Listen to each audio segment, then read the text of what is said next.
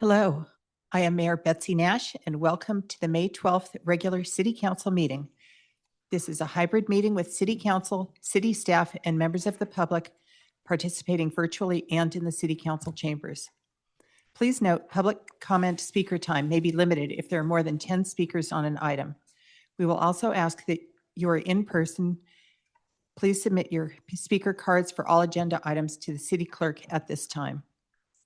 Tonight, we have in-person interpretation services available. Please visit the table in the back for a headset. For those in virtual attendance, please note that there is a globe icon near the hand feature on your screen. Our interpreters this evening are Christina Murphy, Angelica Villagrán de Gonzalez, Ricardo Delgado, Angela Thielen. Thank you all for your time and services today.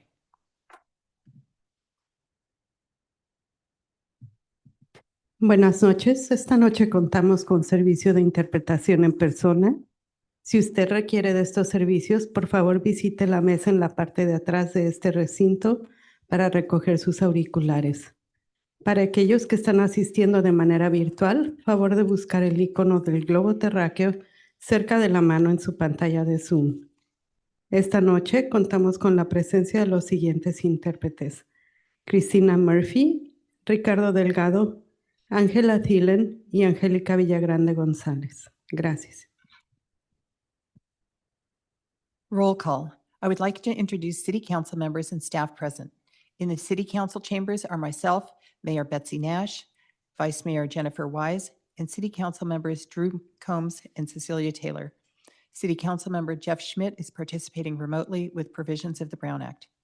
City Council member Schmidt, please provide a description of your circumstance under the Brown Act and if there are any persons 18 years or older present in the room, and the general nature of your relationship with the individual.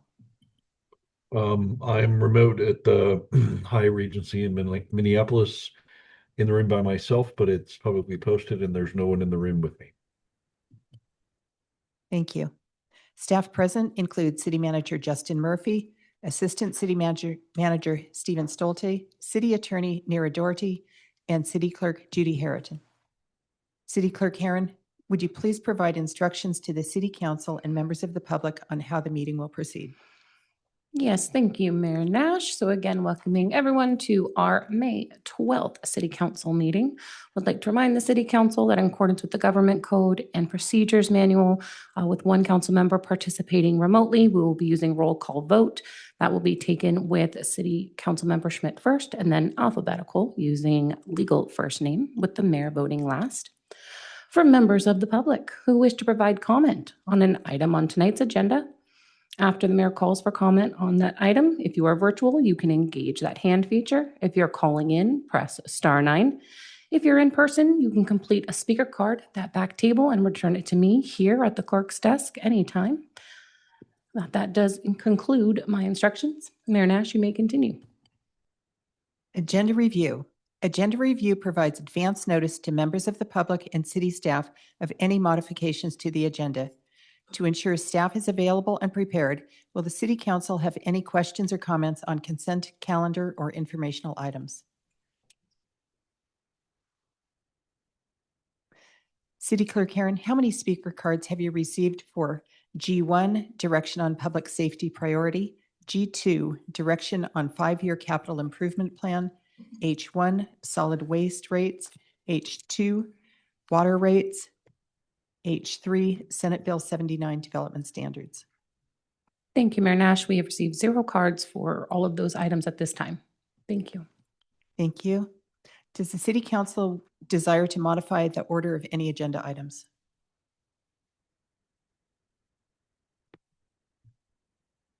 Public comment. Under public comment, the public may address the City Council on any subject not listed on the agenda. Each speaker may address the City Council once under public comment for a limit of 3 minutes. Speaker time will be limited if there are more than 10 speakers. You are not required to provide your name or city of residence, but it is helpful. The City Council cannot act on items not listed on the agenda, and therefore, the City Council cannot respond to non-agenda issues brought up under public comment other than to provide general information. City Clerk Herron, please call for general public comment. Thank you, Mayor Nash. So at this time, if any member of the public wishes to provide comment for an item not on tonight's agenda, if you are in person, return that speaker card. Virtual, engage that hand feature. Calling in, please press *9 now. We currently have one speaker, so this will be the final call for public comment for items not on tonight's agenda. We'd like to welcome up Ron Snow.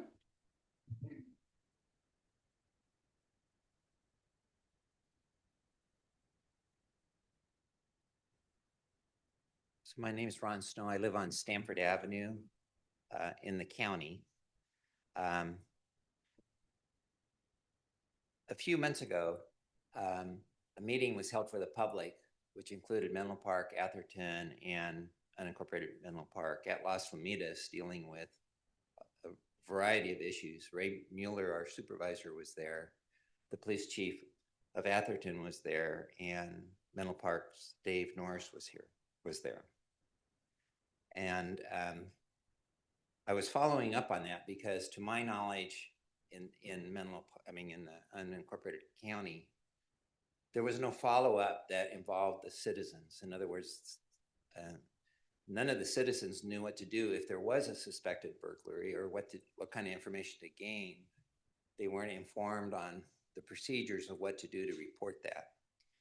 And I was following up with that with Ray last week, and I just got off the phone with Ken Binder, the sheriff. But I wanted to thank Menlo Park, because Dave Norris, from what I see on the website, has done an excellent job. I don't know how much citizens, if there's a citizens communique going on how to inform citizens in Menlo Park, but the website does a really good job on identifying burglary, safety, what to do with burglaries, and I thought it was just excellent. So this is a thank you for that.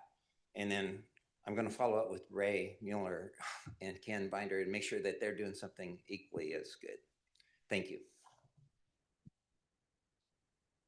Thank you for your comment. Okay, I am seeing no further hands or cards. Mayor Nash, you may continue. Thank you. We're now going to presentations and proclamations. Tonight we have 2 presentations and 2 proclamations. Our first presentation is E1, Youth Poetry Voices Celebration. Here to make the presentation is Library and Community Services Supervisor Rose Waldman.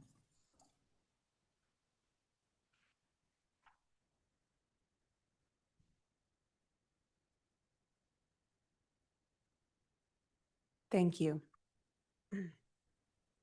We might need to adjust the microphone a little.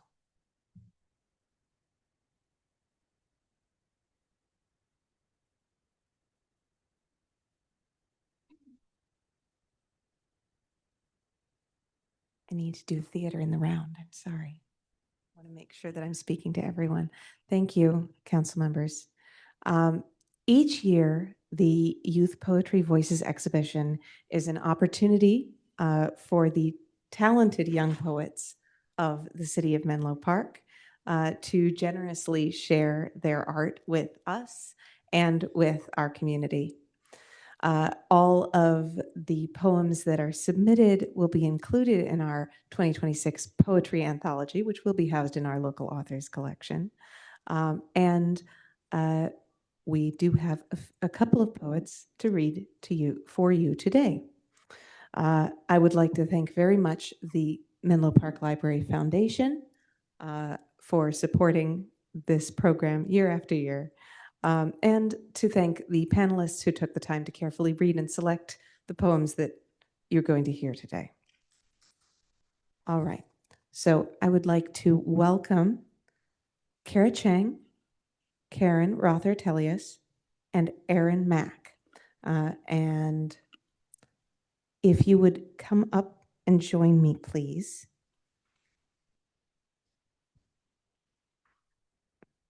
Providing moral support. There we go. And just go ahead and introduce yourselves and your poem, and read your poem. Actually, this should be just about right. I can adjust it for you a little.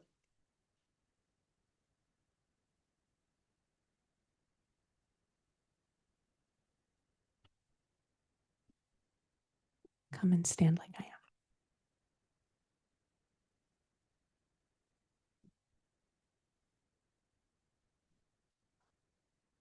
My name is Kyra, and I'm going to read a flower story. As I, a flower, reach up to the sun, I unfold my petals, cross like a bun. The moon begins to fall, and the fog clears out. Do you wonder what my life's about? I bathe in sunlight in the same way, like you may on a hot summer day. When water droplets fall, beautiful bursting blue, I feel myself shine with the glittering dew. As the sky starts to darken, I slowly hearken to a peaceful, deep sleep. The world makes not a peep. I snooze in slumber. Here comes thunder. Lightning flashes, but the storm slowly passes. My petals open, dewy and wet. The sun emerges, a golden silhouette. But there's another light, unfamiliar, dull. I'm fearful of this place, so busy, so full. A lady walks out, and with no doubt, a bouquet of flowers are in her hand, stolen from their native land. The ladies in aprons, these towering matrons. I know what this is. It's a flower shop. I hear them yelling, $5 a pop. A grim, scowling figure walks by. Suddenly, all my life feels like a lie. She bends down on her knee. I know what happens next, but how can this be? I knew it all along. This is the end of my story. The highest bidder will be holding my glory. Suddenly, I can't breathe. The air inside of me is about to leave. Hot flashing colors, my life is a blur. This is all because of her. Bundled together is white Waterloo, me a magnificent light blue. Blazing orange poppies, red hellebore. All of our lives will be no more. My final words to all who can hear. Nature can feel you far and near. Nature can hurt just like you do. Nature is worth more than the $5 from you. All flowers can feel when you pick. All trees can ache when you pull a stick. You're pulling away what keeps me alive and what nature has created to help me thrive. The next time you find something pretty you love, think of it as a person smiling above. Don't harm it. Don't pull it. Please move on. And when you come back, it won't be gone.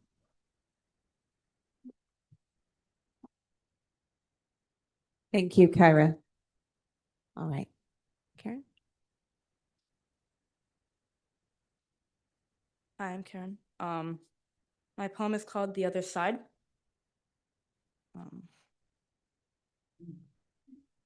It's strange to get a glimpse of the other side.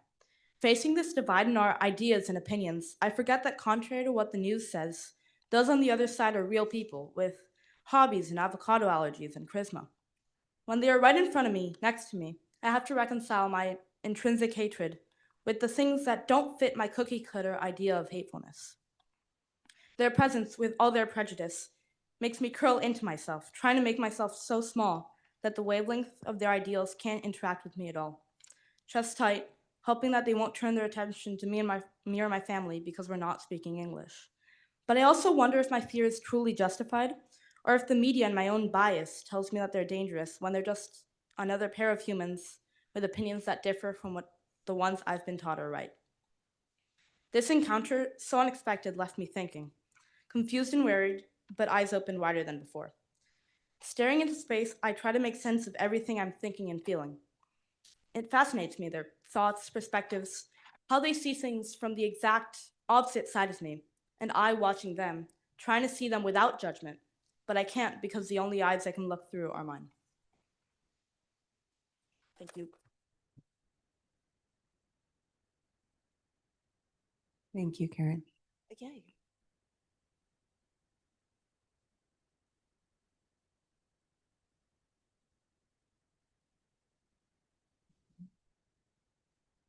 Hi everyone, City Council. My name's Erin Mack and I'm a sophomore at Crystal Springs.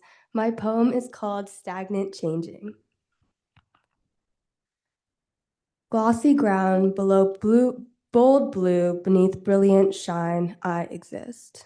A giggling girl amongst Arcadia, an alternate world, unfurls, runs, endless, boundless, sunny, then storms, rain, ocean, rivers, mist, sprinkles, drop, slide, scrape, slice my skin.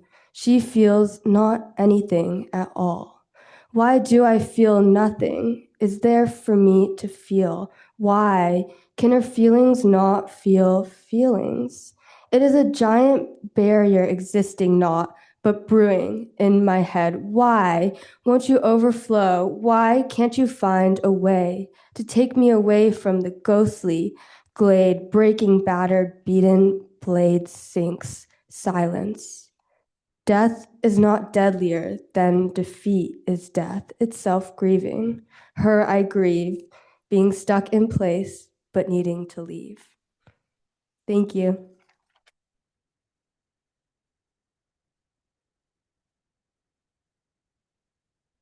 Thank you to our poets, to all of our poets who've submitted, and thank you. Thank you. What a great way to start out the meeting. City Clerk Herron, please call for public comment on item E1. Thank you, Mayor Nash. So at this time, if any member of the public wishes to provide comment on our presentation from our youth poetry voices, item E1, if you're in person, return that speaker card. Virtual, engage that hand feature. Calling in, please press *9 now. This will be the final call for public comment on our presentation for E1, Youth Poetry Voices. Seeing none, Mayor Nash, you may continue. The next presentation is E2, Youth Advisory Committee. Here to make the presentation is the Youth Advisory Committee. Welcome.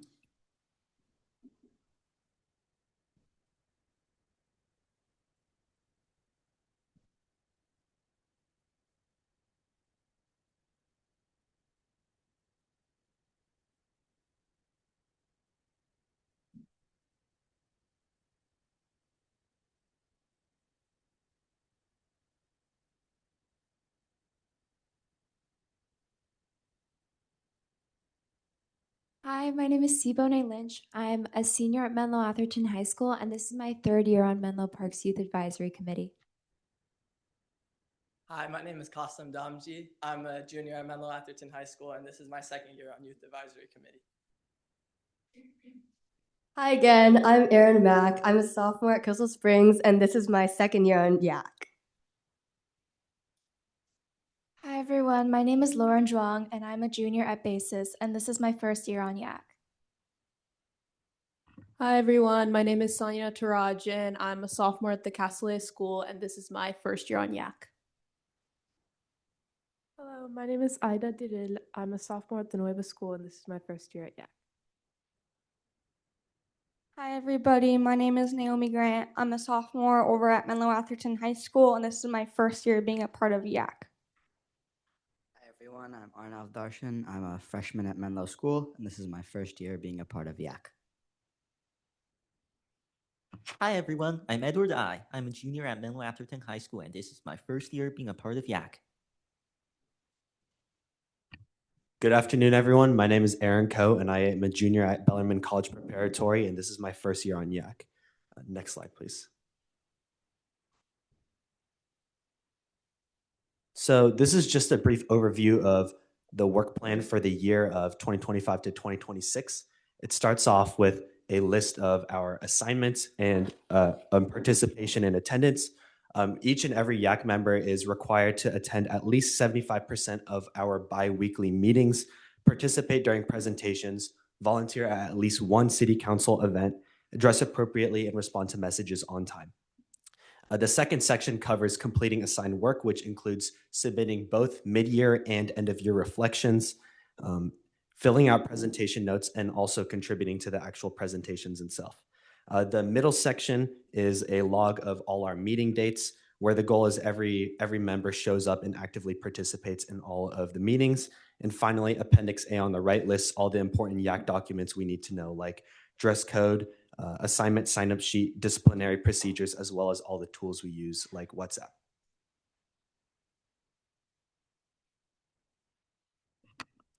Next slide, please. So my name is Naomi Grant, and you all may be wondering what the Menlo Park Youth Advisory Committee is. So we are a group of Menlo Park youth who collaborates with and assists the Parks and Recreation Committee or Commission and other Menlo Park staff regarding various city projects, programs, and events. So we have many goals that we strive to achieve in YAC, some of which being to provide a youth perspective to the Menlo Park government, as well as bridging the generational gap between the older adults within our community and the youth.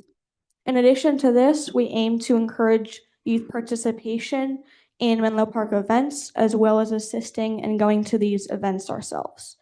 Our mission statement is that we strive to create a positive change within our community. Next slide, please.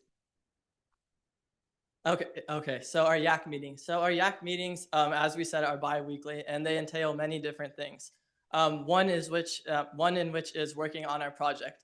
And so we'll talk about it later, but what we do is we host different presentations from various committees throughout our city, and we're informed on what they do, and kind of our role is to provide youth perspective on their actions and inform them on what we think they could do better, but also to show our appreciation for them.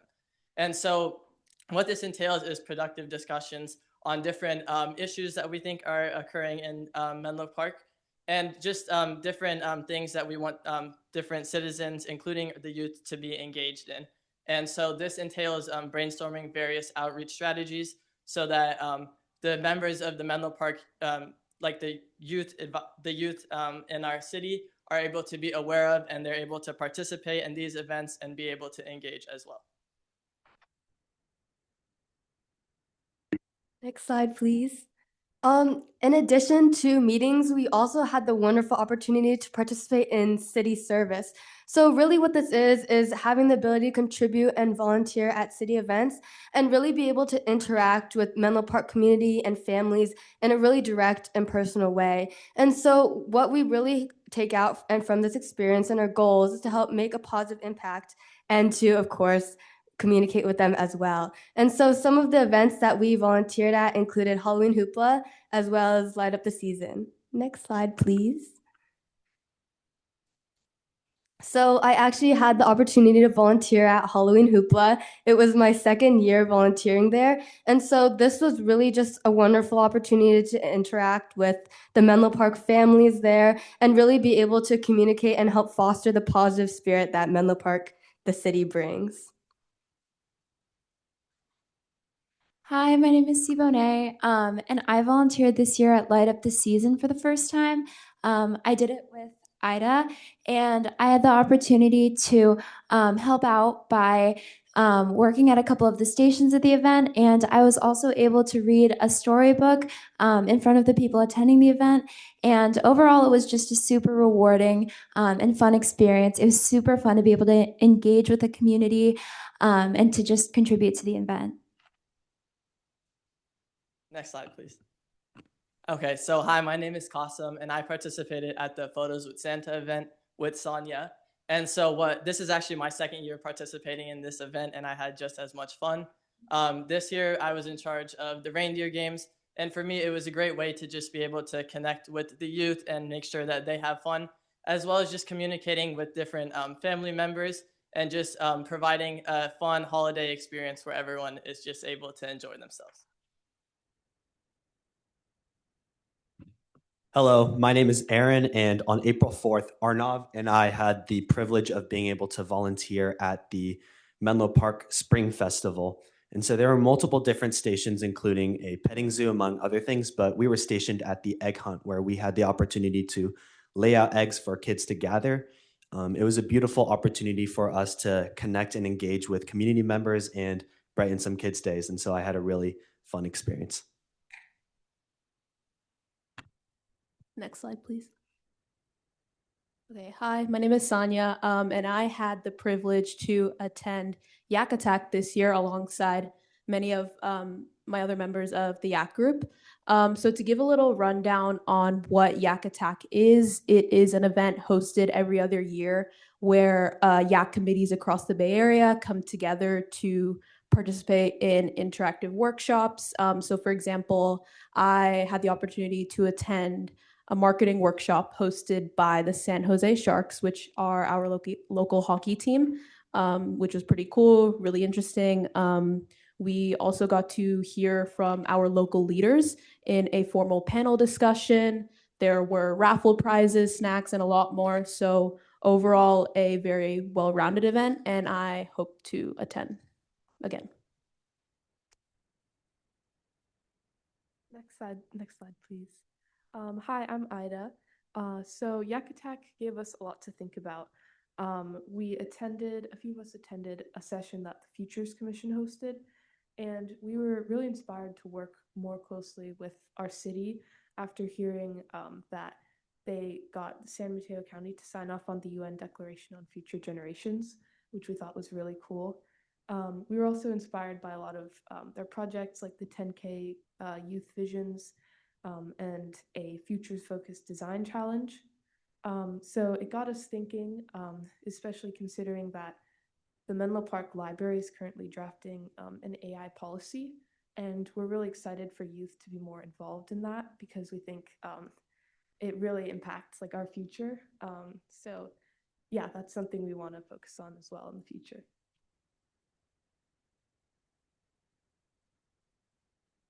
So every year, Yak also puts on a project. And so really our goal with this project is to help as a whole better our city. And so this year we came into our project with the goal of bridging the intergenerational gap between youth and adults of the city. And so as a result, we decided to compile a report based on presentations that were given to us from city offices as well as commissions. And so our hope behind this was to really contribute a youth-oriented perspective to the various facets of the Menlo Park government in hopes to create meaningful change in the Menlo Park city as a whole. Next slide, please. So the first service that came to present to us was library and community services.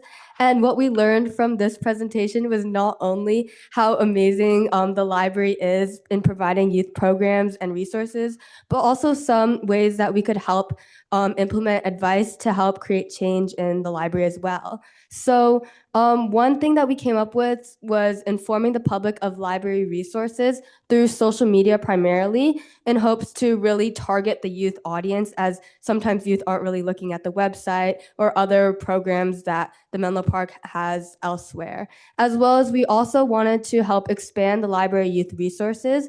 And so this could be through college prep resources like SAT books and also, for example, AP books as well. And so in addition, we also came up with the idea of potentially having study rooms at the Menlo Park Library, which really would provide youth opportunities to work in a quiet space inside the library as well. Next slide, please. Yeah, so we also heard from the EQC, the Environmental Quality Commission, and we had a few suggestions for them after they presented about some of their sustainability endeavors, including their home electrification program, solar-powered facilities, electric landscaping equipment, which is pretty cool, support of climate resilience, and this, a hypothetical solar punk project. So the solar punk project, the idea was that it would be sort of a community-driven, creative project, emphasizing the hope that we have for the future of sustainability, which is really important because like a lot of conversation about sustainability is very like doom and gloom, which is completely fair. But we had a few ideas for that, including some sort of community art installation or a sustainability journal with like creative writing pieces. We were also thinking a few other ideas. We had sustainability drives, a repair and reuse fair, youth climate ambassadors, which would be youth talking to other youth about issues of sustainability and climate change. We were also, again, thinking about leveraging social media to advertise sort of what the Environmental Quality Commission is doing and other sort of sustainability related causes. And we had the idea of expanding the home electrification program to maybe subsidizing electric vehicles.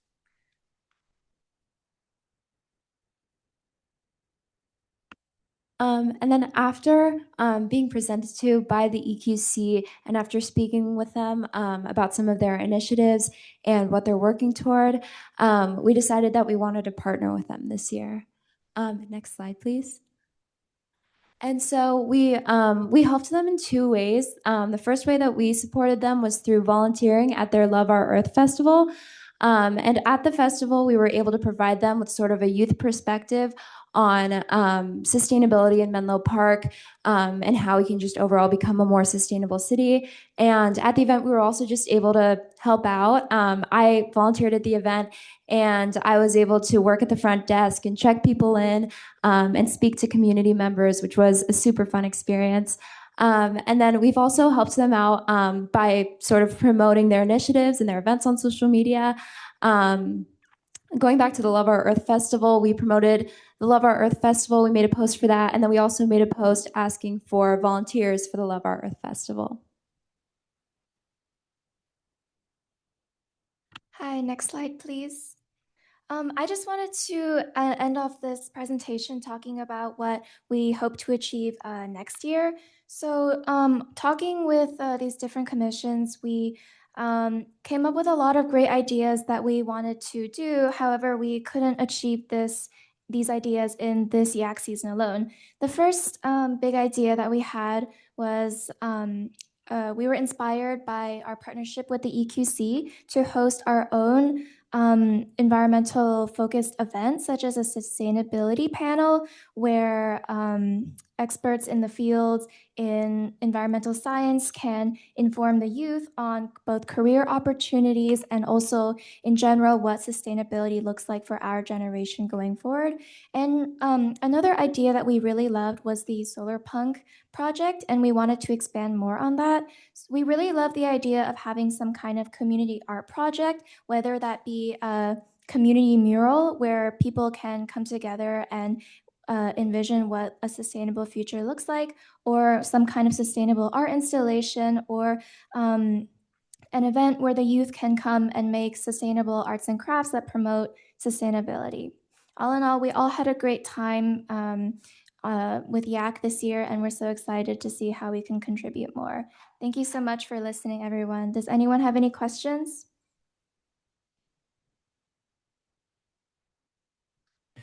I had one question. That's, can you, how often do you meet? So every 2 weeks. I heard that right. Wow. Thank you. Any other questions?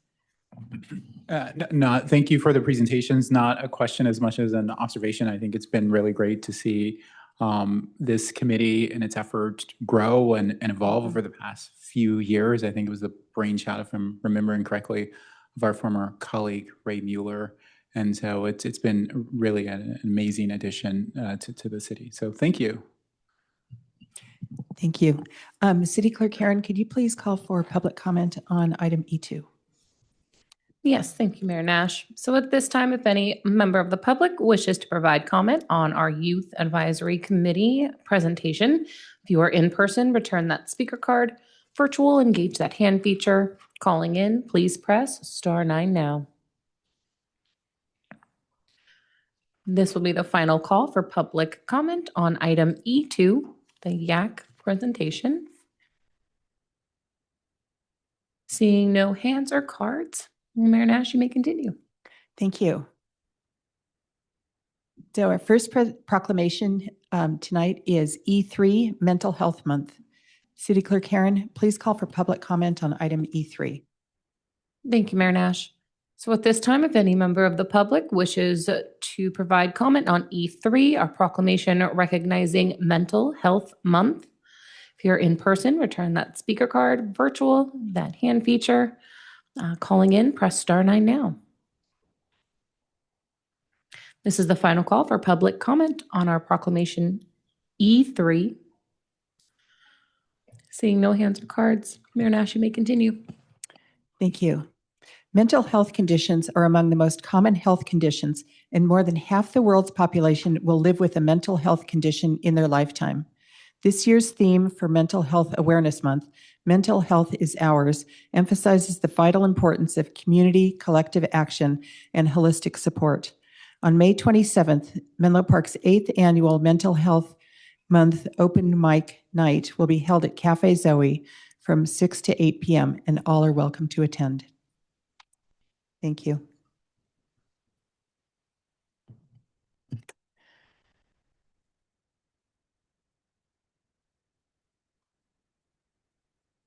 And I'm sorry, that proclamation was being presented on behalf of the San Mateo County Behavioral Health and the Peninsula Suicide Hotline. So our final proclamation tonight is E4, Affordable Housing Month. City Clerk Herron, please call for public comment on item E4. Thank you, Mayor Nash.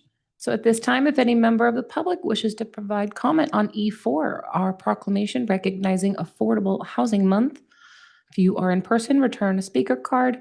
Virtual, engage that hand feature. Calling in, press *9 now.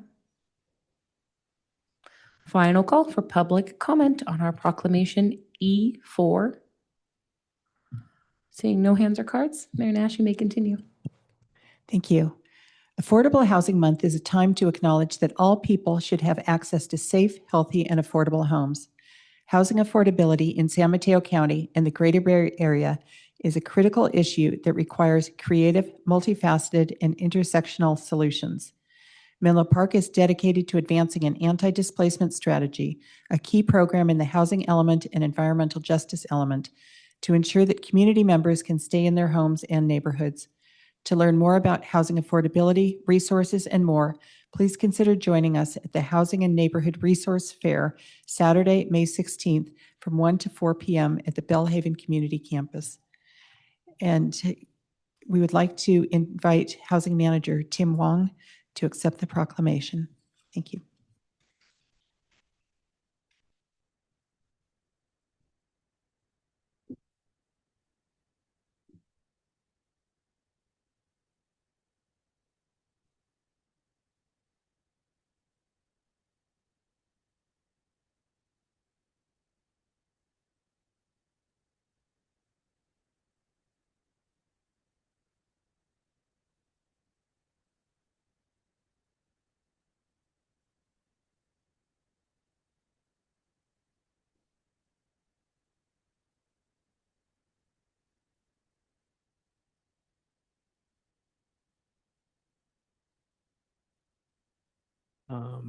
Thank you, City Council, for proclaiming May as Affordable Housing Month.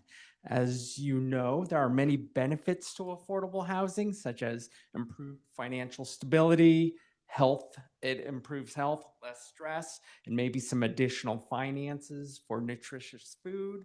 And it also leads to more stable communities as people feel more invested in their community if they have stable housing.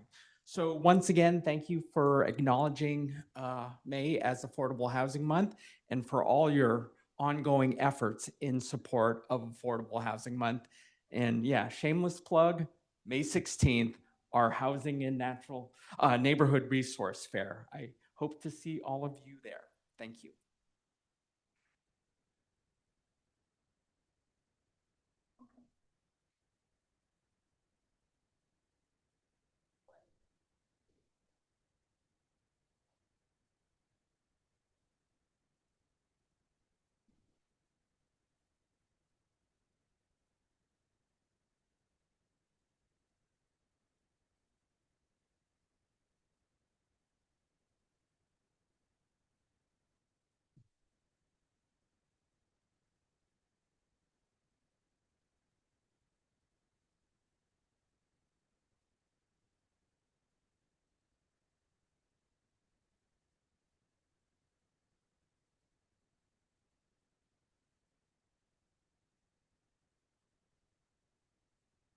Consent calendar. Under the consent calendar, the City Council may take action to approve routine business items in one motion unless a City Council member, city staff member, or a member of the public requests that an item be discussed or continued to a later date. City Clerk Aaron, do we have any public comments on the consent calendar? Thank you, Mayor Nash.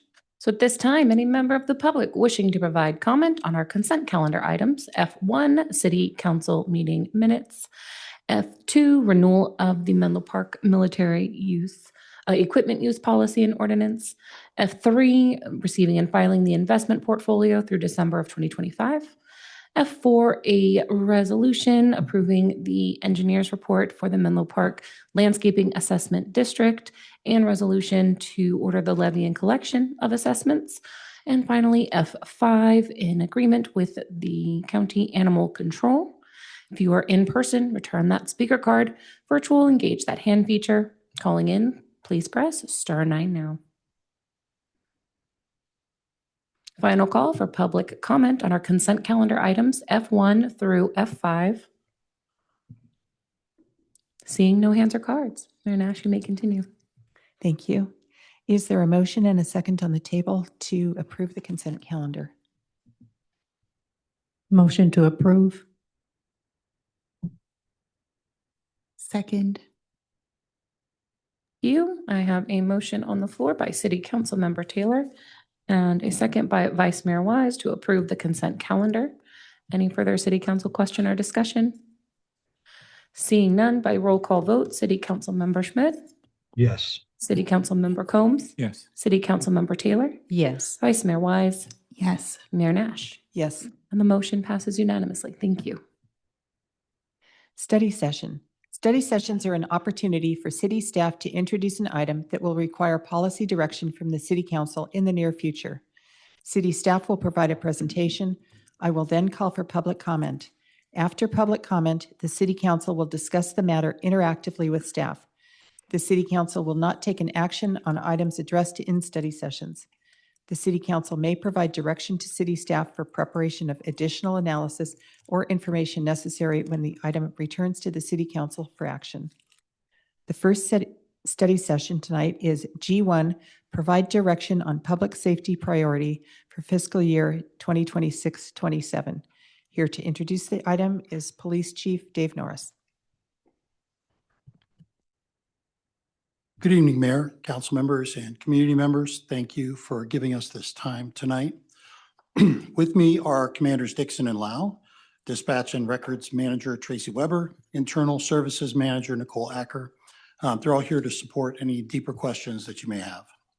Tonight, I want to walk you through where we stand on public safety going into fiscal year 2026-27, what the community is telling us, what the data shows, and what the data doesn't show unless you're working with this team every day. My goal is to provide you a clear operational picture so that you can provide direction as you set priorities for the year ahead.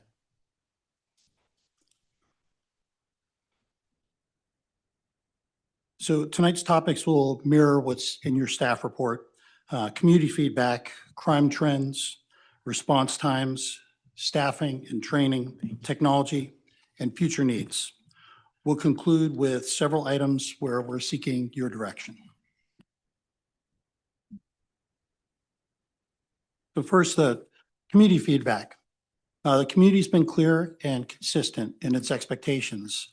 Residents have shared personal stories, especially around residential burglaries, which create understandable fear, even when long-term numbers are stable. Visibility matters. People want to see patrol cars in their neighborhoods. It's a powerful reassurance. Response time questions come up at nearly every neighborhood meeting. Automated license plate readers, or ALPRs, have broad support along with continued interest in privacy safeguards. And throughout all of this, there is a request for reassurance that the police department is present, responsive, and aligned with community values. We also hear the desire for downtown vibrancy and for the police department to be a partner in that. So, crime trend overview for us. Let me anchor this conversation in some facts. So since 2022, violent crime or person crime, as we call it, is down 20% overall, and property crime is down 14% over that same span. In order for us to look at that, we need to compare it nationally. What does it look like against some of our national numbers? And to do that, we convert data into kind of a translatable apples to apples comparison. And we do that by making that into crimes per 100,000 residents. So in looking at that, by that measure, Menlo Park has outpaced national declines in property crime and matched national improvements in violent crime. So we are doing a little bit better than the national average in terms of the crime drop. Some of our numbers sit above some of the national numbers for that per 100,000 number, but remember that's a median number. So there's as many above that line as there are below it. And these improvements came from data-informed deployment, prevention, and strong community partnership. And we can't do this without the partnership with our community. And I'll probably say that a few times in this presentation. So one of the top topics here is burglary, and residential burglary is one of the most personal, traumatic types of crimes a resident can experience. We know that it's the invasion of one's private home territory. It's very impactful, and we treat it with that level of seriousness. But looking at the picture overall, total burglaries is dropping every year. So you see that drop happening, 204, 150, 130. Auto burglaries are down 74% since 2023. Auto burglaries being like the window smash vehicle burglaries. And commercial burglaries have showed continued decline. They're over 30% just since last year. One thing we do see a little bit of an increase is bicycle thefts. Bicycle thefts are tied to burglaries because often these are locked storage units or private locked gates on a private property. The codes run similar for burglary for that. So we are looking at those numbers. This is a very bicycle-friendly town. I mean, I expect that to be a high-value target for opportunistic thieves. So we're looking at ways to address that. Residential burglaries, however, remained stable, 57 in 2024, 59 in 2025. But we did see a spike in January and February of this year. We saw 13 burglaries in those 2 months. The 2 months since then, we've seen 2. Now, that may be because of some of the tactics that we're deploying. That may be for other reasons. But overall, right now, it looks like those numbers are more stable along the lines of what we see year over year. But these burglary cases are increasingly sophisticated and multi-jurisdictional. Our detectives are sharing information daily with regional partners, closing cases, and recovering property. And just recently, over the last couple of months, there was a big arrest that was made in the East Bay with some burglars who were tied to crimes in Menlo Park, among others. It's a really good example of the interagency collaboration that happens. And in addition to that, there was information that came to us that some of those burglars had come into our town, saw that there were marked police cars that were in the area, and they decided that that was not the night to commit crimes in Menlo Park. So those saturation patrols are working. We need to keep the pressure on, however, creating a neighborhood watch group, engaging in see something, say something, and crime prevention through environmental design, or what we call SEPTED, home safety assessments. Those are key tools. And that community participation and partnership is critical to our drive to keep crime down in Menlo Park. Another thing that comes up very frequently in these community meetings and community questions are about response times. So overall response times are up. They're up significantly, about 45% since 2022. That's a big number. However, when you look at the emergency responses to priority 1 calls, those numbers are relatively flat. In fact, they're plus or minus about 40, 45 seconds year over year. They remain about the same. So what we can tell from that data and some of the analysis that I'll be giving you tonight, I mean, is really a little bit back of the napkin type analysis. This is not a deep dive. I'm doing the best I can to look at the data and see what this data is telling us. But we may have a need for some deeper look at a lot of these numbers.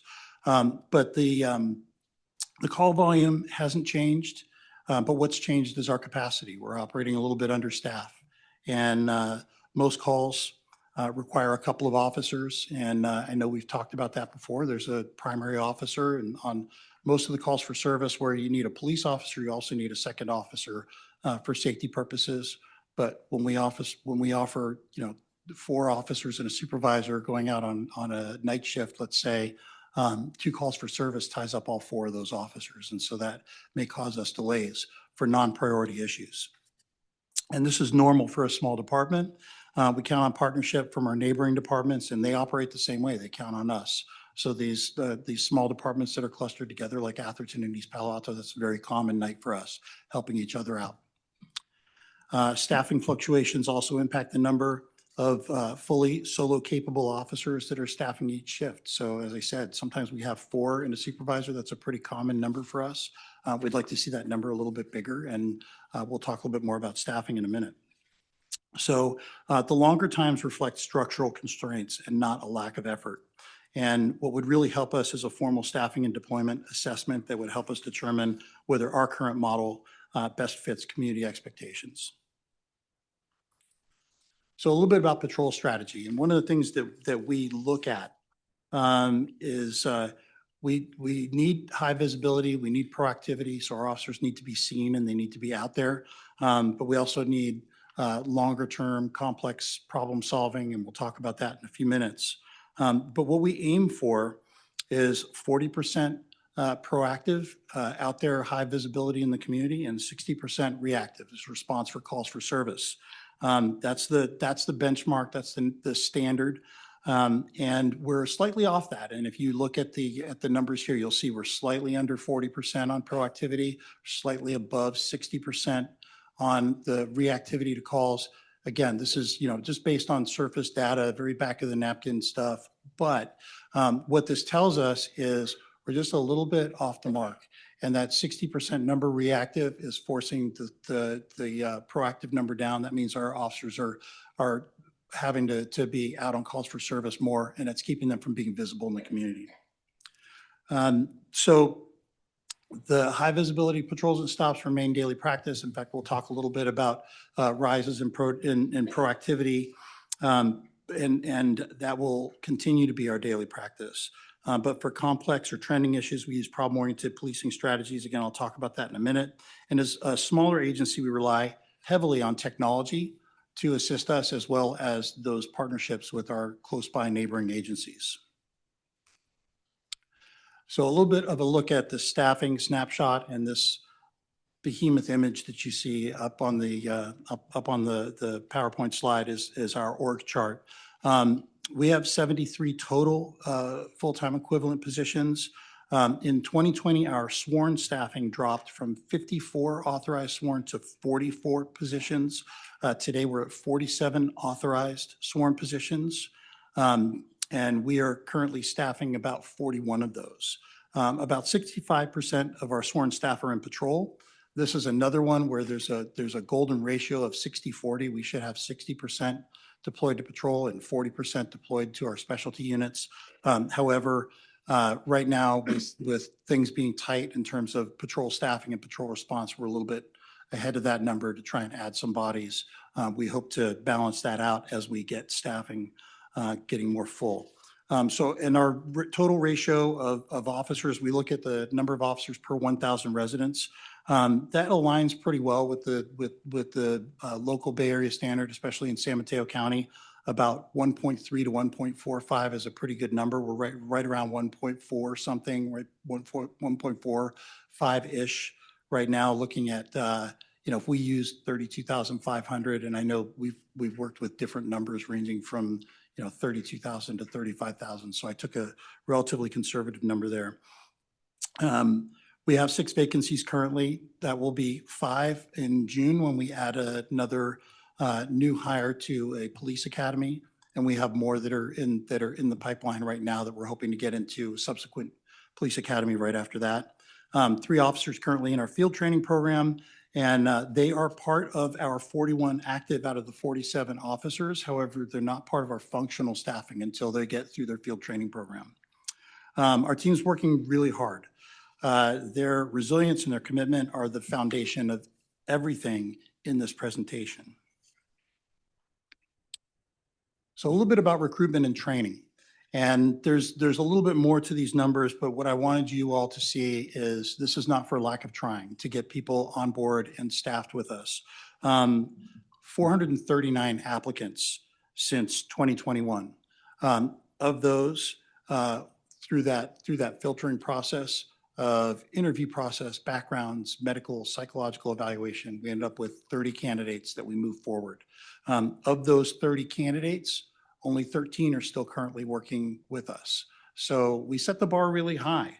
And we're not going to excuse ourselves for setting the bar high, but that rate, it's consistent with some of the national numbers that we see, but it's still not acceptable. So we're looking at that. You know, every unsuccessful trainee restarts a 12 to 14 month cycle.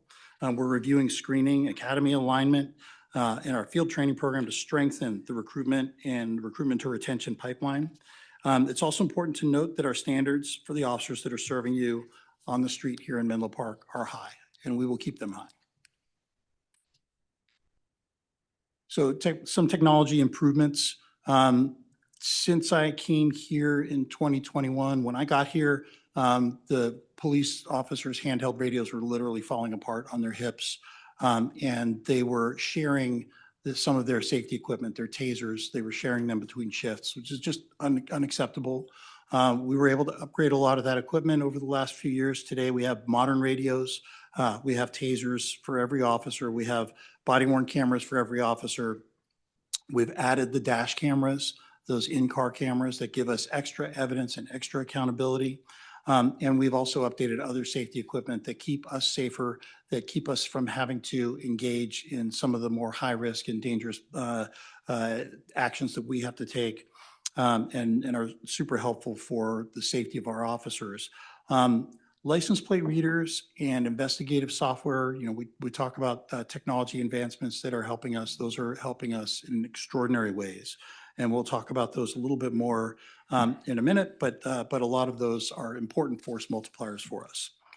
Dispatch consoles and the dispatch equipment have been upgraded to match the upgraded handheld radios and mobile radios that are the equipment that our officers are using.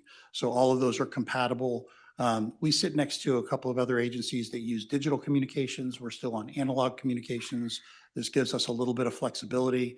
It also gives us a flexibility with regard to encryption, although we're not encrypting anything currently, but it gives us future capabilities to do movement to wherever the technology will take us.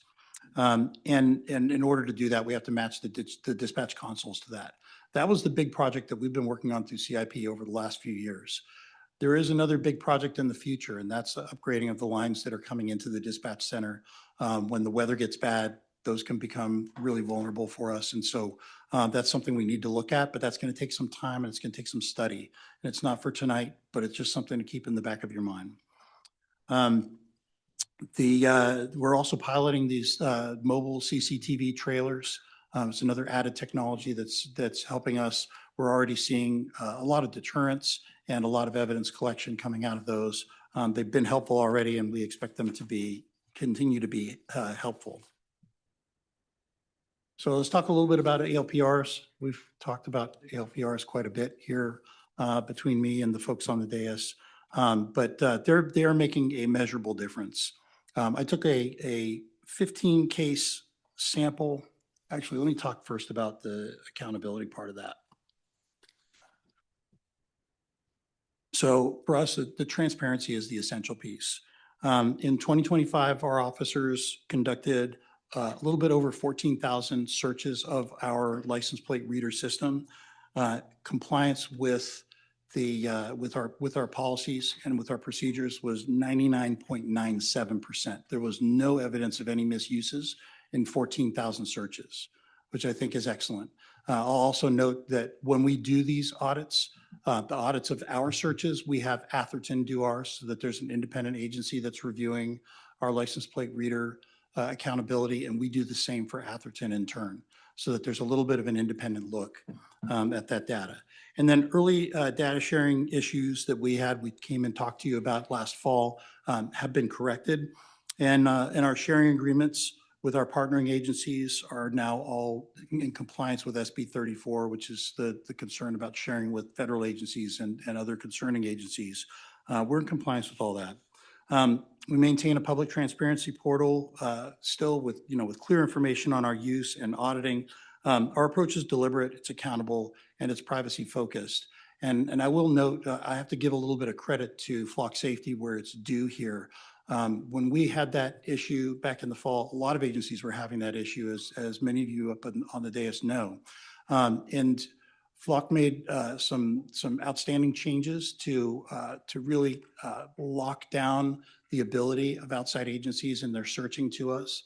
I just got some data in today. So looking at a sampling of 500,000 searches done by outside agencies, and that's just coming in and asking if we have any of that information in our database. And most of the time, the answer is we have nothing. But of those 500,000 searches that they looked at, only 2 didn't have the appropriate compliance. In other words, the reasons for the search. And that was due to a software glitch. That's 2 out of 500,000 searches that we're not following what we need to see in order for outside agencies within California to look at our database. And again, most of the time the answer is we don't have anything, but there are a lot of searches. There are a lot of agencies out there. But that number is 2 searches out of 500,000. That's 0.04% out of compliance, which is a pretty extraordinary number. Now going on to impact, I want to just talk a little bit about the impact. Officers are using this system every single day, and they're making progress on cases every single day with the resource that is the license plate reader system. And as I said, everything very well in compliance with our policy. So I took 15 cases that were brought to me as examples of the work that we're doing just from that 15 case sample. And again, we're using this every single day, but from those 15 cases, 8 stolen vehicles recovered, 6 wanted individuals arrested, 3 major weapon-related incidents resolved safely, multiple felony cases closed, including robbery, hit and run, narcotics cases, and 1 missing juvenile located safely. This is responsible, data-driven policing, and that's what we aim to do with these systems. So a little bit about the non-criminal enforcement and some of the alternatives that we have. Public safety, obviously much broader than just crime. Code enforcement calls after we adopted the zero emissions landscaping ordinance doubled over the last year, went from 360 something to 760 something. A tremendous amount of that is education on top of enforcement. We don't know because we're in the first year of ZEAL, how much that will impact us ongoing, but doubling the number of cases that our staff are going to is a pretty heavy number. Overnight parking, we are doing a lot more with overnight parking over the last couple of years since we were able to fill some of our overnight parking staff, and now that they're up and running and doing that on a nightly basis, we're doing the amount of overnight parking that we should be doing, and we're doing it all over the entire jurisdiction. So I want to be clear about that. I'm reading our daily activity logs, and I know that we have data to back this up, but every day I'm reading in our activity logs where we're doing service for overnight parking. And obviously we have to rotate out enforcement with only a couple people doing it, but we're getting the entire jurisdiction that's covered by ONP. Our mental health clinician, that's become an essential resource for us. As you all know, that has a grant funding that's churning out. We're including it in our budget this year to carry it forward. We're looking at some really promising alternative funding solutions as well for that, but we see that as an essential piece. That clinician calls involving the clinician doubled over the last year as well, and she has become just an essential resource for our officers. Both the response to cases that are obviously a need for mental health crisis, some of the cases that aren't obviously in need, that in some cases you might want to send a clergy person or someone else where people are just having a really hard time. She's been super helpful in some of those cases. And then she's also doing follow-up in the background, because the driver is to drive down the recidivist activity of like having to do these the 5150s, which are the officer initiated mental health evaluations. We want to drive that number down. And obviously the data supports this practice, but we're seeing that also in reality in Menlo Park. And then our community service officers, we've been running a little short-staffed on community service officers. We're bringing some online in the next month.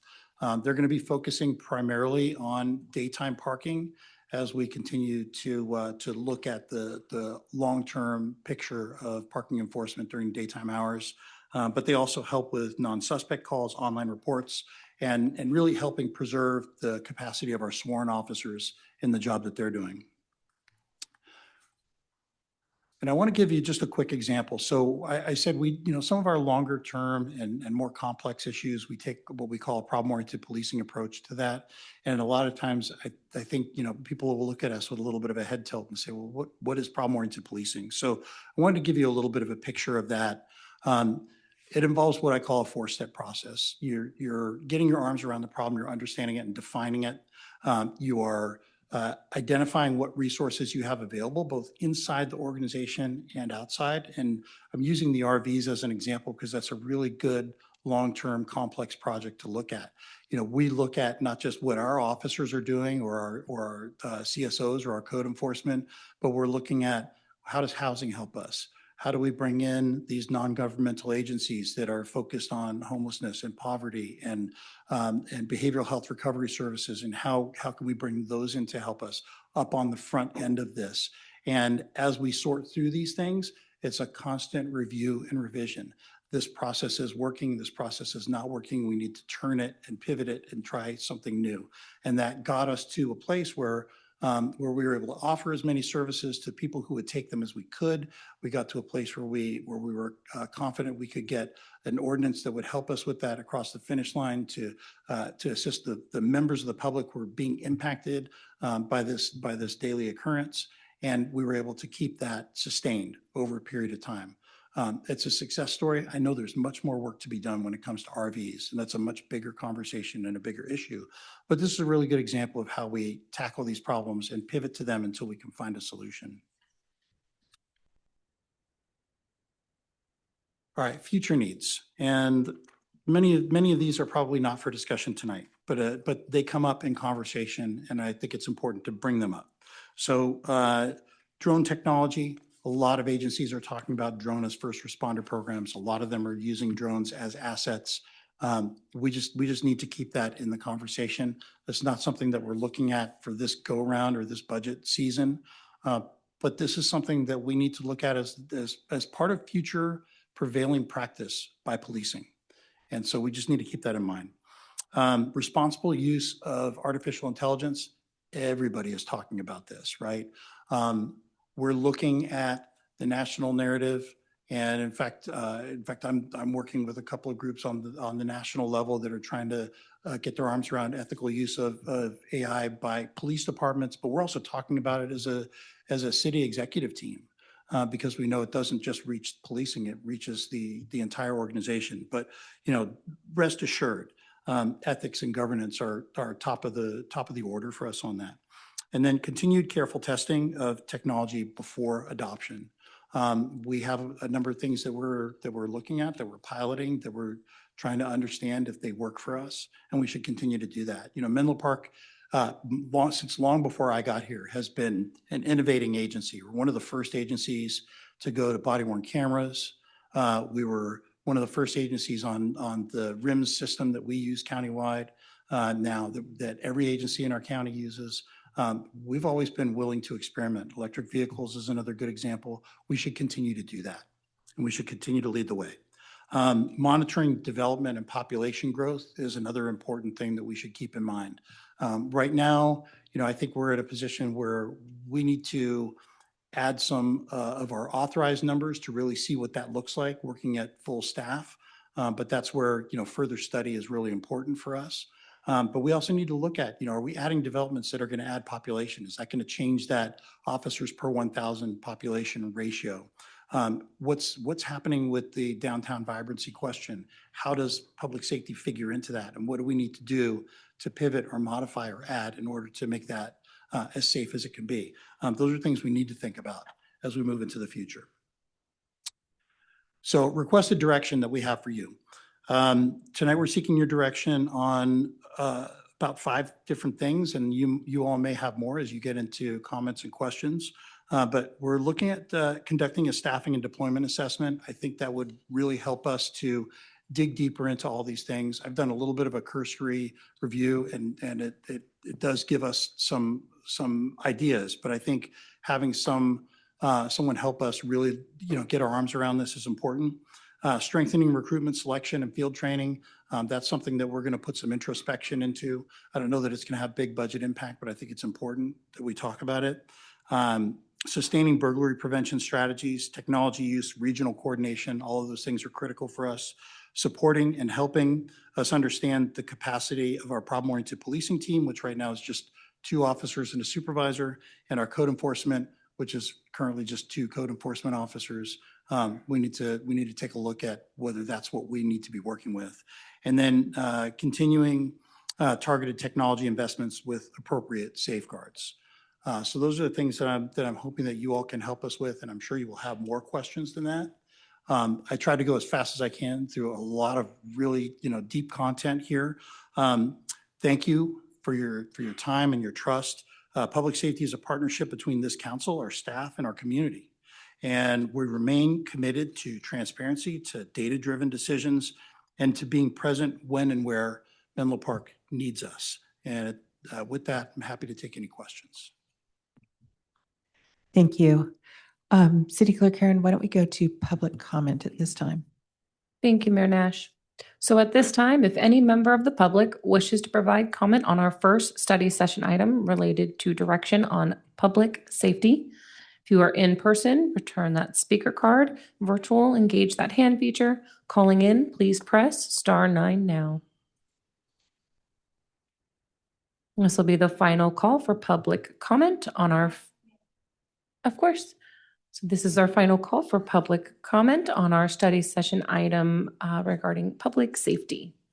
Okay. Thank you, members. Maya, give me just one moment. I've got to take in just a couple more hands. So sorry. And then I'll get our timer up. All right. So it does look like we're at 2 speakers. So Maya, you can go right ahead now. We've got a timer up, all set. Good evening, council members. Maya Seawald from Sharon Heights. I've always been a very active Sharon Heights resident. I want to commend Chief Norris on his very thoughtful presentation tonight. And I can tell you as a whole for Sharon Heights, we are very much into public safety. You're aware of all the burglaries that we have had, or burglaries, and also robberies, right? Or burglaries. Anyway, that some actually with people in the home. So this is #1 consideration for us. I really feel the problem is staffing. If I just looking at it from an outside view, you just need to increase the amount of officers that are on patrol and are able to respond to these. And I also am so happy that particularly you, Mayor Nash, agreed to those LPR readers.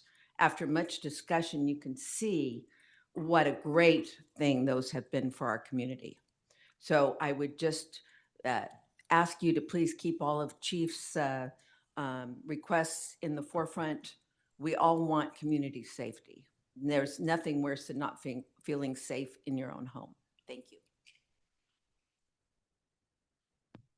Thank you, Maya. If you could just fill out the card whenever you have an opportunity. Thank you. All right, and our next speaker will be Pam Jones.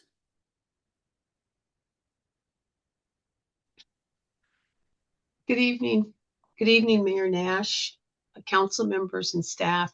And thank you, Chief Norris. I always appreciate your reports. Just as a note, I wanted to let you know I found it very interesting when two of the motorcycle officers were stationed at Chilco and Hamilton Avenue. I passed through. One officer was giving a ticket on Hamilton. And at the stop sign, I heard the other officer, whom I could conspicuously see to my left, say, "Don't do it. You'll get a ticket." And so I slowly proceeded through this intersection, and through my rear view mirror, I could see there was a car that turned left and got a ticket. It's all I could do to keep from stopping, turning around, and just laughing. But I appreciated that, and I understand the challenge that the city has with people who insist on making left-hand turns up there. I just needed to say that as we look at drones and at the AIs, and as we continue to think about the license plate readers, we do live in a different day and time, and we're in a microcosm of the United States and the rest of the world.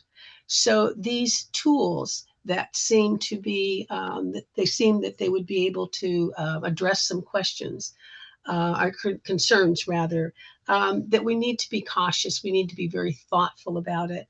I also, although I did not speak on the on F2, I just wanted to say that it is important also to reassure the community. So a letter from time to time, assuring us that the use of what military equipment we have is actually not as great a concern as I know I have. I have a very heightened concern about that, as I do with the drones and with AI. And I'm certain that you will be able to, to reassure us. And I do understand some of these things are helpful to parts of the community, but they're not helpful to all of the community. So again, thank you for your report. Thank you for your comment. Seeing no further hands or cards, Mayor Nash, you may continue. Thank you. I would now like to open for city council discussion. Do we have someone who would like to start? Vice Mayor Wise. Thank you so much. Thank you, Chief Norris, for being here tonight. A lot of great information.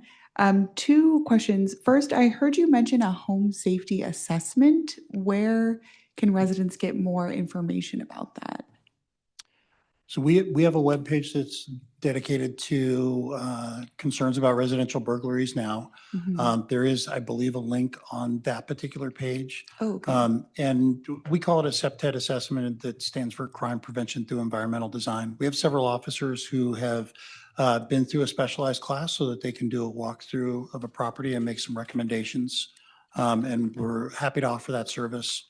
And if you can't find it on the web, you can always call us and ask and say, we would like to have a safety assessment done of our property, and we'll come out and do that. Wonderful. That is a great service to offer that I was unaware of. So thank you for mentioning that. And then especially up in District 5, and I know you touched on this briefly, but we have a lot of unincorporated county land as well as Menlo Park incorporated land. So can you just speak to quickly how you coordinate with the county sheriff and how you guys work together? Because I know that's top of mind for a lot of people.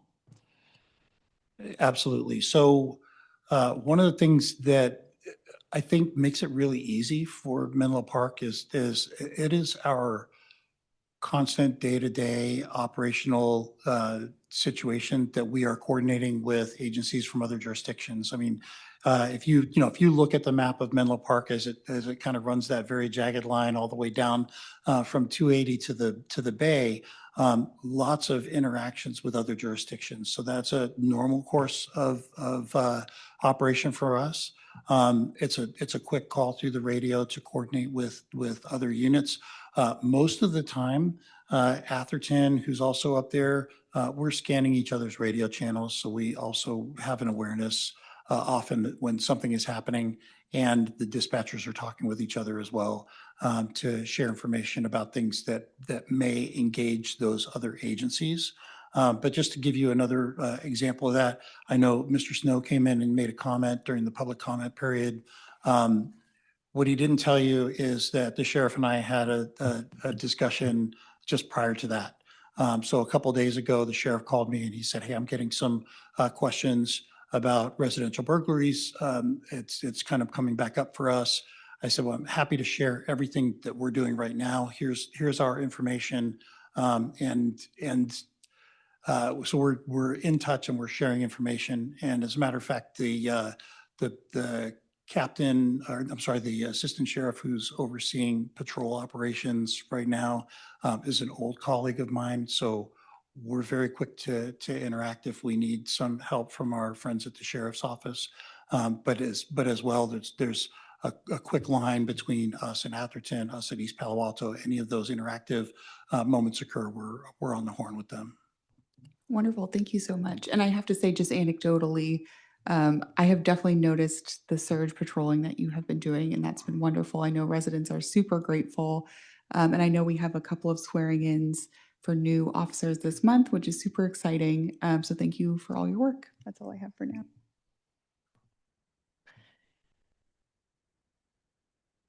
Councilmember Schmidt, do you have anything you would like to discuss at this time or questions? Thank you.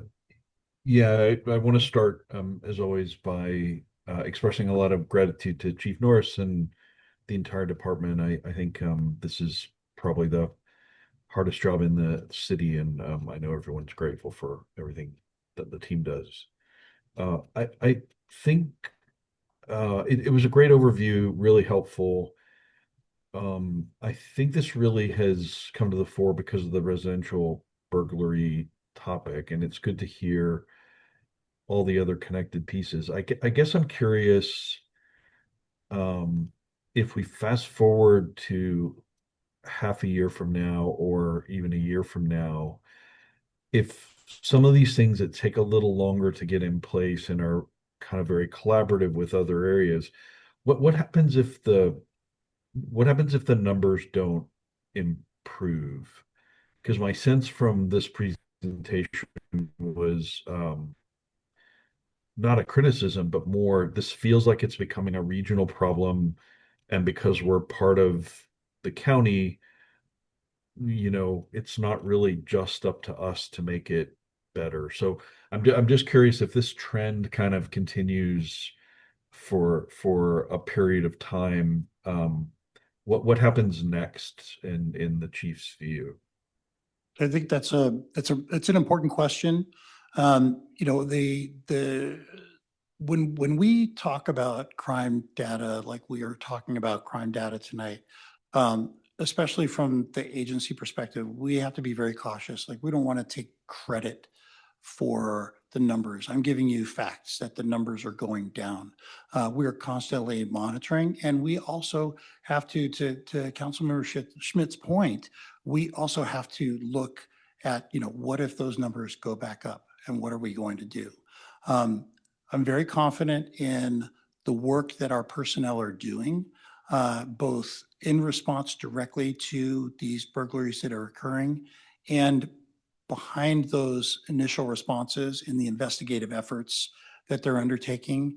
One of the things that I think it's important for the public to know is that it's not just our three detectives that we have in the Detective Bureau who are working behind the scenes on those. We have several people in our department that are working on it, people in patrol who are passionate about it. The Detective Bureau also works directly with our problem-oriented policing team. They're in on it. Those teams are also talking to the teams of all the departments up and down the peninsula who are also experiencing these issues. And to give you an example, I was in San Mateo a couple of months ago, and I ran across the supervisor who oversees San Mateo's crime suppression team, their crime reduction unit. And he said, "Yeah, I just got off the phone with one of your guys because they have an interest in the burglars that we're looking at in San Mateo that are part of our San Mateo local crew." So those conversations are happening. The detectives are on this massive group chat with other detectives from up and down the state, because as some of you may remember, last year before last, We had similar types of burglaries that were occurring that not only were they targeting Menlo Park, Atherton, Palo Alto, and some of the higher end areas here up off of 280, but they were also targeting Beverly Hills and Newport Beach and areas in Southern California. And so all of these detectives are talking to each other up and down the state. It is a phenomenal network. And so that's what gives me confidence that we have the ability to address these things long term. We're also talking about it at the county chief's level. All of the chiefs are talking to each other about what can we do to better address these things. We're talking about, whether some of the task force involvement, because we do have some task forces within the county. Some of their duties expand to what I would consider to be, organized criminal activity, which burglaries are also organized criminal activity. There's a natural nexus there. We all see it. So we're looking at all these different ways that we can attack this issue. There's never any guarantees, but what I see from our level, like, I'm very confident that we're doing a lot to keep it nailed down. Thanks. I always appreciate your leadership in this, and I really am glad that this is a city priority, because it not only helps keep it much more visible for city council, but for the residents as a whole as well. So thanks again for all you guys are doing.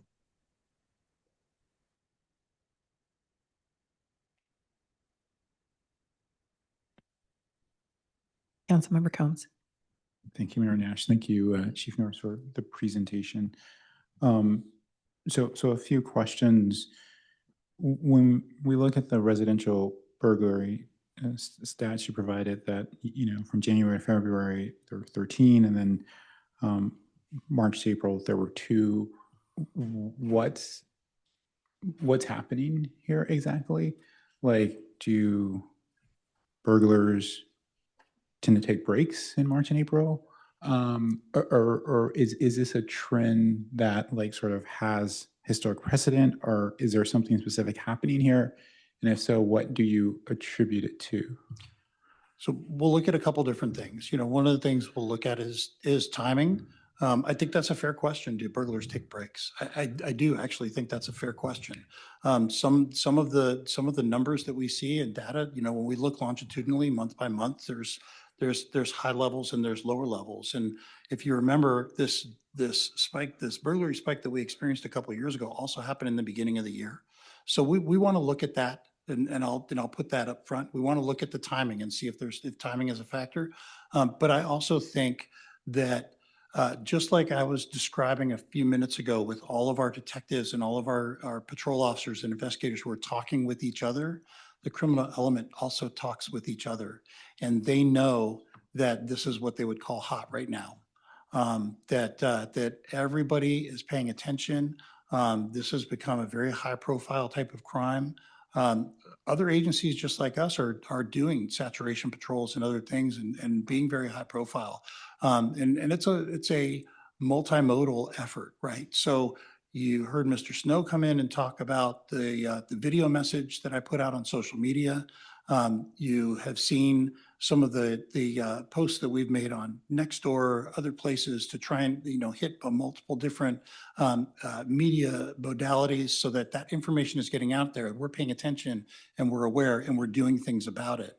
I think that part is also important, and the criminal element talks to each other about that too. So over time, I think it's hard to predict these things, but we're trying to do kind of a blitz on this to keep it down, and we will monitor it. And now we know what strategies are working for us and what strategies maybe aren't working as well. And so we'll try new things. We'll continue with the strategies that work. That's the whole idea behind problem-oriented policing. Thank you. Not to put words in your mouth, but to put words in your mouth.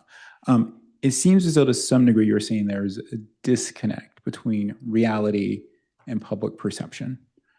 And so the extent to which reality being that, like, crime is actually down, public perception,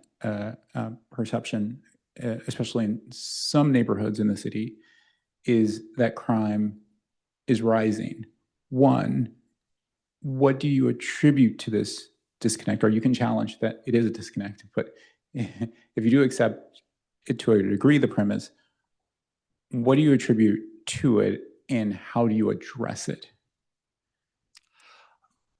I won't directly challenge, but I'll say I have a different perspective on that. And one of the things that we have seen is just like we try to get more precise with technology, the criminal element also tries to get more precise. A lot of the targeted criminal activity that we're seeing is in some of the higher end areas of town where there's a higher take per incident. I think that is part of the reason why we're seeing, a little bit more happening here versus happening somewhere else in town. That doesn't mean that couldn't change, right? Menlo Park has seen massive changes in the character and the volume of different types of criminal activity over the years. These are things that we have to monitor and we have to watch how they change. But the criminal element works on intelligence just like we do. And right now there's something that was working for them. And it may still be working for them, but I think that some of the efforts that have been done countywide by all of these good detectives and officers who are working together hard on this has kind of pushed them away from it for the time being. So I think we have to monitor it and see. But I don't think that it's so much of a disconnect as I see the element shifts so that they can be more effective at what they do, just like we shift to be more effective at what we do. Okay, just a couple more questions. So again, accepting this idea that like there are, in some cases, national or regional trends, you do though accept that it is your responsibility and your department's responsibility to ensure that Menlo Park is as safe as it can be. Right. It is not the case that you're just like, oh, these are the national trends. No, absolutely. And that's why, I know that crime is dropping nationally. I pay attention to that element of the news. But that's why I also ask the question of like, can we get to apples? Because I want to know if our crime is behaving similar to the way that the crime is behaving nationwide. And our crime is dropping a little bit faster. I would love to know why. I don't know that I can attribute anything to it right now because, again, this is a very surface level review. But our numbers are moving faster than other parts of the country. And so that's meaningful. I just don't know meaningful in what way. But we absolutely have to acknowledge that, that Menlo Park has its own characteristics and its own profile. And there are 18,000 different jurisdictions served by police departments in the United States. Each of them has their own characteristics. Each of them has their own concerns, and each community has its own personality and the things that it's concerned about. And so we have to pay attention to those things. And then finally, you assert to some degree, an issue here is staffing and staffing levels, and that overall the staffing levels are lower than they have been historically. Now I know there's a pipeline, which I think Councilmember Wise mentioned, of which we'll have some new recruits coming in.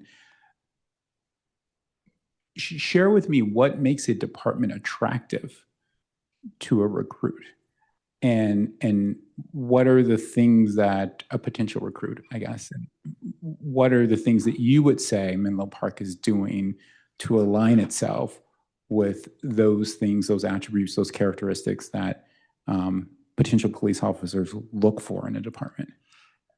Every police officer candidate that comes in we do 2 layers of interviews. We do a layer of interview with a couple of our sergeants, a basic, line level interview to just make sure that the candidates that we're getting are at least worth taking a look at.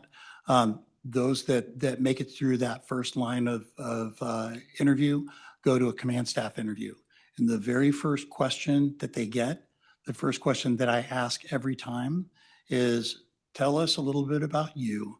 What's brought you to this point in your career arc?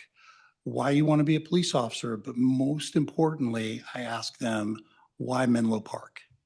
And the answers that I get frequently are This generation of police officer candidates, they look at social media, they look at the webpage, they want to understand what we're doing in the community. And many of them are answering like, I'm looking for a smaller organization where I don't want to be, where I'm not a number. I want to go to a place where I feel like I'm part of a team. I want to go to a place where they have great community interaction and I see you guys interacting with the community. But again, this is another one that kind of follows that rule of the 18,000. There's 18,000 different agencies and they're a fit for somebody. And we want to make sure that the people that we're taking in are a fit for us.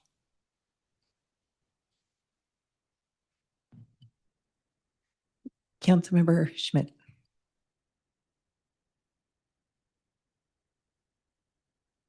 Sorry, I lowered my hand and didn't put my mute button off.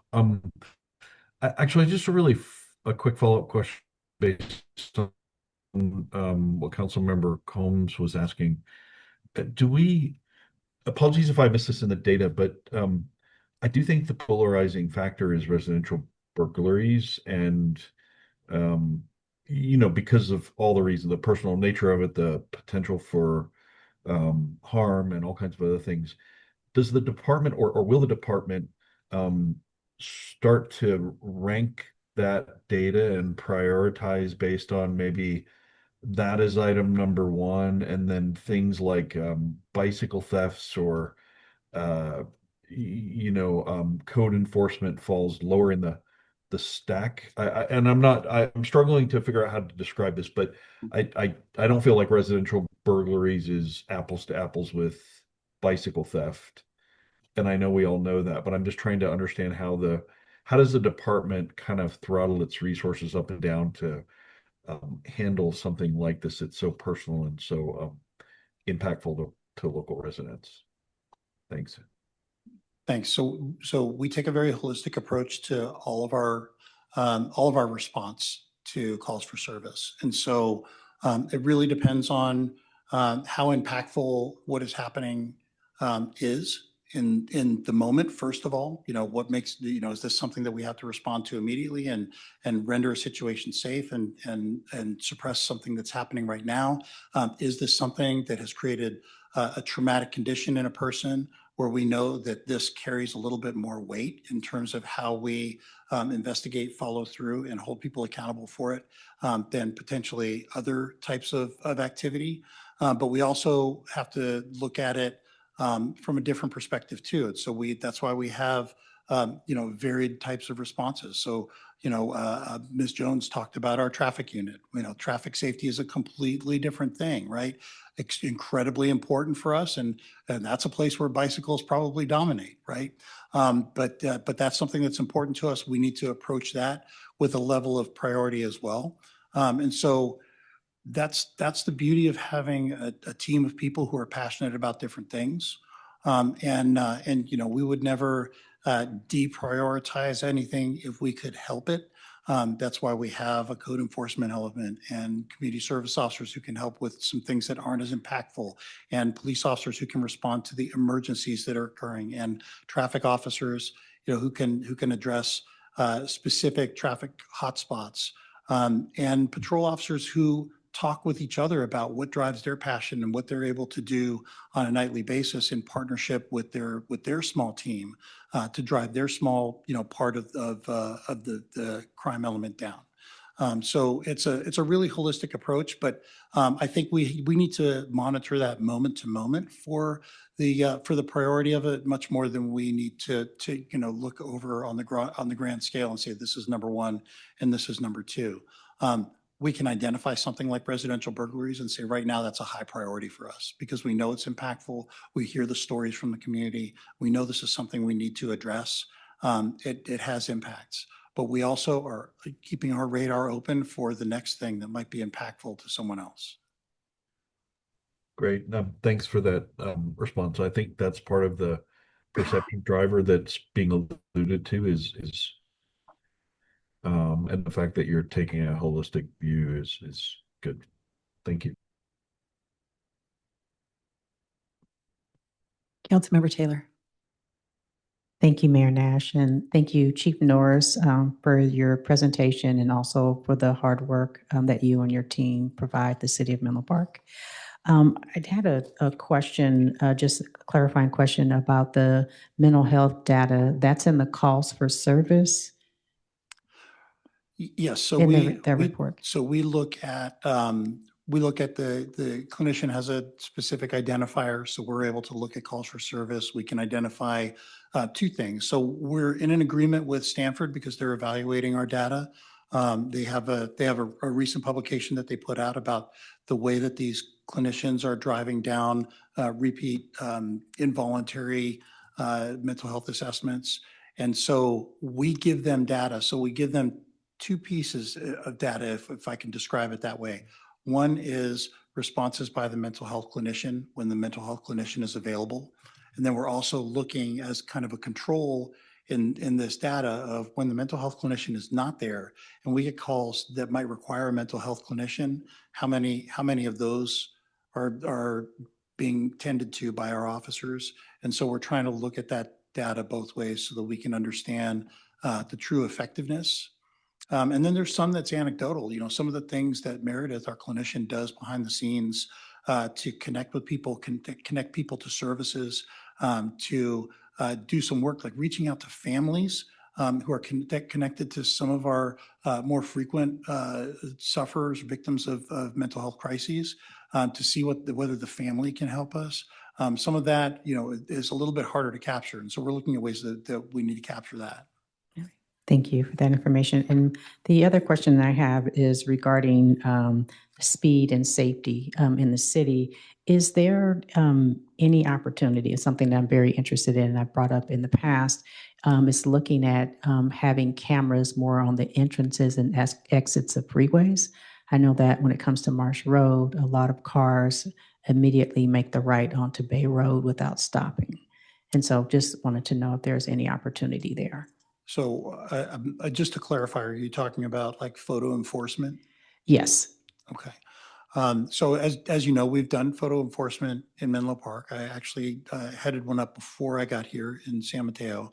I know that it's a very complex endeavor. I know a lot of agencies have steered away from it because it has become somewhat onerous.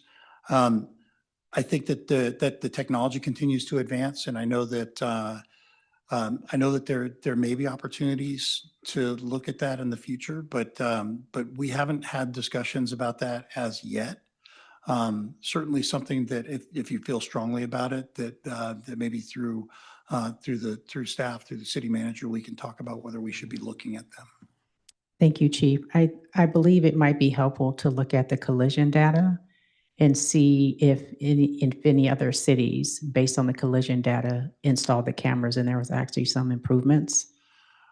I can tell you, having overseen a program in another jurisdiction where there were decades of data to look at collisions, there were not significant improvements in the collision data related to the utilization of camera systems.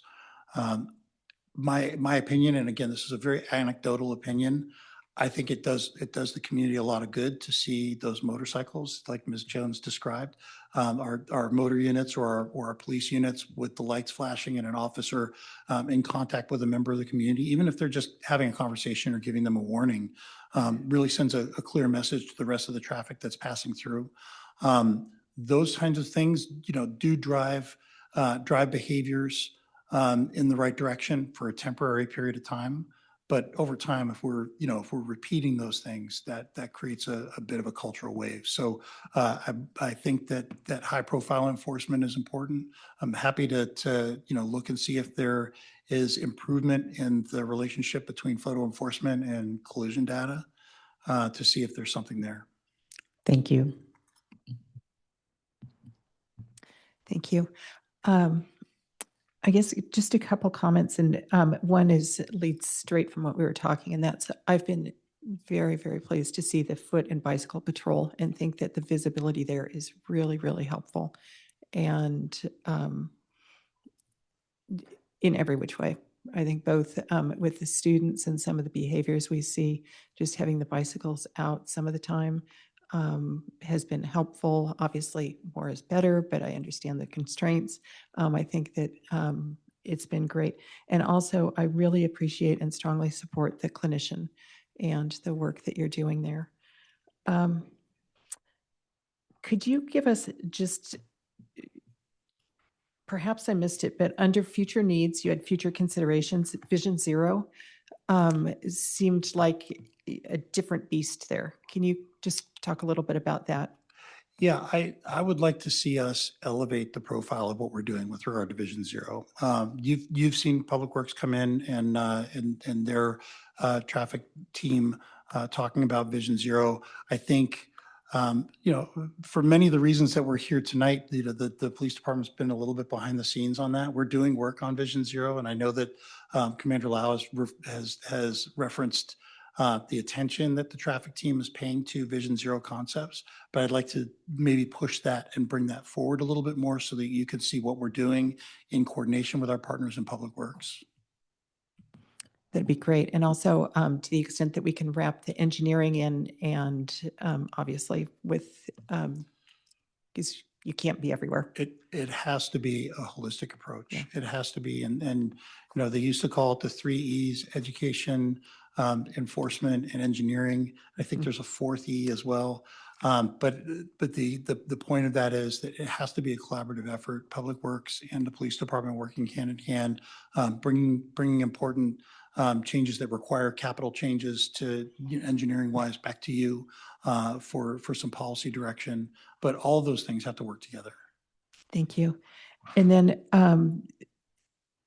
just calling out that I would like more discussion about the Zell workload and whether it's how we go about that. And I think next week, I believe we have an information item about the Zell enforcement, and perhaps we can have a short discussion there, but I'd like to do that at some point soon. We'd love to bring that back. And just to remind the council, we're still in really the first year of implementation of that ordinance. And so, I expect that our numbers are going to be high. I was just having a conversation with the city manager earlier today, and I don't know what that's going to be looking like in year 2 or year 3. And I think it's important for us to gain that understanding before we rush to any judgment on its true impact and burden.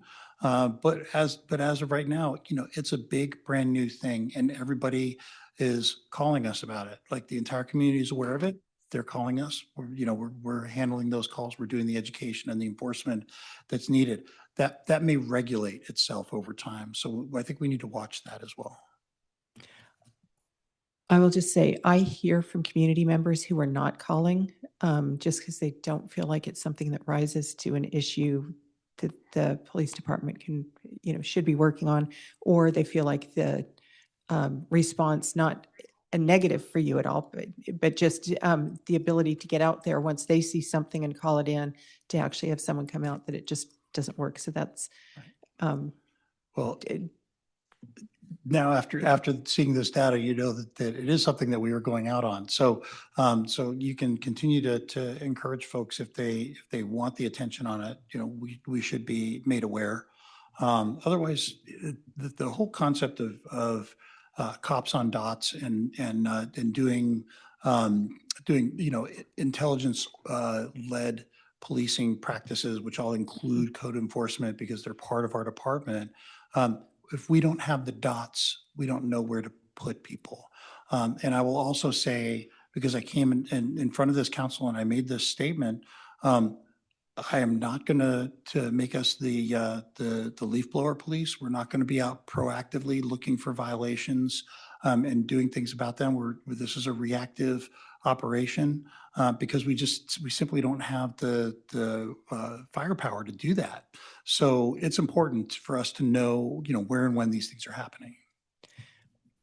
When you talk about the proactive versus reactive, can you give us some more examples of proactive enforcement that you'd like to be doing or that you are doing? Sure. So there are many different varieties of proactive policing. The most common one that you see quarterly in the RIPA report, or the quarterly report that we do. It has to do with traffic stops. That's our predominant level of proactivity. but officers are also doing foot patrols. They're also getting out, and I would consider every bicycle patrol that's being done a proactive patrol, every foot patrol that's being done a proactive patrol. They contact people on bicycles, they contact people on foot. They are doing, walks through parks. They're doing community engagement, which is also a very proactive activity. And I highly encourage our officers to be, able to place themselves in a situation where they're meeting the public under circumstances where the public doesn't need us. And so all of those things fall under proactivity. But then also there's the saturation patrols and the work that is being done in unmarked cars to be out and sneaking around, so to speak, looking for some of these burglary suspects. That stuff is proactive work too, and sometimes that doesn't necessarily get registered if we're not out on a traffic stop or on a call. And so some of those things are happening kind of anecdotally and behind the scenes. We do the best we can to capture that because I think it's important to have that data. That's great. Thank you. So what I'd like to do is if the city clerk could put up the slide of requested direction, and we can run through the first one being consider a staffing and deployment assessment. Can you just give us a little bit more information about what that entails?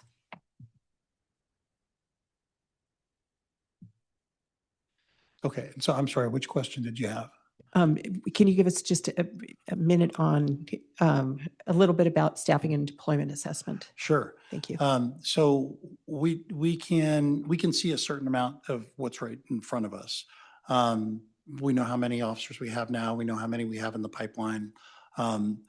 Where we really need the help is that place where all of the data, the crime and response data, the calls for service, the response times, and our staffing kind of merge. That takes a much heavier lift. That's not something that I have staff that are just going to be able to kind of grind away at it. Although we did a pretty good job of grinding away, at least, what I'd describe as this back of the napkin type assessment tonight. But what we really need is something where we can get our arms around the whole picture. What does our patrol deployment look like? Some of the things that we didn't get into tonight have to do with those response times, and we can block those down to times of day, days of the week. Are there indicators in there that the shifts that we're operating on are the appropriate timing for those shifts?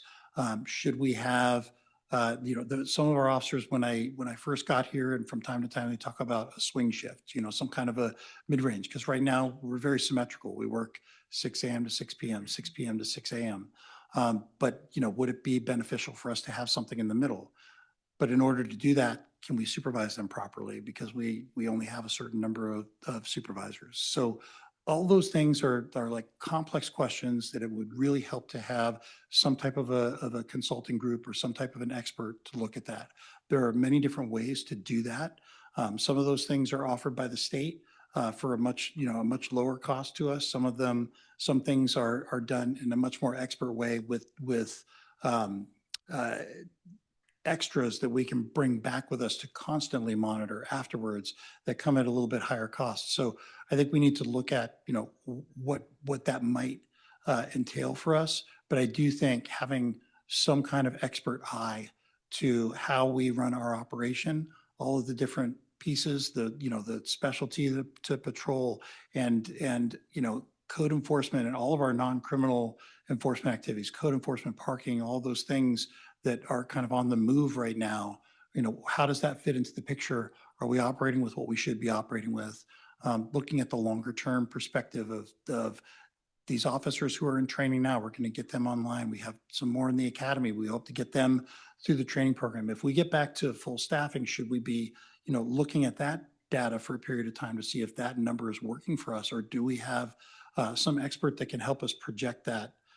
Because 12 to 14 months is a long time. If we have to wait for someone to say, like, you need X number of officers, once they say go, then it's 12 to 14 months, right? We're in a phase budget-wise where that's not something that I'm coming before you for, during this budget season and asking you for extra officers right now. But it is something that I think about. And it's something that I know I could find ways to justify, but I also want us to fulfill our vacancies factor first. Agree. So right now you're looking for whether there's council support to consider this assessment. Yes. Okay. I'm certainly in support. Yeah. All right. And Councilmember Schmidt, are you? Yeah, definitely. Okay. Looks like you've got full support. Thank you. Strengthen recruitment, selection, and the field training program to improve the hiring to retention strategic process. And what direction are you looking for there? So I'm just looking for general support. I think for right now, I don't think I need to ask to attach any kind of a dollar amount to that. I think I'm looking for, yes, that sounds like the right thing for us to look at. I'd like to look at the whole picture from the time someone comes in and knocks on the door and says, I want to be a police officer, to the time we get them through the field training program. There's a lot of different components there.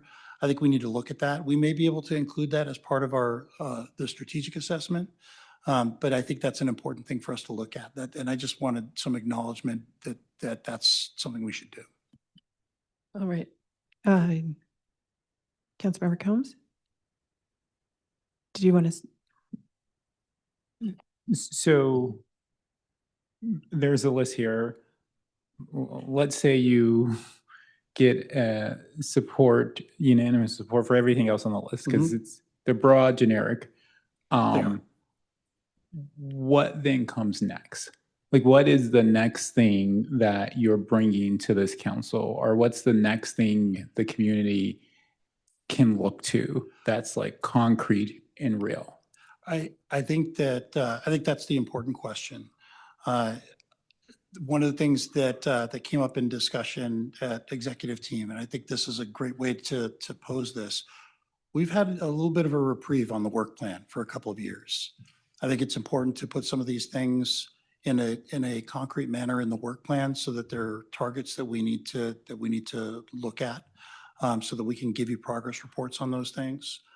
So I would look to consolidate the items that are on this list into some distinct work plan items that we can come back and give you continual reporting on. Councilmember Schmidt, are you supportive? Yeah, that sounds great. I think that makes a lot of sense to me. Full support. I guess, yeah, along the lines of what Councilmember Combs was asking, is just how does this all work again as you're trying to be recruiting and out in the community?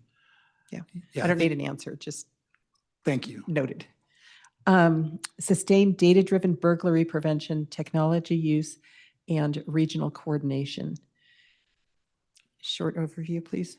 Yeah, I think that is something that, clearly the community has an interest in that. So if we were to make that a work plan item of some sort over the next fiscal year to provide regular progress, I think that's a good place to put it.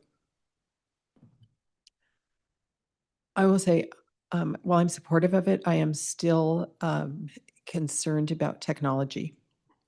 And so duly noted. Yeah. One of the most important things to us is implementation of technology has to be done right, has to be done ethically and thoughtfully. And with the right providers, and yes, all of the above. Do we have support for this? Yes. Combs. Councilmember Schmidt? Yeah, definitely support. I think maybe with one ask at the chief's discretion is the volume of pressure testing and the number of queries and searches. If there was a way to add some frequency to that and then reporting out on that, I think that'll keep us from getting swept up in some of the movements of other cities about, throw out this vendor or do this other thing. So I appreciate the fact that we've done some initial pressure testing, and I would just ask that maybe we find a cadence for that that's reasonable for the department, so we can just stay on top of it. Thanks. Are you supportive of comments? Supportive. Great. All right. Thank you. Yeah. Oh, sorry. I started with that. Yeah, I'm supportive with the request of a little extra Wonderful. data Thank pressure. you. And support the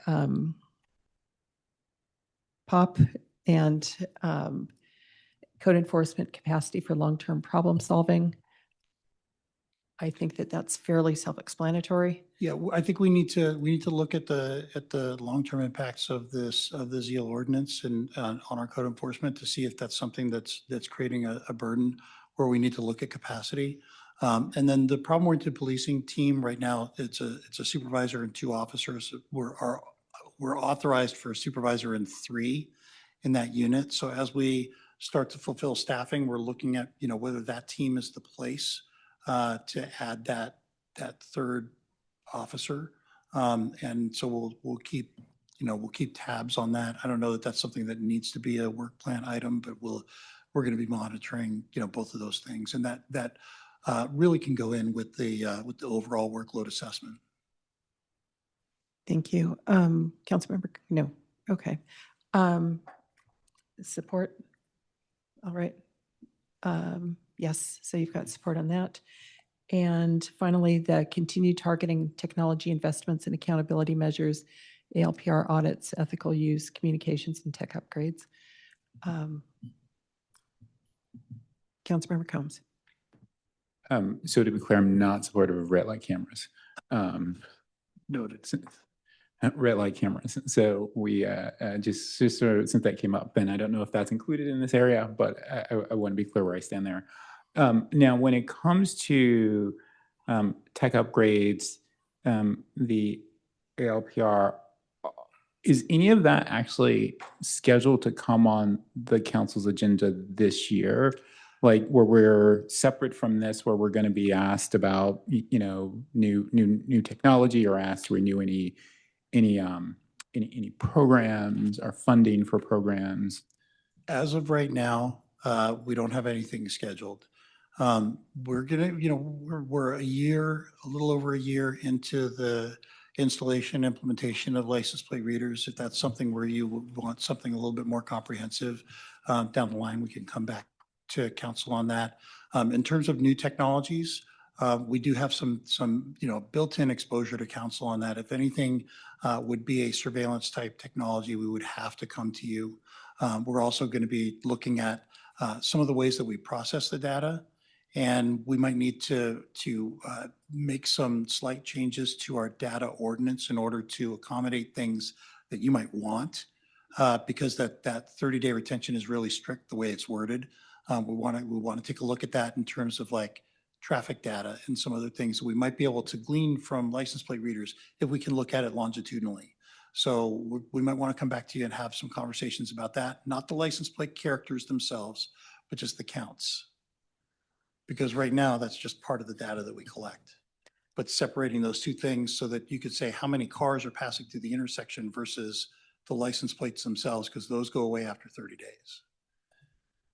So some of those things we're gonna want to bring back to you anyway. This year. Very likely, yes. Okay. Thank you, Mayor Nash. I'm interested, and this is not a technology, but the high profile enforcement. That is not a red light camera. It's police presence. And do you have something specific that you're looking for on that? I'm looking for your guidance.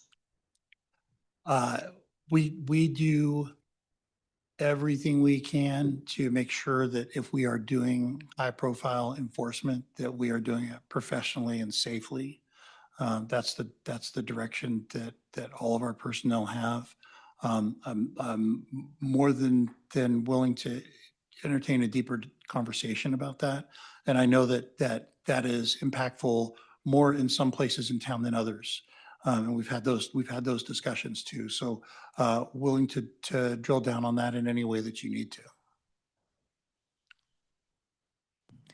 Councilmember Combs. Yeah, one sort of factual question. Are the license plate reader cameras like installed every place that they are to be installed in the city? I know that there was some public, I don't know, concerns or questions about where they were and weren't, and I know that they were still being rolled out. Are they everywhere where they're going to be at the moment? We're authorized for 35. 32 or 33 of them have been installed. The other ones are on Caltrans right away, and takes a little bit longer to get the permits through Caltrans. But for the most part, everything that we have asked for from you is almost entirely installed. Okay, thanks. And I'll save it because you said it's gonna come back, but I do want to understand this, like using the counts. Yes. And the actual value that provides, but I know that's a later discussion. Love to come back and have that discussion. And if we come back and have that discussion, it might be worthwhile having a broader discussion, but we can make that decision later.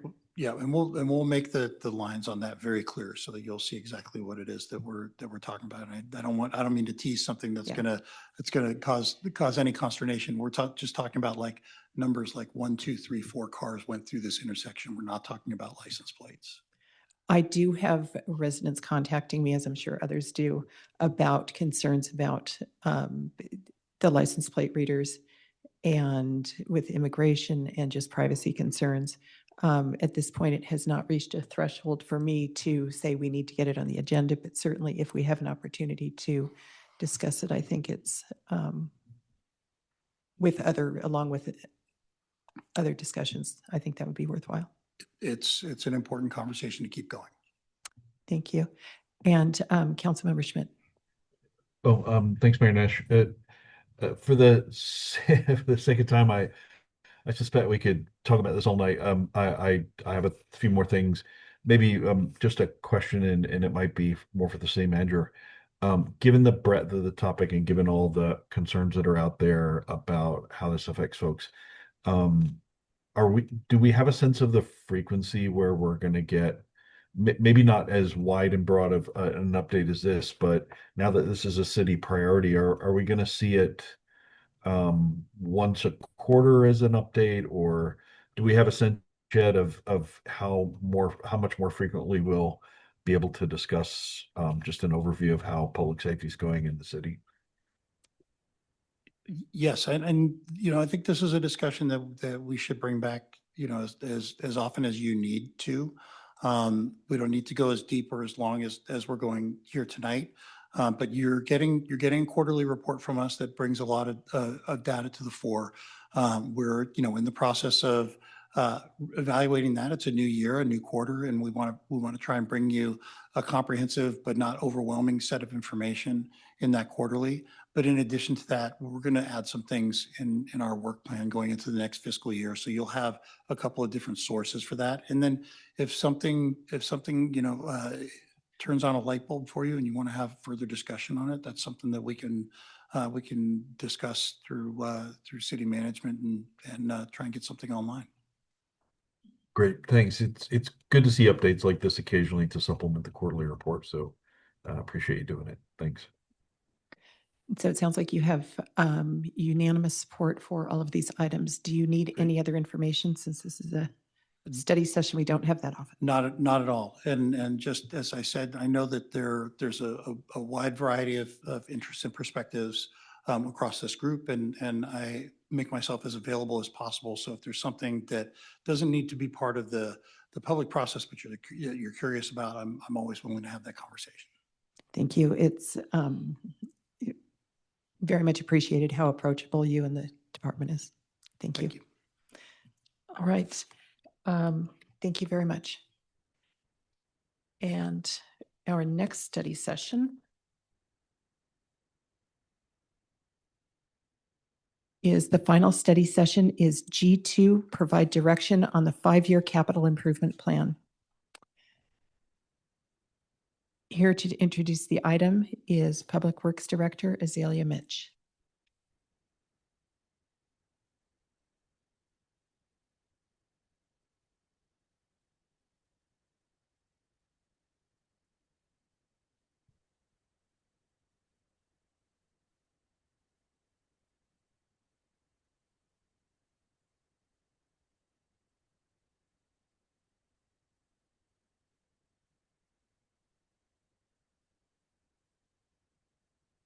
Good evening, council members. Azalea Mitch, Public Works Director. The Capital Improvement Plan is the city's vision for maintaining and improving the city's public infrastructure. So tonight I'll go over the plan itself, the objectives, our funding sources, how we have prioritized projects, what we're proposing to fund this coming fiscal year, the challenges we're having with our budget shortfalls, and options for your consideration, the 5-year outlook, and we will solicit your feedback and answer questions. So the main objectives for the plan, we focused on addressing the current funding shortfalls while prioritizing new funding requests for the coming fiscal year. We have a few challenges. We have shortfalls in 3 funds. These include the General Capital Fund, the Menlo Park Community Campus Fund, as well as the Transportation Impact Fee Fund. While our Measure A fund is doing well, this is a fund that we need to track because there are rising costs coming in the future that will limit our ability to fund capital projects. We have reviewed our staffing capacity and have a few challenges there as well, but we've been making quite the effort and advancing projects. So the funding plan in front of you is multifaceted. It does propose to delay some projects, cancel one, identify new sources of funding, and reduce budgets on existing projects to better align with our staffing capacity. As you all know, the CIP covers every public asset. So we have 7 categories. Over the past 7 years, the general fund we've been able to transfer $4.5 million from the general fund into the capital fund. We have one enterprise fund that funds our capital water projects, grants, and many special revenue funds. How we prioritize our projects, that's based on the city council priorities. Our existing projects, what we have in construction, projects that may need additional funding, projects that are in their final design and ready for construction. And we focus on the projects that need the most in terms of just failed infrastructure. Of course, the funding availability and our staffing. Our CIP team consists of our assistant director, 2 senior engineers. We've been very fortunate this past year to recruit, and we were able to fill those 2 positions, a senior construction inspector, as well as 10 engineers and project managers. We are struggling on the vacant front, so we have 5 vacancies, which is really 50% of that team. We coordinate with the divisions within our department, transportation and maintenance, as well as other city departments and the public. For fiscal year 2026 and 27, we are proposing to carry forward 66 projects with $12.4 million in new funding requests that will help us maintain and improve all of our assets. Of the total requests, $2.3 million would come from the general fund, and we need additional funding to replace the roof at the gatehouse, to continue to implement the IT master plan, and to finalize the Safer Bay design. Now, the total cost also, in addition to the 2.3, we carry budget for staff.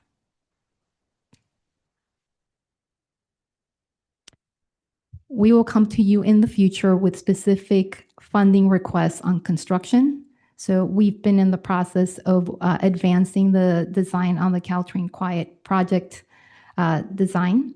And we do have a request for $250,000 to submit some studies that the PUC is requesting, which we're proposing might come from the Downtown Public Amenity Fund.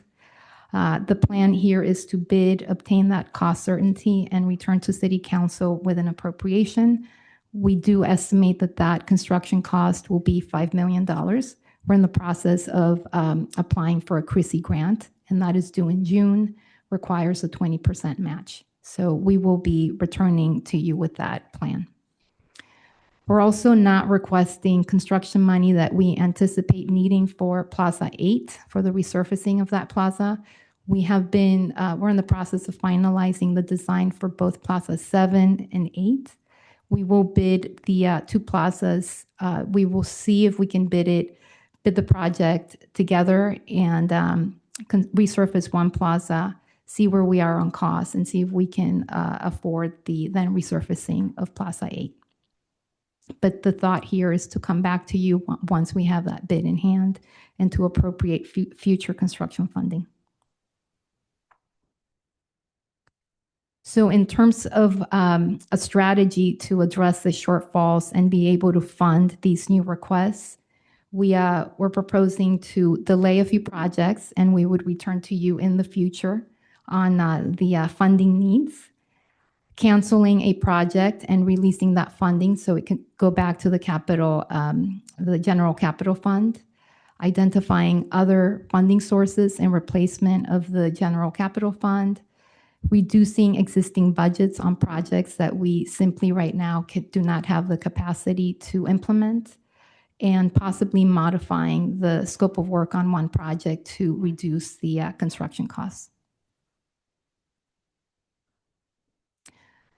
So on the general capital fund, we are proposing to delay the construction of the high voltage streetlight conversion in Linfield Oaks. We were planning on requesting the $2 million in fiscal year 2026, but are proposing to delay that to the following fiscal year. We recommend canceling the Sand Hill Tunnel Rehabilitation Project. This is a tunnel that provides access underneath Sand Hill Road for the members of the Sharon Heights Golf and Country Club. And we do have a need to resurface Sand Hill Circle. So we are, however, we don't have any documentation that indicates the city being responsible for the maintenance of that tunnel. So we're recommending the cancellation of the project. And the consideration of other sources of funding, such as using gas tax for the sidewalk repair program, as well as tapping the Bayfront Mitigation Fund for shade structures and the replacement of athletic equipment at Kelly Park. We do have a funding need for the microgrid project, our clean energy project at the Belhaven Community Campus. We need an additional $270,000 to complete that project and commission the system. We also have phase 1 of the Bedwell Bayfront Park entrance improvements. This project does have a grant, and we're proposing the use of funding that then would be reimbursed through the grant.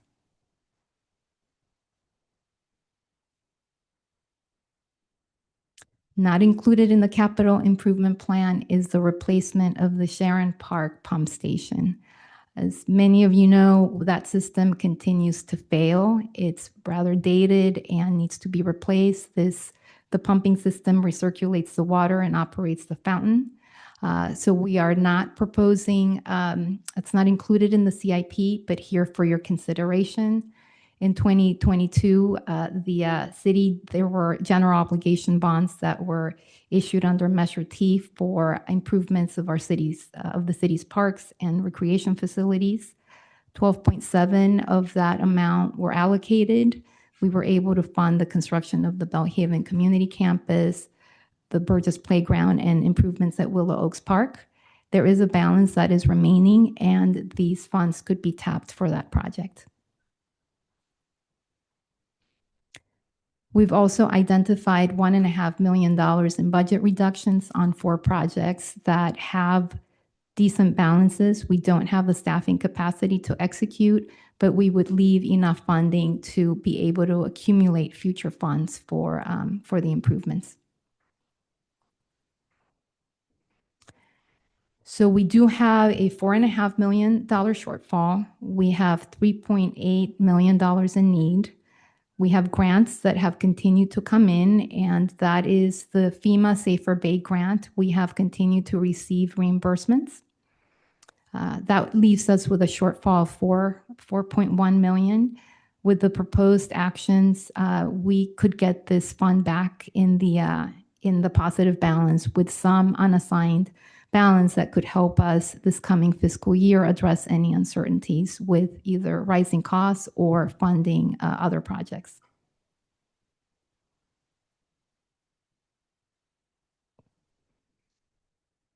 So that was the general capital fund.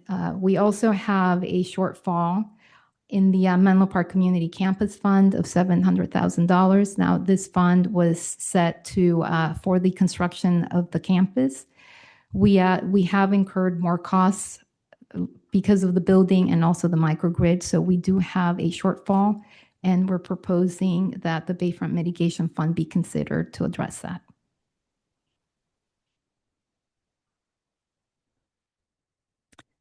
On the transportation impact fee front, this fund relies on development projects, and we are seeing another shortfall here. We have one new funding request, and last month we were here to talk about the Middle Avenue Caltrain Crossing project. At that time, City Council did authorize us moving forward with an MOU. We did discuss that we would present the funding plan to be able to release money and fund this project. So our request is for the remaining $830,000 to finalize that design. We could achieve that by delaying the Caltrain grade separation project. We currently have $2 million budgeted in that project, and we have been working with the Transportation Authority. There's currently no funding for grade separations. We're not giving up hope, so we're proposing to delay that request and to release the $2 million to then help fund the new, address the funding need for the Middle Avenue project. We're also proposing to move some budget. So we have two projects that are currently using TIF money that we would then move over and use Measure A. So with the $3.9 million shortfall, our new request, the grants that have been reimbursements that will and that have come in and will continue to come in, we do have a $1.8 million shortfall. By delaying the grade separation project and moving the other sources of funding, that would leave us with an unassigned balance of $600,000, which is not much, but it's positive. So on Measure A, we do not have a shortfall, which is great, but this is a fund that we need to track and monitor. It is a San Mateo County sales tax voter-approved measure that funds pedestrian and bicycle projects, shuttle programs, and grade separations. We receive $1.2 million a year. It currently funds part of our shuttle program, and we expect the shuttle program costs to rise significantly, and we are likely to lose the grant funding because we're not competitive enough in terms of ridership. So without grant support, the cost to run the program would exceed what we currently receive in Measure A funding in revenue. We will be returning to you at a future date to discuss potential options and the next steps on the city shuttle program. In terms of the 5-year outlook, while we are proposing to reduce some budgets, we do have future funding requests to keep our city buildings maintained, our parks maintained. We have some large efforts ahead, such as the electrification of the Burgess Pool.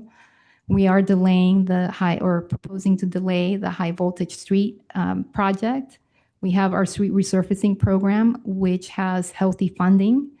We do have the Willow Road Bike Ped Safety Project that we have an $8 million funding need that we'll have to tackle. And then the proposal to build the water reservoir, which will rely on the approved water rates.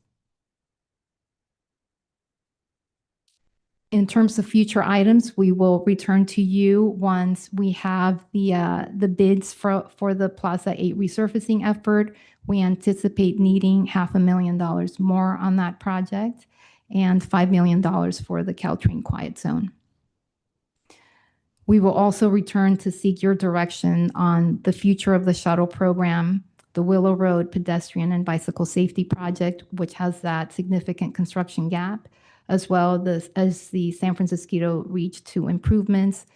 Those projects are estimated, well, the San Francisco Creek project is estimated to be about $150 million. I'm sorry, you said 150 million? Million, yes.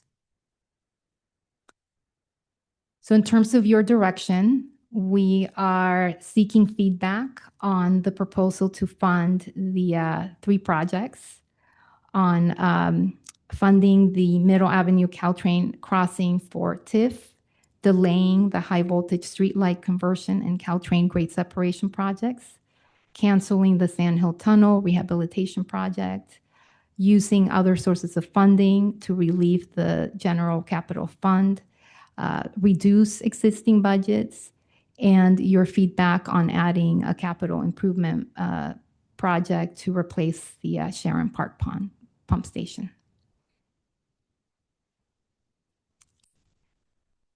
With that, thank you. Thank you. City Clerk Karen, could you please call for public comment on this item? Yes, thank you, Mayor Nash. So at this time, if any member of the public wishes to provide comment on our second study session item G2 related to direction on the 5-year capital improvement plan, if you are in person, go ahead and return that speaker card. Virtual, engage that hand feature. Calling in, please press *9 now.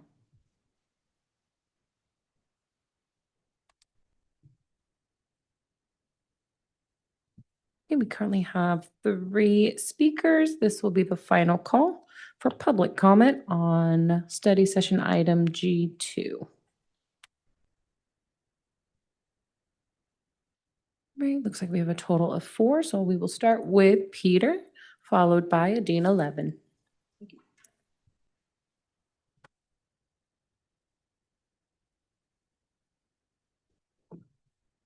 You can hear me? There we go. Good evening. My name is Peter Haughty. I just had one very brief question. So in the discussion, we talked a little bit about, I think, resurfacing some parking lots downtown. But, I learned from Assistant City Manager Stolte, it was the end of last year, that one of the priorities of this council is downtown vibrancy. And I think resurfacing the parking lots is probably necessary, but it's probably not contributing significantly to downtown vibrancy. And when we looked at the 5-year plan for the CIP, sorry if I got the acronym wrong, there was no, of all the big tall lines of budget items, there was nothing in there that addressed downtown vibrancy that I could see. And so I'm curious to learn, would that I could ask these questions, how the 5-year plan aligns with the of spending on city infrastructure and maintenance aligns with that downtown vibrancy goal. Thank you. Thank you for your comment. Our next speaker is Adina Levin, followed by Jenny Michelle. Hello, good evening, Mayor, council members, and staff. Thank you very much for the presentation, including overall what seems like a very commendable effort to address budget shortfalls and priorities given a tight budget year and the level of resources available. And overall, it seemed like there was a good number of reasonable judgment calls about what to do and present to City Council for decision. I wanted to make a couple of comments and also ask a question or two. One of the comments is the decision to defer the full grade separation and to continue to advance the bike head project, which will provide really significant connectivity across the tracks for a lot of purposes. Does seem to be a good balance of things, given that Caltrain itself, it has done a corridor crossing study, and in its own strategy, they said at the presentation to City Council earlier that they are prioritizing this project over the larger grade separation projects that are no longer financially attainable in the near term. San Mateo County Transportation Authority is going to look to reauthorize Measure A, and that might bring in more money for those extremely expensive projects for the full grade separation. But in the meantime, that seems like a reasonable and good call. With regard to the project on Willow Road, especially since the Willow Village project is not moving forward, and there are a lot of investments that the Bellhaven neighborhood has been waiting for. Safety for bicyclists and pedestrians on Willow Road is one of those things long awaited, and having the city continue to support that is a good idea. One question about the downtown parking study that was mentioned in the CIP is that it is not clear when the next phase of information is coming forward. And there are many really important questions about how the city can manage parking in the context of housing being proposed, which would be very helpful for the community. So that is a question. And the other is about the shuttle, which is coming forward later, because it mentioned an overall average cost, but how does that break out between the community shuttle and the commuter shuttle? Thank you very much. Thank you. Next speaker will be Jenny Michelle. Good evening, Mayor, Vice Mayor, council members, honorable staff. My name is Jenny Michelle. I'm a local born and raised here. I'm a recovering homeless teacher, parent of a deaf and hard of hearing Hillview student, and a general manager of mixed use commercial complex by trade. Personal comments. Props to Azalea for working some financial magic and moving funds around. That is not easy. It is also a challenge to manage capital projects being shorthanded with staff resources. And so previously, really what my comments are focused on is that I have previously mentioned that the shuttle project really does not work for working residents like me. As you guys know, I take public transit. I take the 296 Samtrans bus at Coleman and Willow every day to the Caltrain Station and take that to work. And I literally live on the path of travel for these shuttles, but they don't stop at Coleman. It stops at the VA hospital, which is like, a 15-minute walk from our apartment. And it's just not feasible for me to walk all that way because the shuttle only runs once every hour, whereas the Samtrans runs every 15 minutes. So I have literally had drivers of the shuttle. They know me and they've stopped for me, and they are obviously breaking their obligation to keep with the schedule. And they tell me they wish they could stop for me, but they can't. So the problem with the ridership numbers isn't that the demand isn't there. The problem is that we're not serving where the demand is. And I don't know that we're going to obviously solve that with this discussion. But it's just really a shame if we lose that service, because yes, we do want workers not being tethered to a vehicle and utilizing that shuttle service. Because I do see, those shuttles packed at certain times of day. So, and just one side note, professionally, I pay hundreds of thousands of dollars in subsidies for shuttle service in another municipality. And we make sure to give input and utilize those services as effectively as possible. So maybe we're missing some stakeholder feedback on that particular subject matter. Anyway, thank you. Appreciate it. Thank you for your comment. With that, I am seeing no further hands or cards. Mayor Nash, you may continue.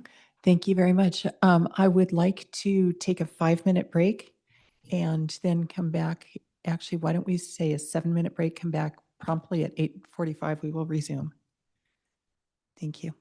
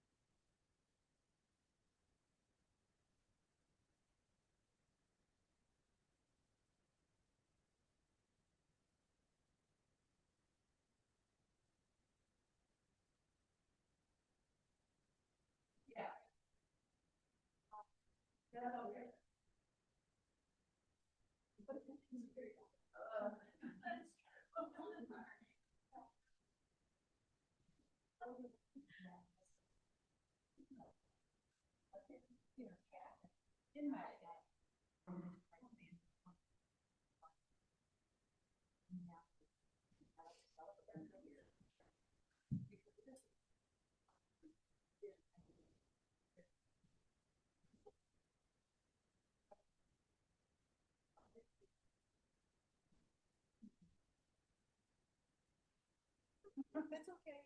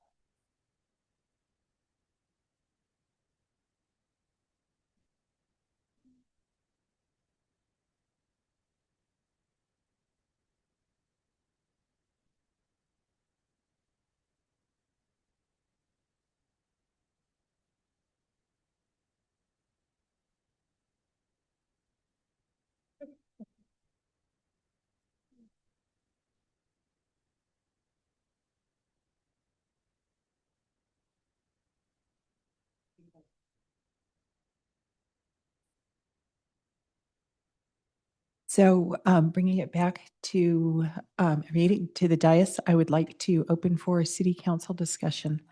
Would anyone does anyone have questions or would like to start out?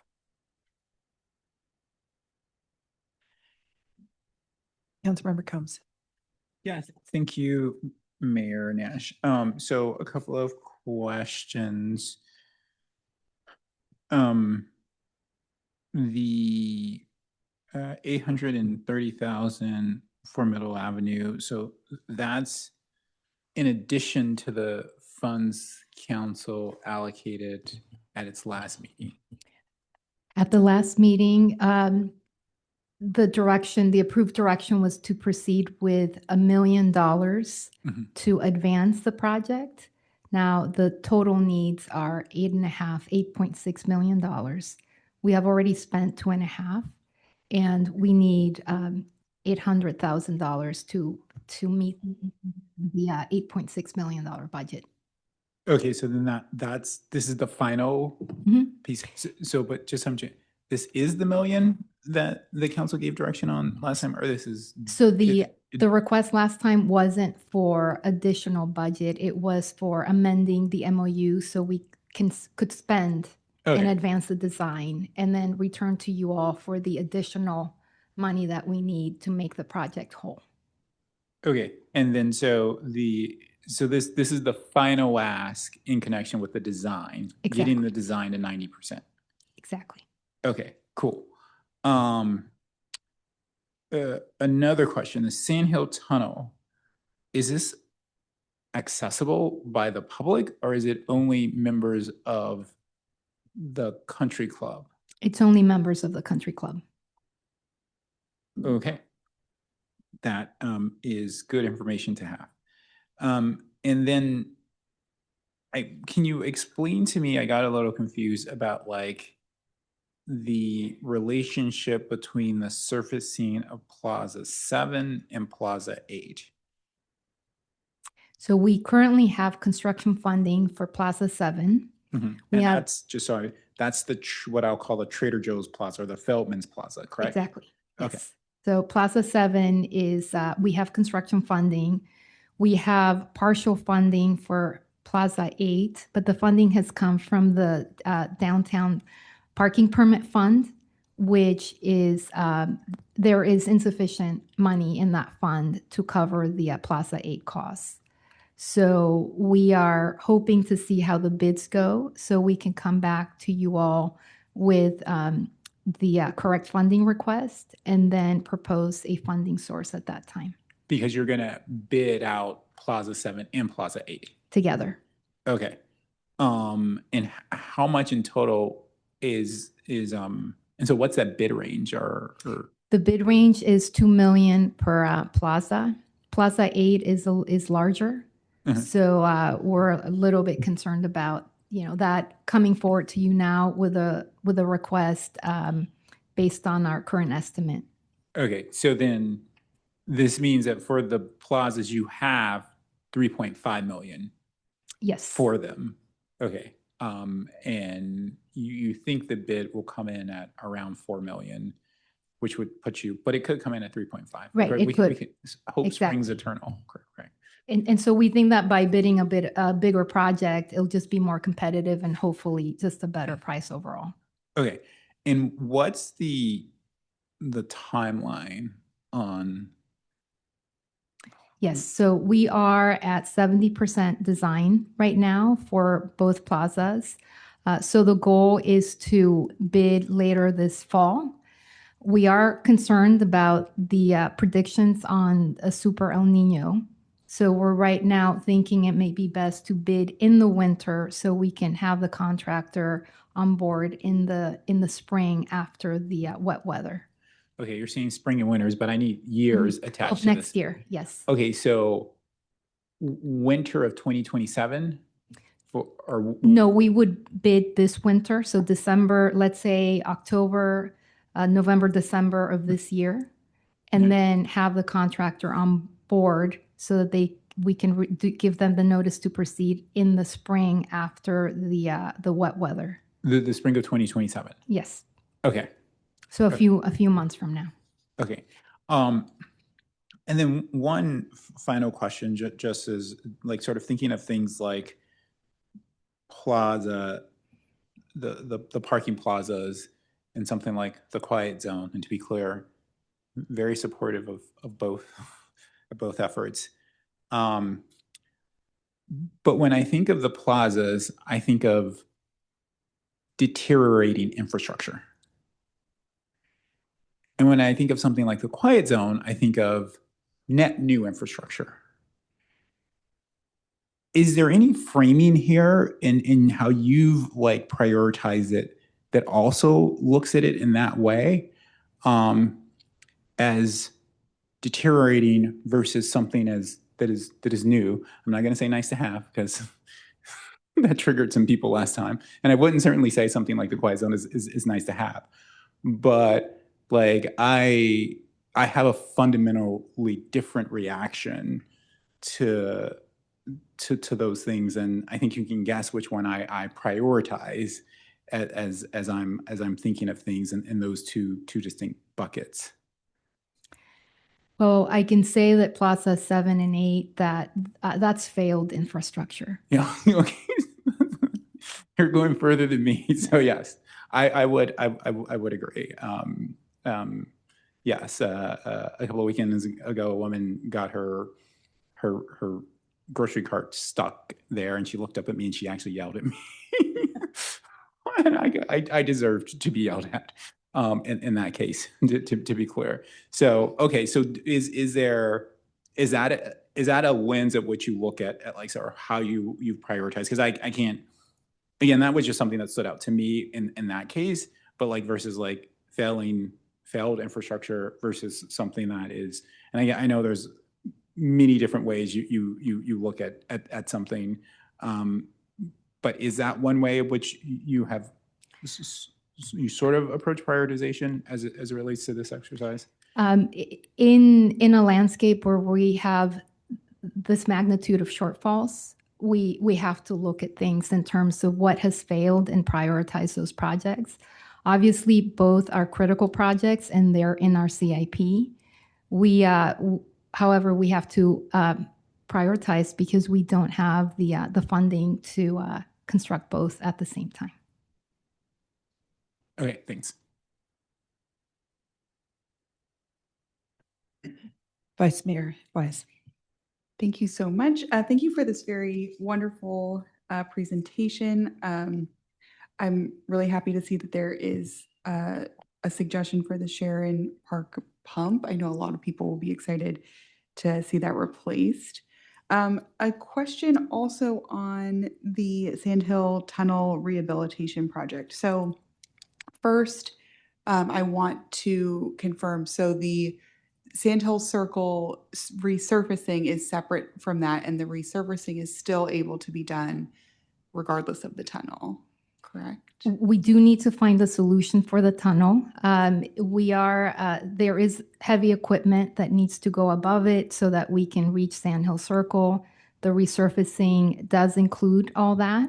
However, we do not have the documentation that notes the city is responsible for the tunnel itself. So we do need to collaborate with the golf course so that we can make sure all the assets, one, we can resurface Sandhill Circle and that their tunnel holds, and it was built in the either 50s or 60s, and we don't have any engineering design records on how it was built. So we would like to work with them on assessing the approach so that we can actually move forward with this project and not have it delayed. Yes, yeah, and especially since to the earlier question of who has access to this tunnel, especially considering it's exclusive to the golf club, a public-private partnership would be super appreciated there. But also on that, so it's my understanding that the circle only has that one in and out. Is that correct? Or is there an emergency? Yes, correct. I don't know if there may be emergency access easements. We would have to do that research. Okay. But in terms of the public right of way, indeed, there's just one road for entering and exiting the. Okay, so then so essentially,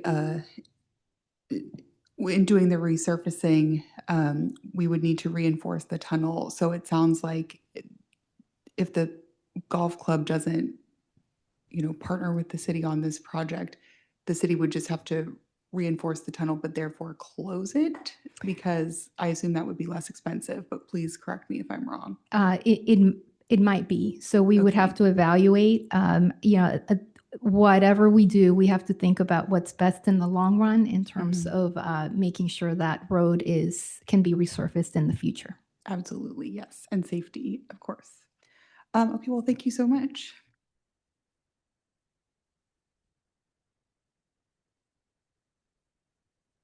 Councilmember Schmidt, did you have questions, or I can?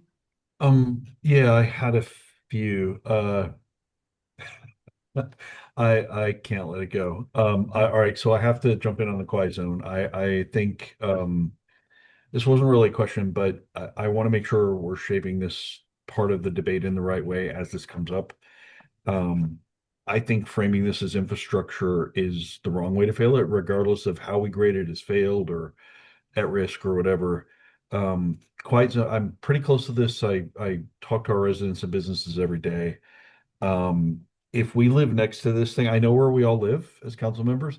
If we live next to this thing every day, this would be a pretty high priority for us. So this is an almost completed project that impacts people's lives every single day, multiple hours of the day. It impacts businesses. So I just want to make sure as we move forward on these kind of things, we don't frame this. We need a more elastic mindset versus a fixed mindset for how to categorize the prioritization for things like this. I'd argue a one-time incident in the parking lot is not apples to apples with daily exposure to this kind of noise pollution. So I just had to start with that. The questions are a little more on the Chrissy grant.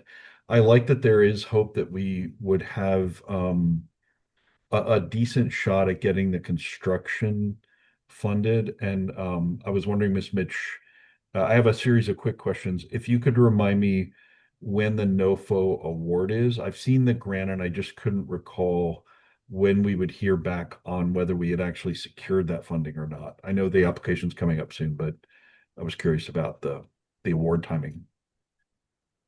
I do not recall the date, but I have experience with the this type of grant, and in the past, it's taken 8 months to know if a project gets selected. Okay, great. Yeah, I couldn't remember either. So thanks for that. So it gives us a sense that if we're competitive for that, the quiet zone construction funding might actually come through.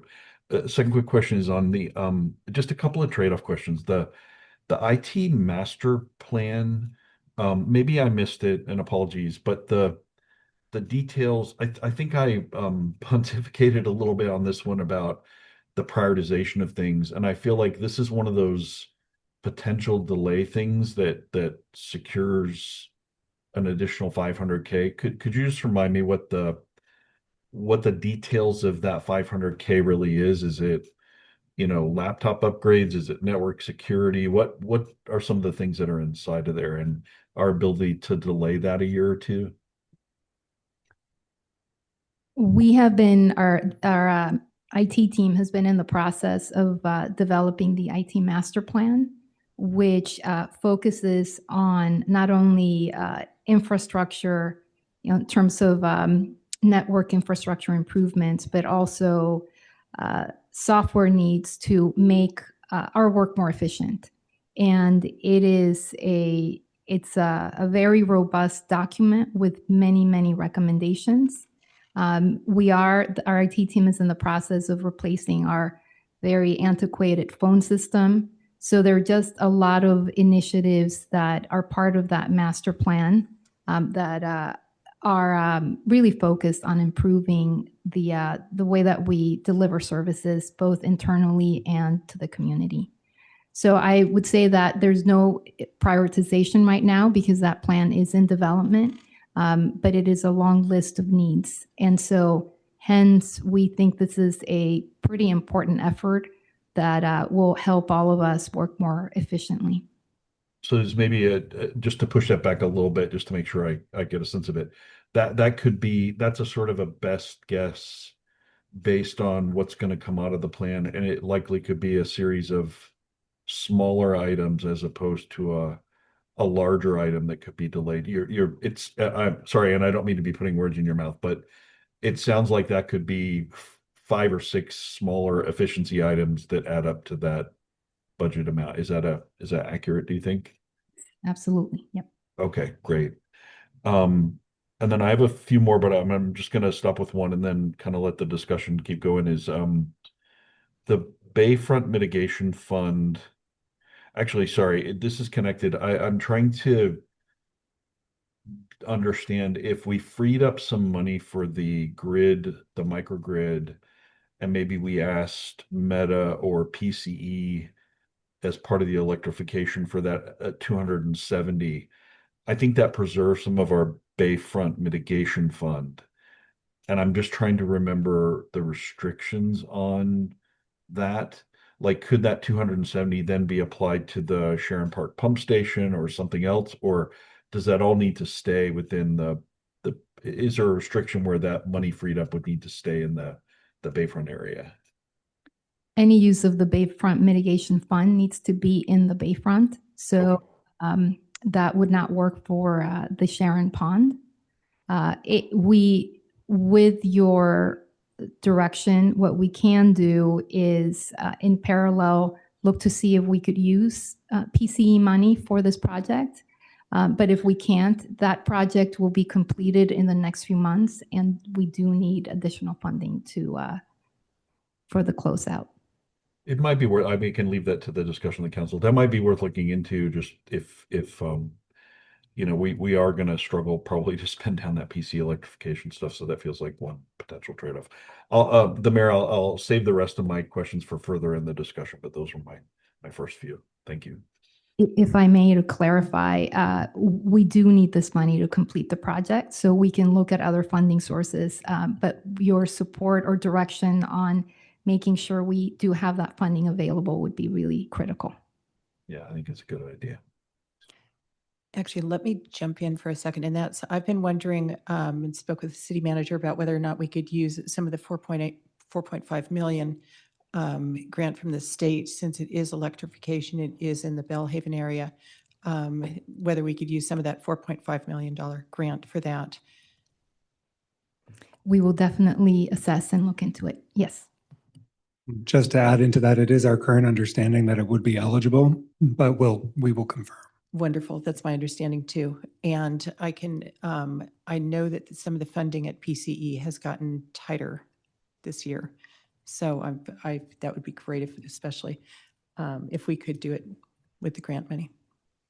And apologies, that's what I was alluding to as well. I wasn't asking for extra PCE money. So I think you've at least got two folks supportive of that idea. Excellent. Did you want? So I had a couple other comments. That one is,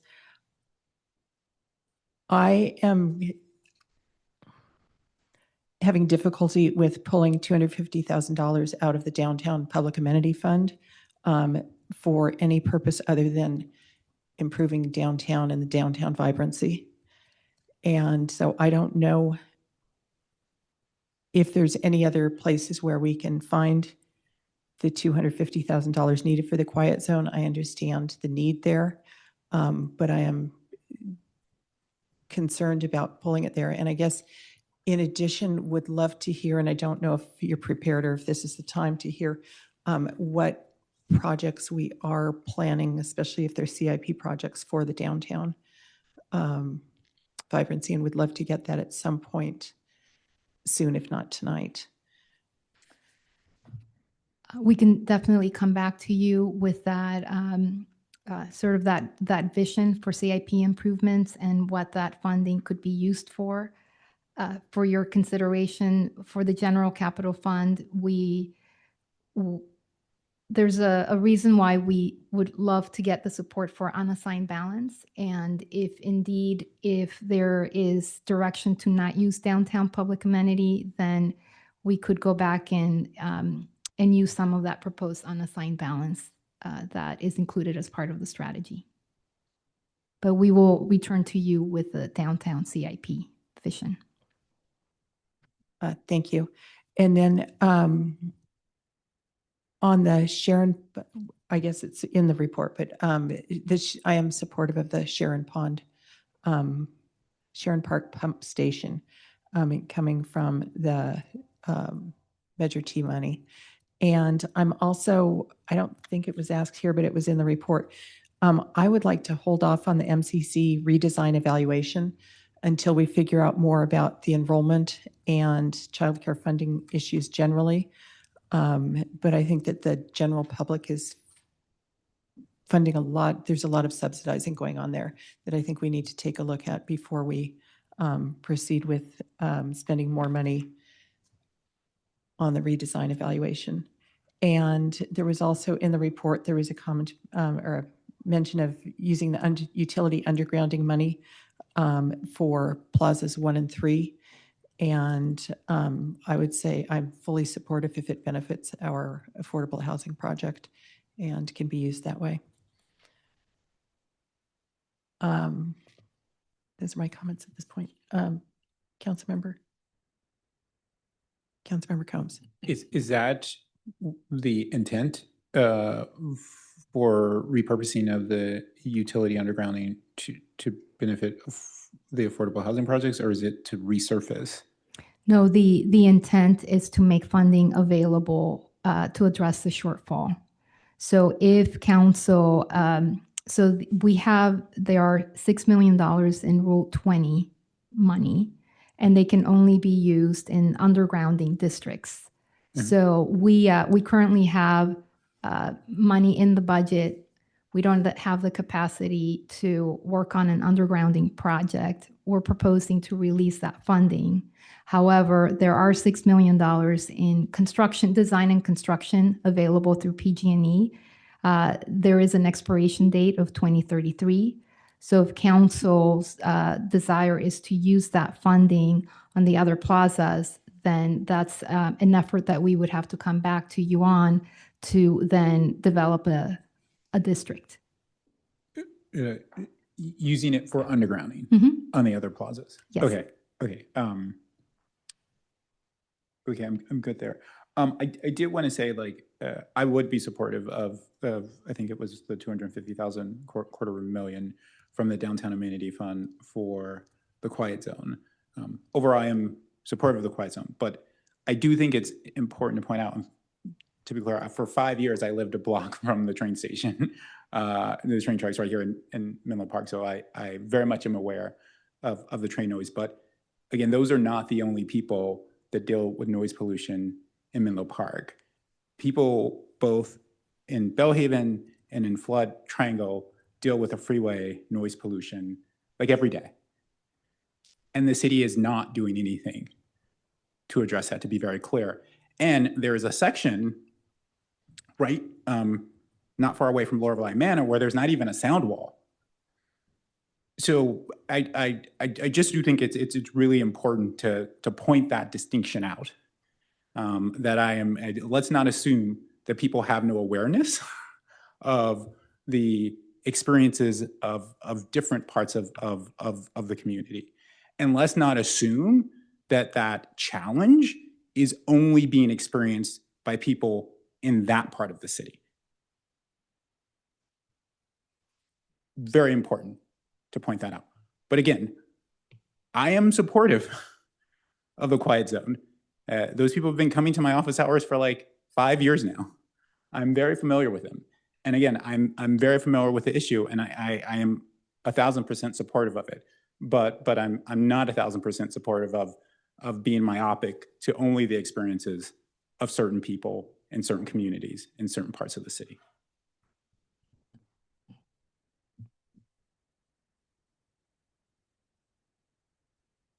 Councilmember Taylor. Thank you, Mayor Nash, and thank you, Ms. Mitch, for the presentation with the information. I am generally supportive of the staff's recommendations. I do have a question about the future items, and that is, what is the cost of the Willow Road pedestrian and bicycle safety project? In total, around $13 million.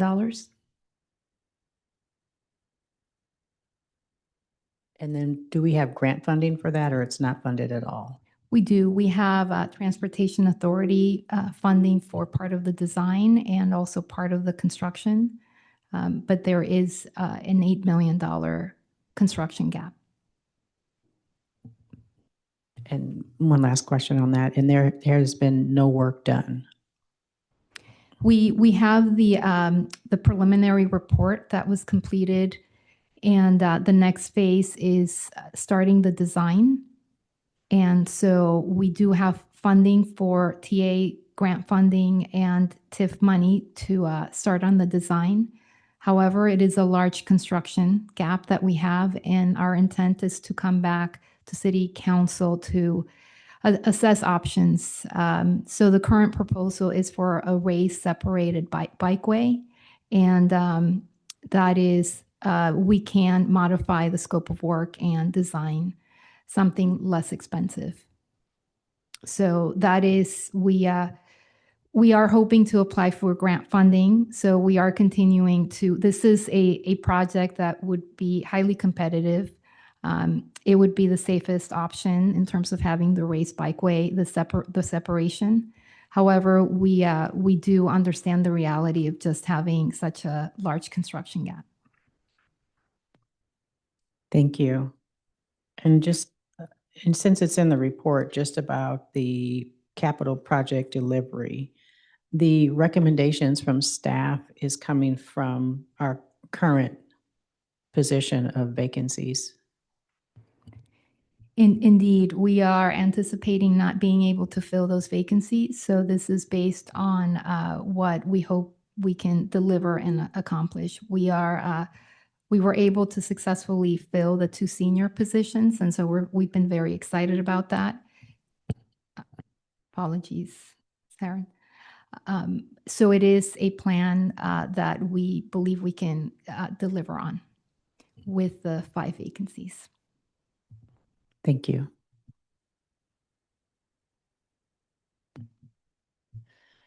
So I guess looking at, rather than going through every single item, if we could put the council feedback and direction back up on the screen, that would be great. And what I'm thinking is just if we can just generally, if anyone has any concerns about any of these issues, well, actually, let's go down one by one. I will start and say, I am concerned about using the Bayfront Mitigation Fund for the, or I would prefer not to use the Bayfront Mitigation Fund for the microgrid if there's any way we can get it through the $4.5 million grant. And I am wondering whether anyone else, I don't see it right on here, but would anyone else be supportive of using the unassigned funds? Thank you. The unassigned funds for the quiet zone. So it's quiet zone still gets funded, but it's through the unassigned funds rather than through the downtown amenity fund. Given that we have a priority of downtown vibrancy and need to be working there. Okay, we've got support. Okay, Councilmember Schmidt. Oh, sorry. I don't know how to raise my thumb, but yeah, I think that's a good solution. Wonderful. And then I guess I will just say I'm supportive of everything on here. Is Councilmember Taylor? Yes. Vice Mayor Wise. I am also supportive of everything on here. I, excuse me, wanted to, you mentioned earlier, Mayor Nash, the allocation to the Children's Center. I just wanted to ask staff, is that issue more broadly going to be coming to council that we could, not allocate those funds tonight and see where we're at with the Children's Center? Or is that not going to be coming to council soon? Because if the center is in need of the renovation, I don't want to hold it up. But at the same time, if we're going to be reevaluating that as a whole, sorry if you're not prepared to answer that. No worries. That is a project that was identified and included as part of the bond issuance. It has been on hold for a while. So the proposal here would be to have it on pause until there's discussion. Oh, got it. Okay. All right. Thank you so much. Then I'm supportive.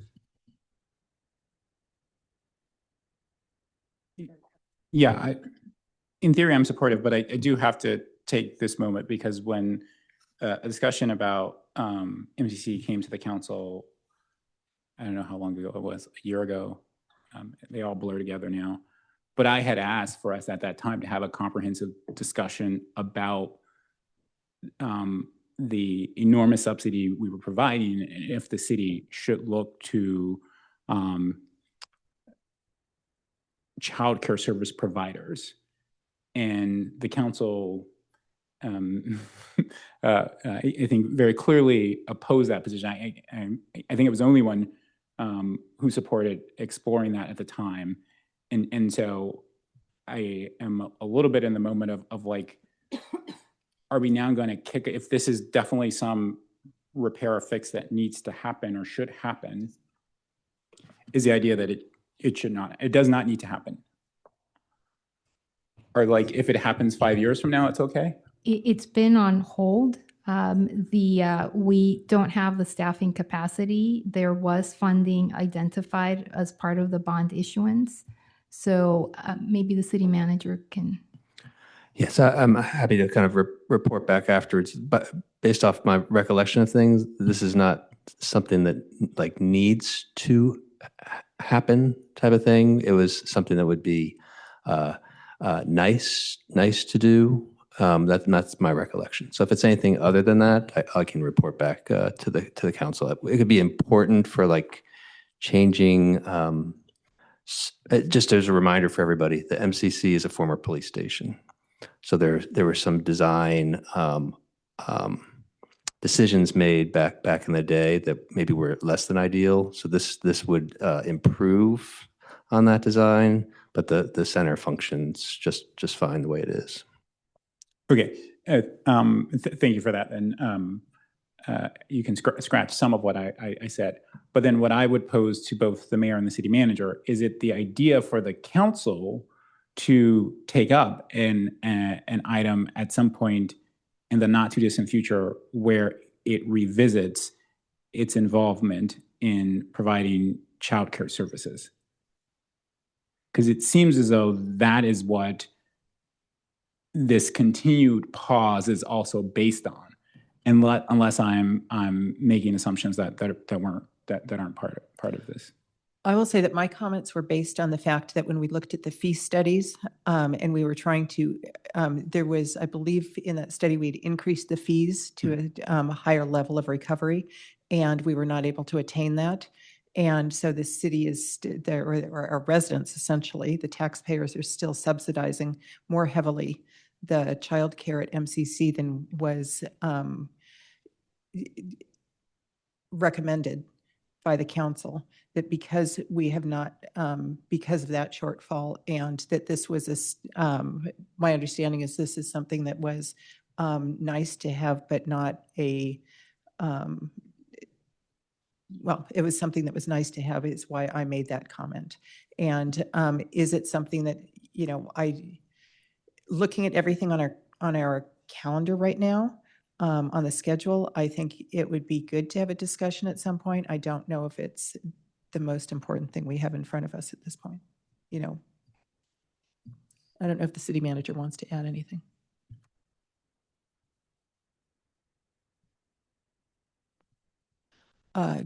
Councilmember Schmidt.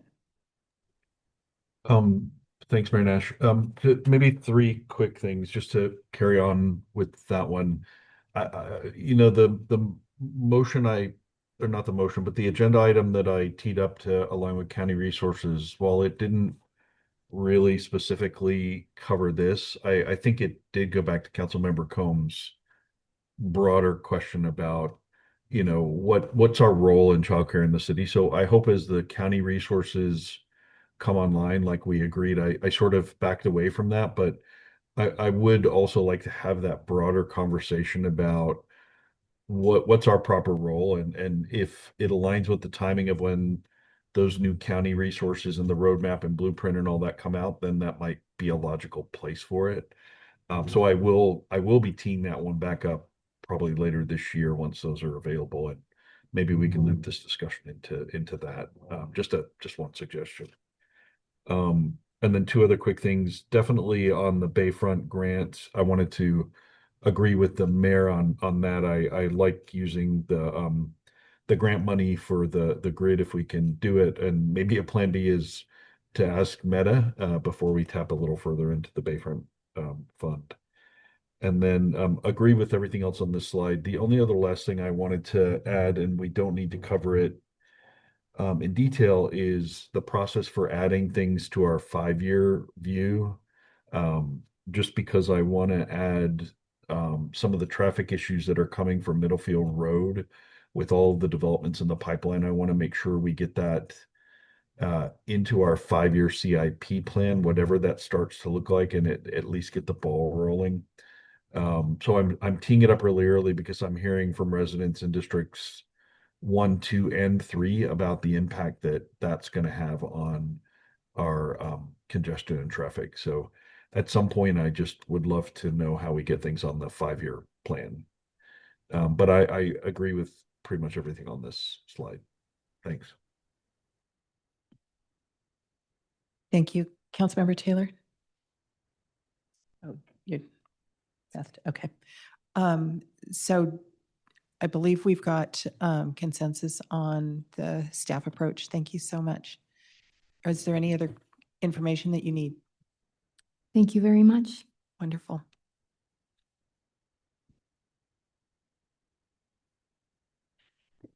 Next, we have public hearings. Public hearings are a formal proceeding held in order to receive testimony from all interested parties on a proposed issue or action.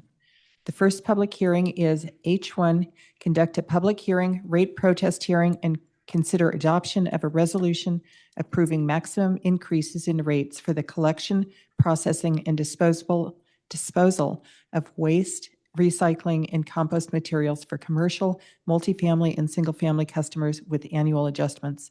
Here to introduce the item is Internal Services Manager Erin Romero. Good evening, council members. My name is Erin Romero, Public Works Internal Services Manager. We are here for the public hearing for solid waste rates.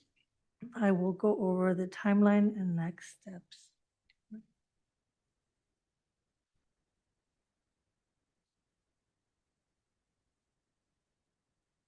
At the City Council meeting on March 10th, we recommended solid waste rate increases for the next 5 fiscal years. For single-family residential customers, monthly bundled rates would increase by 6% annually, averaging an additional $3 to $4 per month. For commercial and multifamily, the increases vary. March 16th, Proposition 218 notices were mailed out. Due to errors, however, the notices had to be mailed out again, which required rescheduling of the public hearing. Tonight, we recommend that the City Council open the public hearing, receive and consider comments as part of the public record, take no final action on the proposed solid waste rates at this time, and continue the public hearing to June 9th.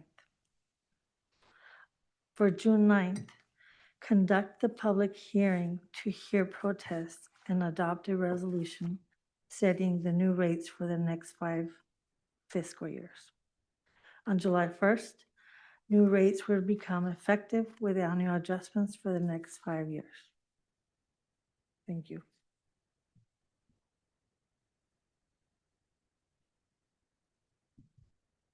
Thank you. Are there any clarifying questions from City Council before we open the public hearing? Councilmember Taylor.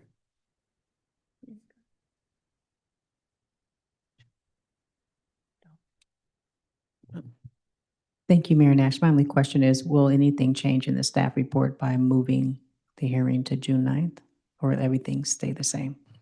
Everything will stay the same. Thank you. All right. I would like to open public hearing. City Clerk Karen, do we have any public comments on this item? Thank you, Mayor Nash. So at this time, if any member of the public wishes to provide comment on our first public hearing H1 related to solid waste rates, if you are in chambers, return that speaker card. Virtual, engage that hand feature. Calling in, press *9 now. Looks like we have one speaker. This is the final call for public comment on our public hearing related to solid waste rates. All right, inviting up Pam Jones. Good evening, Mayor, council members, and staff. Pam Jones, resident of Menlo Park, the Bellhaven neighborhood. I am opposed to any increase for waste removal through the city based on potential hardship, particularly due to myself, along with I'm sure many other residents of Menlo Park who are on fixed incomes. And I think it's quite significant because we've already had one rate increase approved this evening, and that's with the landscaping assessment. And we'll be holding a second public hearing to raise the rates on water. So that would be 3 pieces that would be affecting the residents of Menlo Park. Thank you. Thank you for your comment. All right, seeing no further hands or cards. Mayor Nash, you may continue. Thank you. I will now close the public hearing and open for City Council discussion. City Clerk Karen, please provide the action the City Council is taking on public hearing item H1. Thank you, Mayor Nash. We can go to the action if there's no further City Council question or discussion. Is there any further City Council questions or discussion? No, there are not. Thank you. Perfect. Thank you for confirming. So the action this evening would be to continue this item to June 9th, 2026 at 6 p.m. And we can do that by acclamation. Seeing nods, seeing nods. Okay, thank you. Thank you. The next public hearing is H2, conduct a public hearing, rate protest hearing, and consider adoption of a resolution approving maximum rate increases for Menlo Park Municipal Water with annual adjustments, including pass-throughs of any increases in the costs of wholesale water from the San Francisco Public Utilities Commission, and establishing and setting water capacity charges. Here to introduce the item is Internal Services Manager Aaron Romero. Good evening, council members. My name is Aaron Romero, Public Works Internal Services Manager. We are here for the public hearing of water rates. I will go over the timeline and next steps.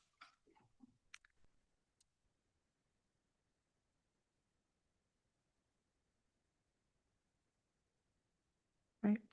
At the City Council meeting on March 10th, we recommended water rate increases for the next 3 fiscal years, including revenue increases of 4.25% for the first 2 years and 4.5% for the third year.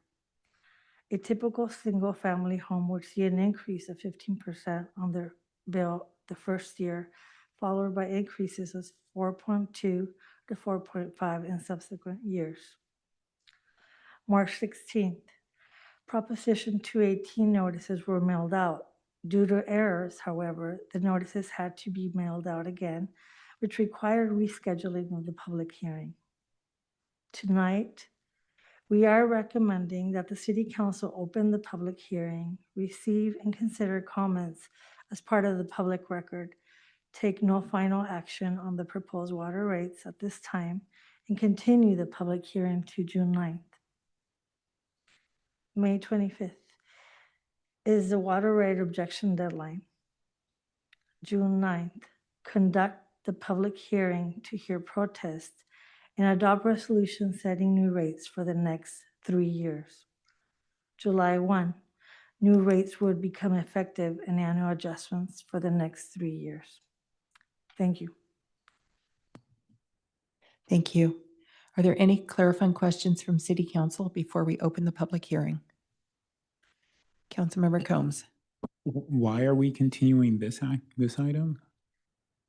Because we found, the same reason there were errors in the mailing notices. So in order to give people 45 days to protest, we needed to extend that deadline. What were the errors?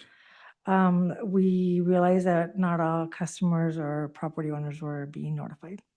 Oh, so it just didn't go out to everyone it should have went out to. There was an actual, okay. Correct. Thank you. Thank you. Any other comments, questions? All right. I would like to open the public hearing. City Clerk Karen, do we have any public comments on this item?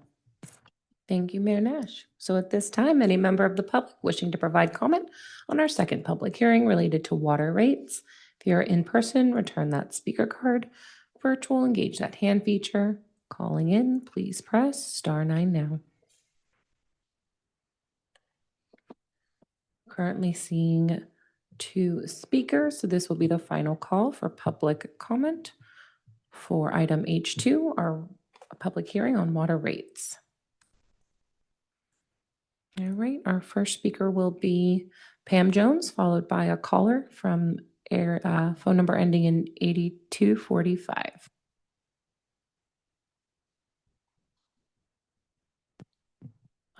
Pam, it looks like your hand might have gone down. Just want to confirm if you wanted to speak on this item. Yes, I do. Sorry. Yeah, all Clicked good. on Go the right wrong ahead. thing. Pam Jones, resident of Menlo Park, Bellhaven neighborhood.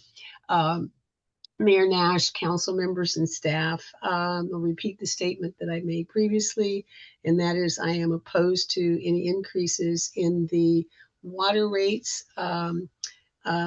based on the potential hardship to many residents, particularly those on a fixed income. And this is particularly important since we've had 2 other increases, one other increase and a potential increase already this evening. Thank you for your consideration. Thank you. And then our next speaker is calling in from a number ending in 8245.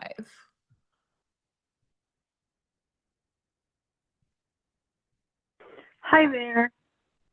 Hello there. Good evening, Mayor Nash and City Council. My name is Arlene Navarro, and I live in Menlo Park in the Bellhaven neighborhood.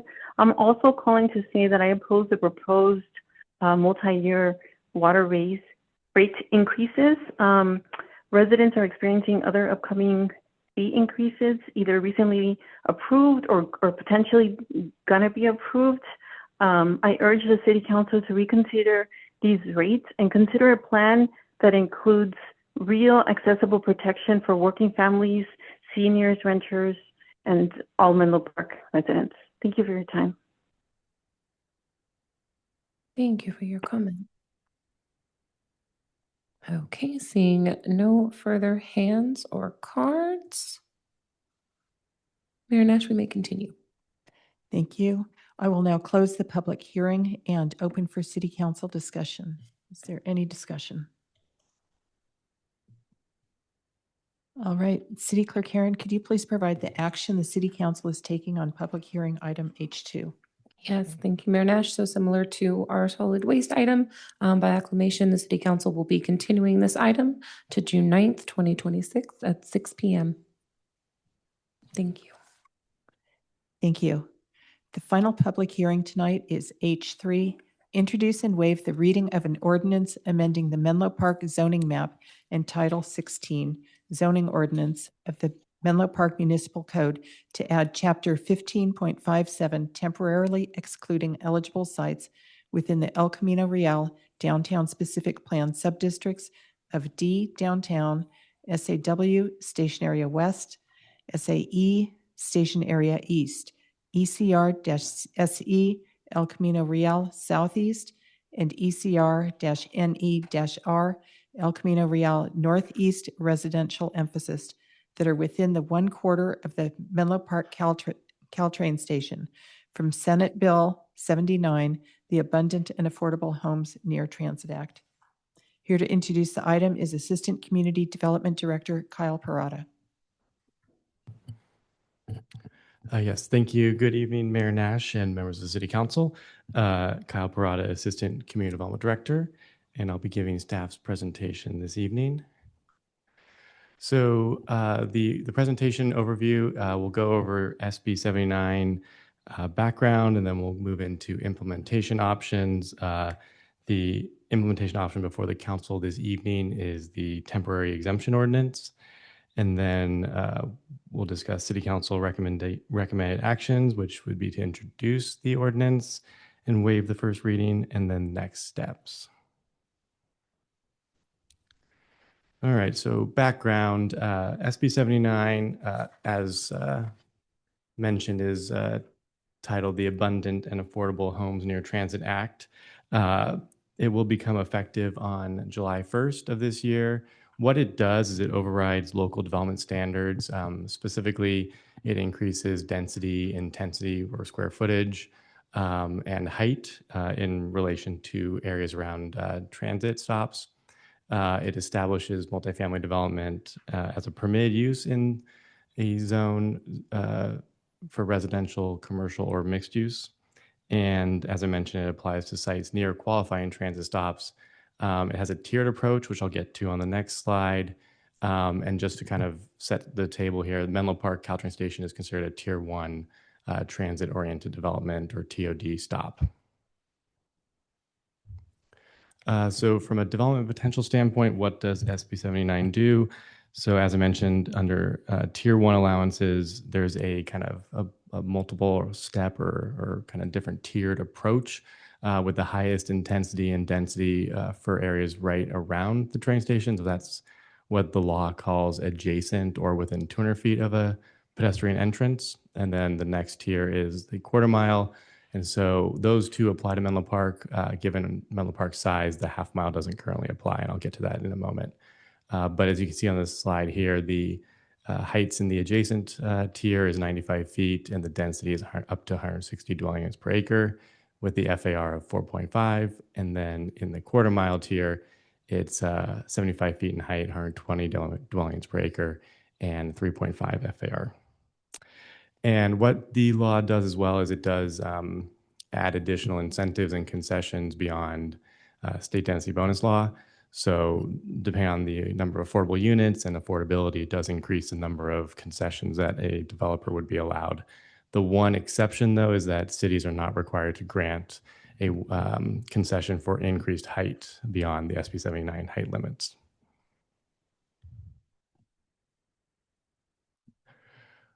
Okay, so there's a lot going on this slide, but I'll try to kind of walk us through it. So this is the Menlo Park Caltrain Station and the SB 79 applicability. So what we have on the map here is the zoning districts and the different kind of radiuses or tiers I was talking about. So in the kind of purple magenta right around the train station, which is in the center, you'll see that's the 200-foot buffer or adjacent tier.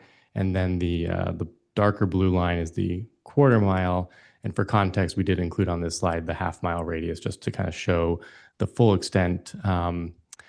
Because Menlo Park is currently below 35,000 population, that half mile radius doesn't currently apply. So it's a quarter mile or 0.25 mile radius, and then it's the adjacent intensifier, the 200-foot radius. And then the Caltrain Station is shown in the center with those pedestrian access points. That's a key to how the law is written in terms of like how you draw the radius is from those access points. And so in terms of project eligibility, so a development project would need to meet the requirements identified on this slide in order to be eligible to utilize SB 79. And so those include the project being a housing development project, having a minimum of 5 units and a minimum density of 30 dwelling units per acre, or the minimum set by the zoning, whichever is greater. A maximum average unit size in terms of floor area and square footage of 1,750 square feet, no hotels, and meet minimum affordability requirements in the law.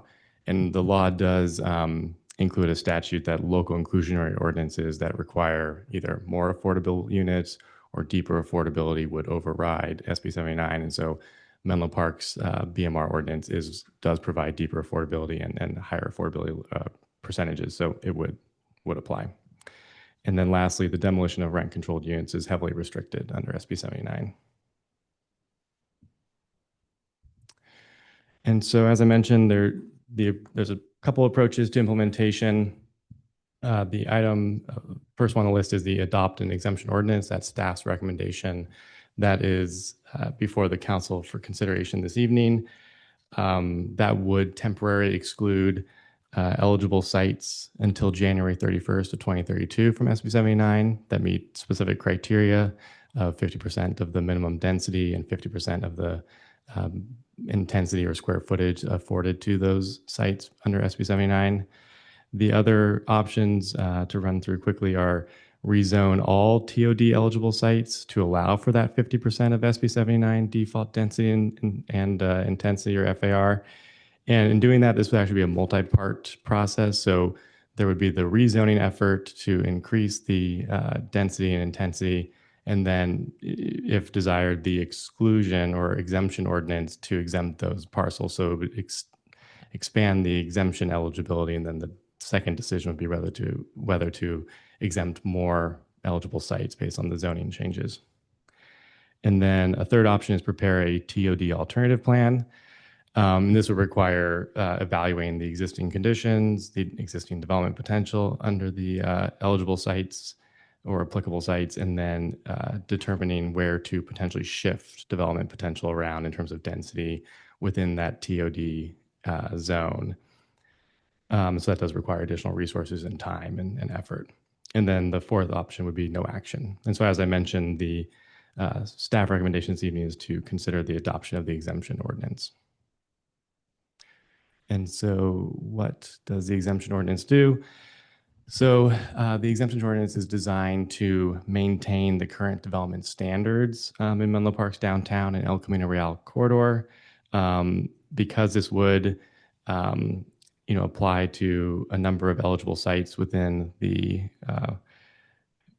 quarter-mile buffer or tier or radius from the Caltrain Station. It would allow the city some additional time to consider those alternative plans as well. So it would go into effect before July 1, and then the city could consider other alternatives like the TOD alternative plan.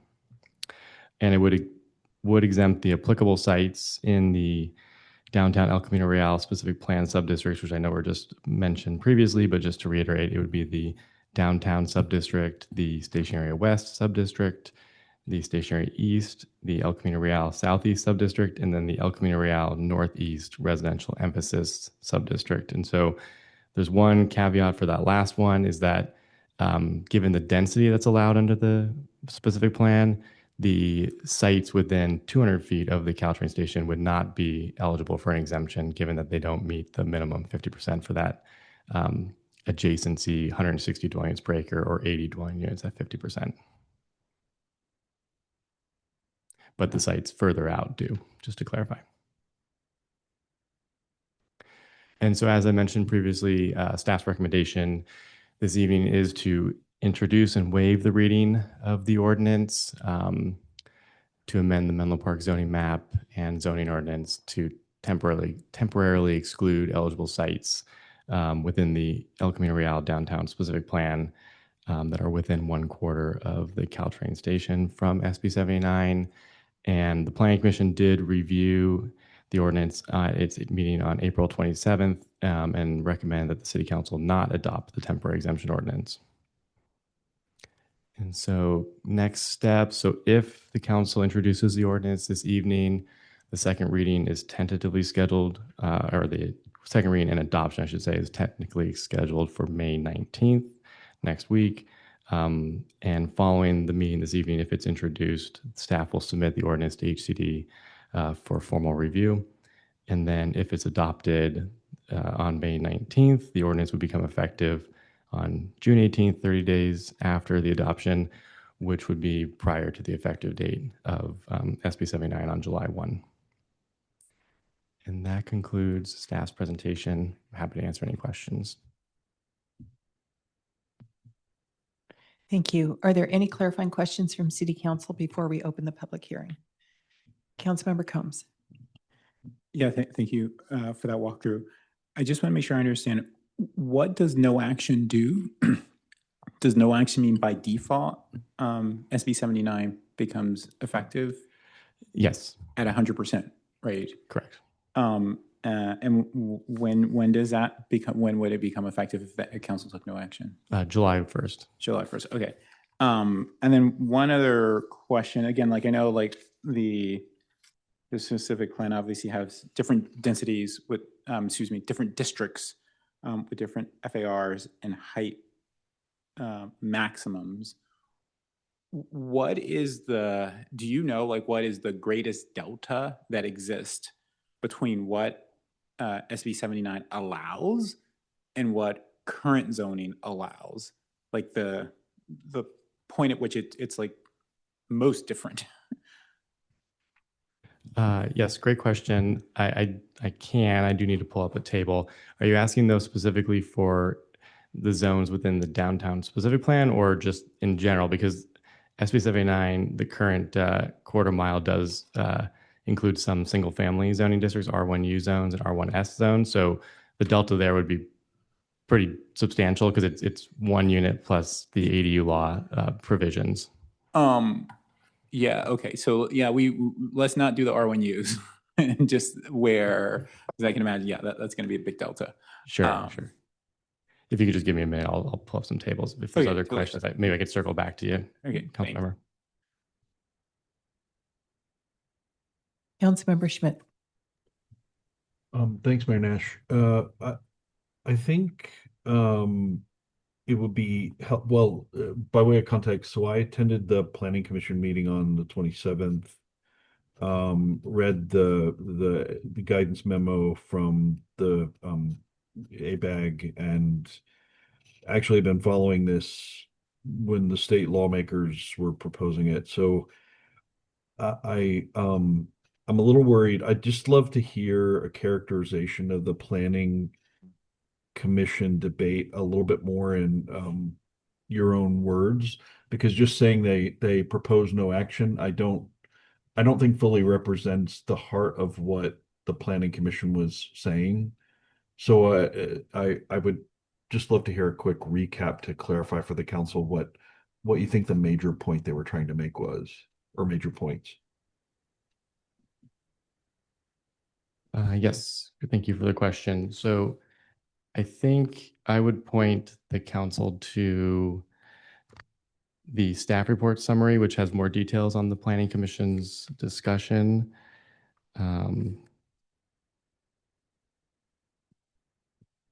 Just give me a second here.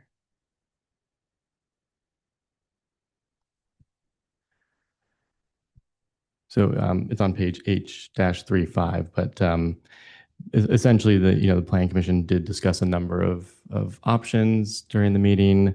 I think the commission's ultimate recommendation was to let the ordinance, SB 79, I should say, law go into effect fully. Just to summarize it in one sentence, it was to effectively let the state law go into effect to full effect. But there was a robust discussion that is summarized on page H-35. Maybe a better way to ask that question is why do you think they, sorry, and I did read that, and I think I was looking for a little more of like, why do you think they ended up, but what was your interpretation of why they ended up in that place? Because I have my own interpretation of seeing it and hearing from a lot of the planning commissioners and reading emails. So I'm just curious what your perspective is. Why did they end up with a no? Well, I don't know if that's an appropriate question for staff to ask them to interpret a discussion for Planning Commission. If you were there, Councilmember Schmidt, you should provide us your interpretation. And actually, this is probably not a clarifying question at this point. Okay, that's fine. I'm happy to save that for later. Thank you. Yeah. But definitely we'll come back to you. Any other clarifying questions?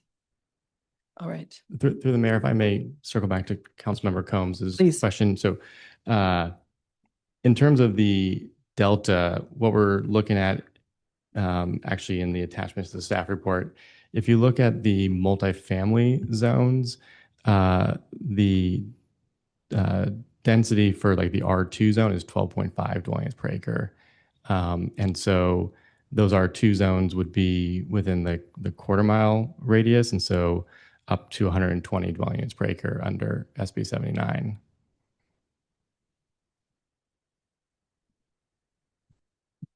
So 12 to 120, so 10 times increase, right? Right.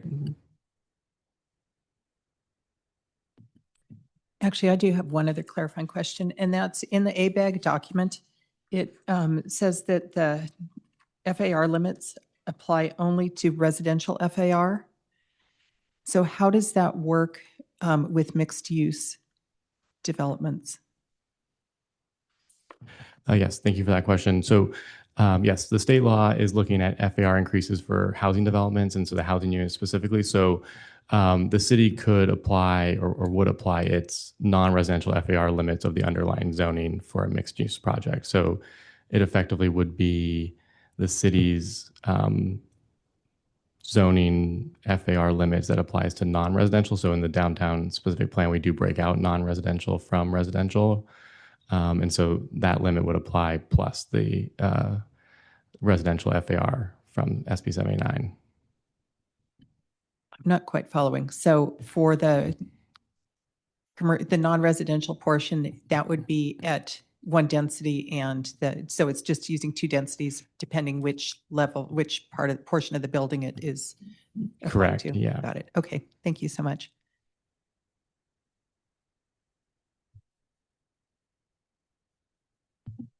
I would like to open the public hearing now. City Clerk Herron, do we have any public comments on this item? Thank you, Mayor Nash. So at this time, if any member of the public wishes to provide comment on our third public hearing, H3, related to Senate Bill 79, Temporary Exemption Ordinance. If you are in person, return that speaker card. Calling in, press *9. Participating virtually, go ahead and engage that hand feature now. Currently at 2 speakers, so this will be the final call for public comment on public hearing item H3.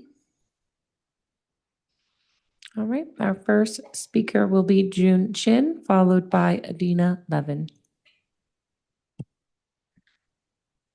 Thank you.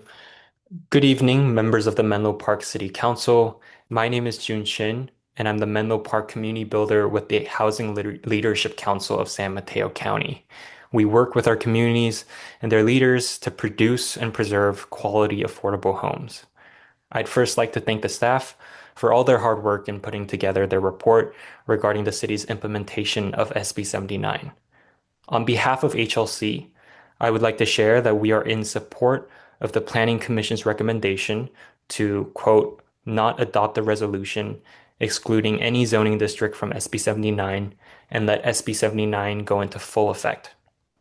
The sites that you are looking to exempt are the very sites where the city has said it wants housing, and it is the allowance for higher density housing through SB 79 that will help the city meet its goals set in its housing element.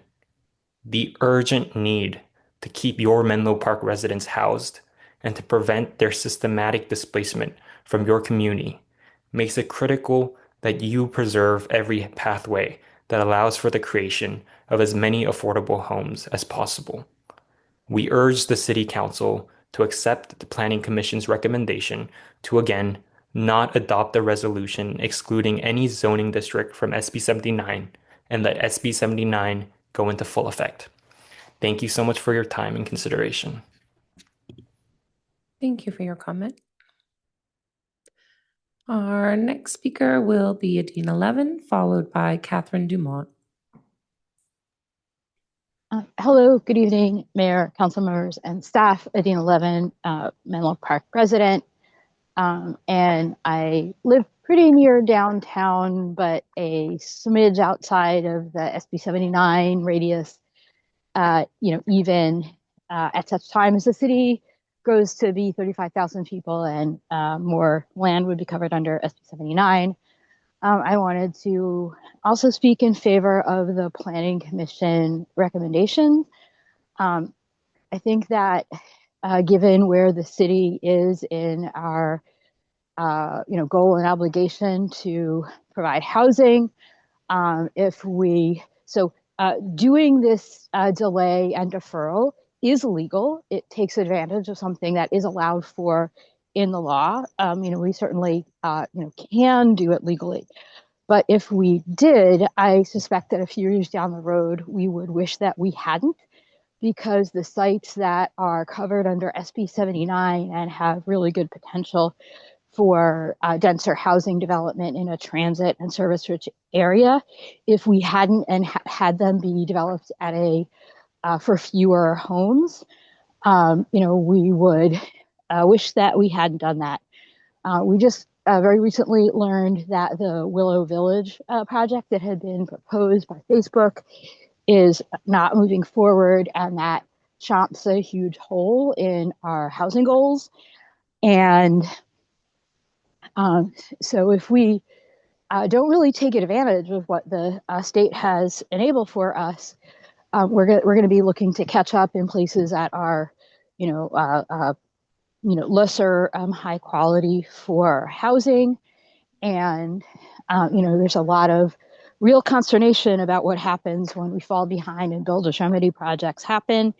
And, enabling more housing is a good way to prevent that sort of thing. The staff recommendation is that the current, city zoning is in line with what the city went through in its general plan and made those decisions. And with SB 79, the state legislature overall took a step back and said, wow, out of the combination of hundreds and hundreds of individual city decisions, we have a really deep housing shortage. And this is a good way of developing housing in some of the best places to do so. I think that perspective will be helpful for Menlo Park, and therefore urge the City Council follow the Planning Commission recommendations. Thank you for your comment. And our next speaker will be Catherine Dumont.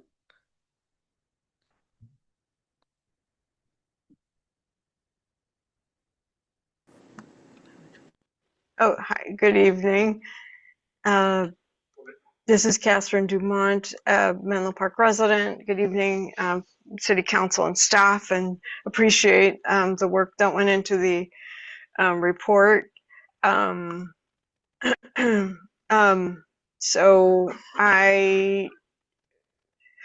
my concern is my top request is to decline to adopt the exemption ordinance entirely. I side with the Planning Commission on that.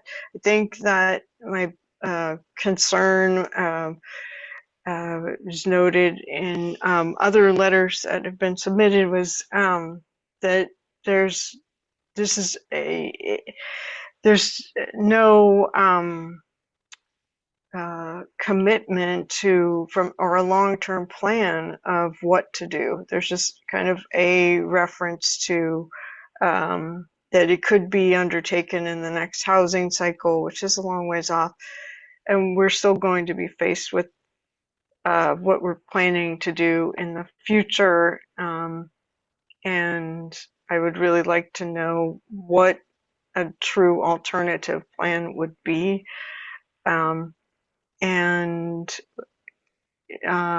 If we're going to adopt this ordinance, what is our commitment to a TOD alternative plan, and what does that process look like? Because otherwise it feels like there is no plan to use this time that we're buying for any constructive purpose. It just feels like a delay in getting the housing we need in the city. Thank you. Thank you for your comment. Right, seeing no further hands or cards. Mayor Nash, you may continue. Thank you. I will now close the public hearing and open for City Council discussion. Who would like to start? Actually, Councilmember Schmidt, do you want to pick up where you left off? Oh, thank you, Mayor Nash. Yeah, I just want to make clear on that point. I do appreciate the work that staff put into this. And I would say what I'm really trying to get at here is reporting the topics discussed as a list in the staff report to get to a specific outcome it's not the same as internalizing why that resistance exists. And if I'm going to support a recommendation from staff, I won't do that blindly just to be agreeable, particularly with something as important as this. So the reason for asking perspective of the why is I want to make sure that the Planning Commission's true arguments are clearly understood before even considering a staff recommendation, because if it wasn't internalized and digested, then I don't feel comfortable just blindly kind of following a staff recommendation. So I don't want to superimpose my view until I hear from staff about why do you think Planning Commission resisted it? What was the heart of their argument, and why do you think that they resisted the staff recommendation? So that was the initial question I have. So I am not sure if staff wants to answer, or if Councilmember Schmidt, you want to provide your interpretation of what happens, because I think that staff did do a very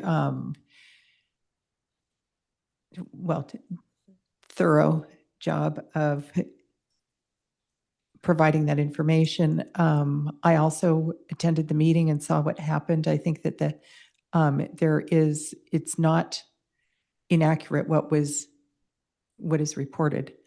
I think that if you want to add a little color to that, I think that's fine, but I don't want to stop staff from making comments, but I don't think it's necessarily their job to provide more information than what has been provided. So they recapped, in the spirit of not shutting them down, I want to give them the option to answer if they choose, and if they don't, then I'd appreciate them having a chance to answer. Your court.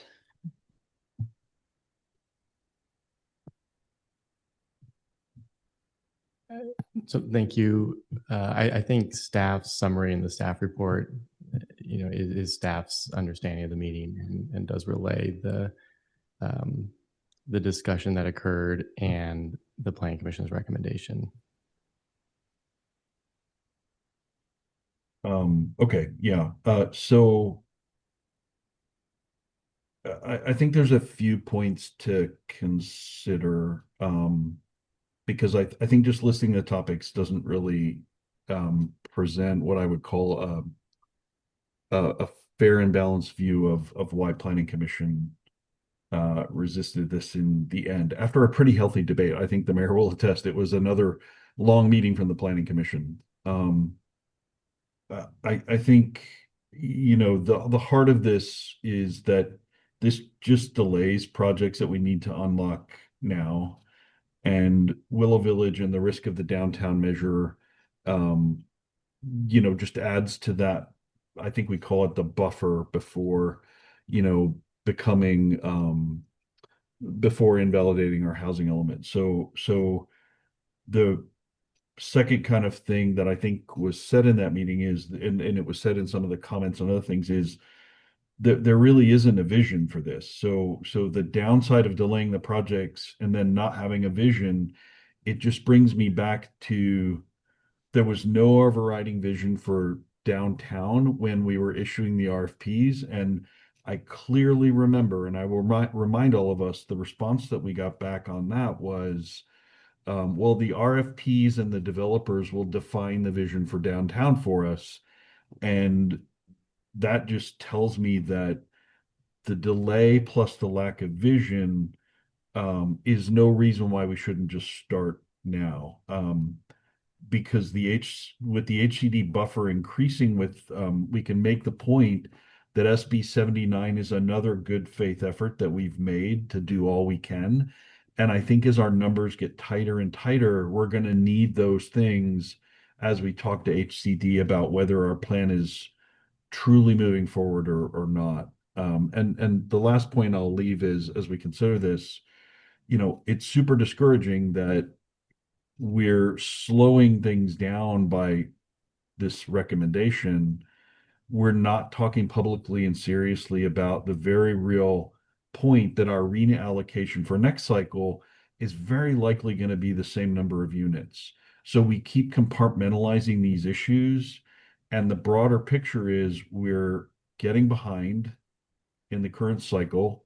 We've got another big chunk of work coming forward, and we're proposing to slow down through this exemption. So I definitely don't support staff recommendation. I try to be agreeable, but I don't support this because I just think it's bad for the city overall. So Anyway, thank you. I guess I will jump in for a minute. My first comment being that I don't think as council members elected by our residents, we should ever blindly support anything. We are elected to evaluate, analyze, read all we can, talk to people, and then make a decision. And just in this case, I very much appreciate what staff has done, pulling together a proposal so that we can do that. We are not just supposed to either blindly accept staff's analysis or blindly just go into the SB 79 without thoughtfully thinking about this. So I thought that there was a very thorough staff report that really made me think very carefully about this whole subject. And I didn't see this as staff trying to push anything one way or the other. I thought that they were presenting the information so that the council can make our decision. Councilmember Combs. Yeah, I would only add, and this is not substantive to the discussion, and I'll get there, is that though Councilmember Schmidt, your statement was far more powerful than anything Mr. Perlotta could have said, to be frank. And I appreciate that, and I appreciate the perspective. And again, I also think that the fact that the Planning Commission got the same recommendation we got, and that they rejected it, speaks volumes. And again, so that's where I was coming from, of not wanting to put staff in a position of seeming like they were, trying to make a specific recommendation.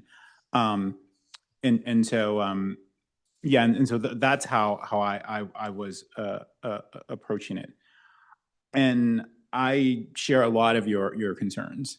To be very clear, my only quibble was that I would say that the vision is the downtown specific plan. That is the vision, right? We can say it's dated, right? But that is the vision, and I think what you can expect for staff in their recommendations is usually a position that is, not in a political sense, but in a directional sense, more conservative, and one that favors council's control. And that is the recommendation they've given us. They've given us a directionally conservative recommendation, and one that favors or defaults to council's control. And I think that that's what you expect for staff. We can make the decision, and we'll see if there's 3 votes for it, whether we want to go in a different direction.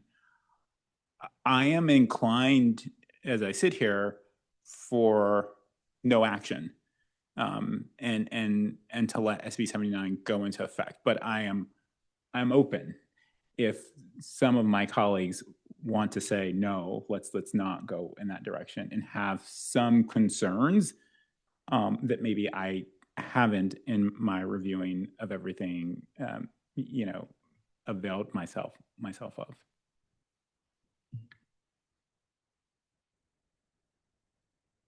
So I will jump in.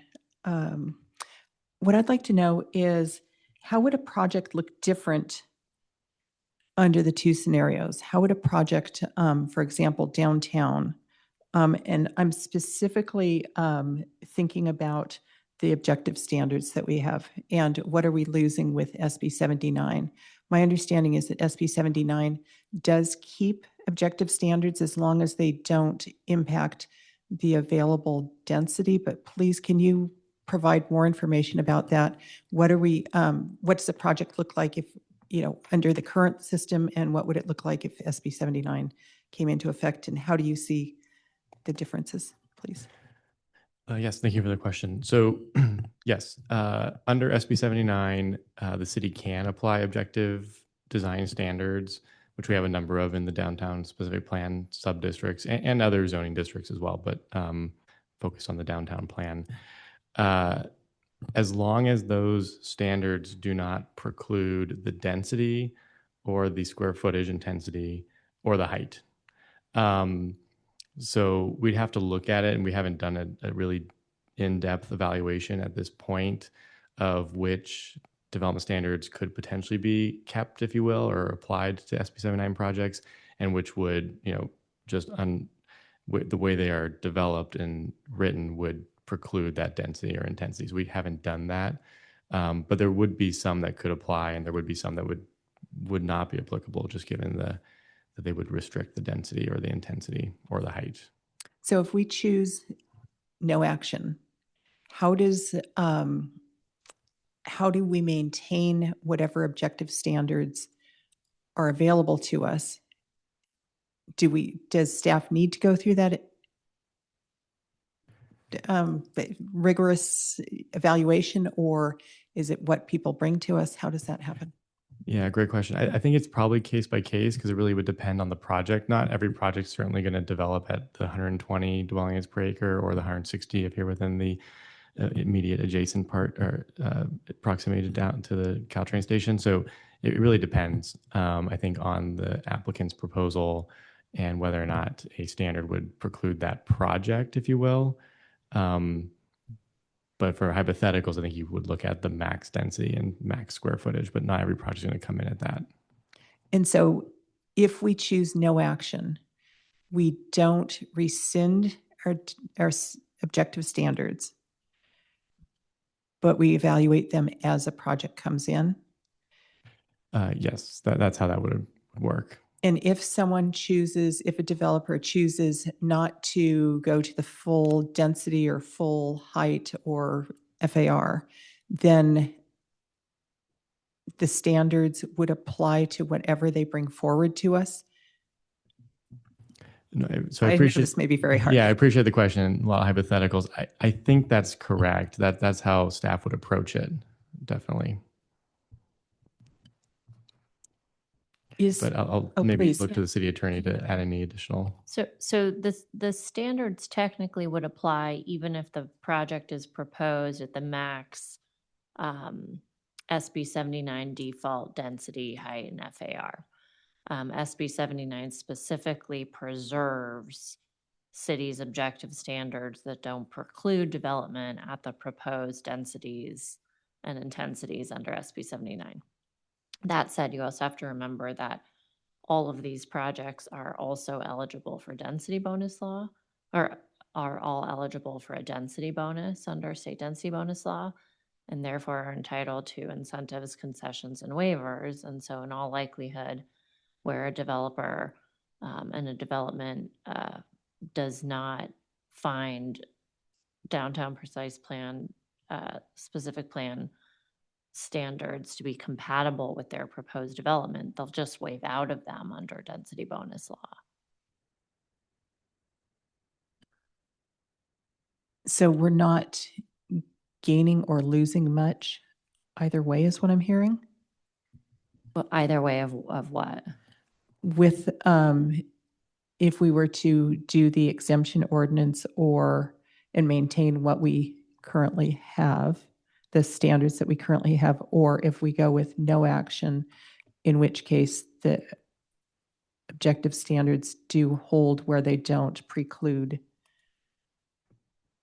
Well, the objective standards apply regardless of, they apply if the council adopts the exemption ordinance, and they apply if the council does not adopt the exemption ordinance.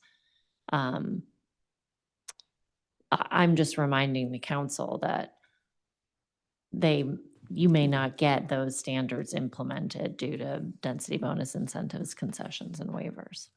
Thank But you. right now, as a status quo, you may not get those standards. Correct. Yes. Yeah. But if we do no action, you may not get those standards with a much denser project.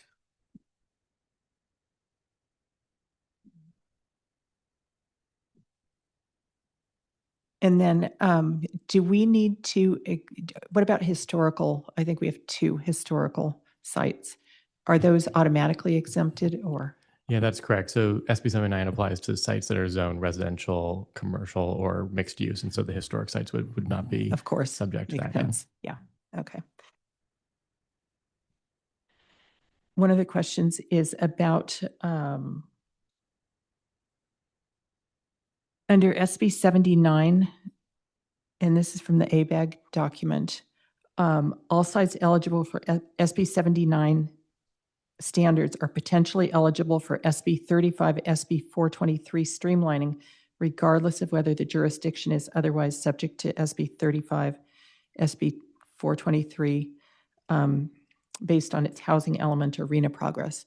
We are, at this point, have not been subject to those, to SB 35 or SB 423. Is there a difference whether we do an exemption or no action on this? No. Thank you.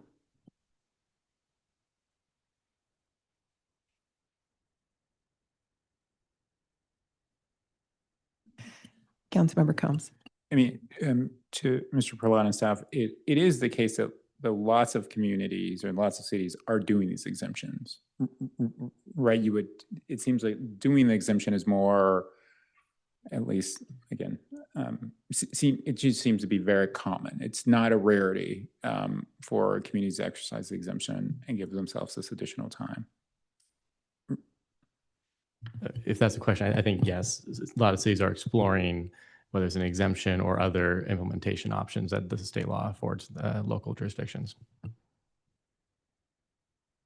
Other options that include sort of forestalling full implementation of SB 79. Sure, yes, that or the alternative plan, which would shift density around, so okay. which would be the full implementation just with a change in development patterns. But yes, to the Okay. first part, yes, there is a number of other options that cities are exploring along that line of reasoning. Okay, totally fair.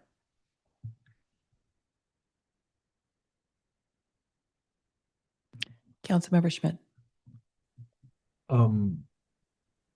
Yeah, I think while a lot of cities have been doing this, I that worries me a little bit because I think part of my part of my irritation from earlier is that I feel like this circle is kind of closing around both the current and the future RENA allocation. So Willow Village was another, it's tightening, and if the downtown thing passes, it tightens even further. And it's almost like this. I think the city attorney has said, like, our buffer is getting smaller and smaller toward decertification. And I'm not a Chicken Little kind of person, but I feel like, this will create a behavior where the developers will wait until as long as they can, actually, before they make serious proposals.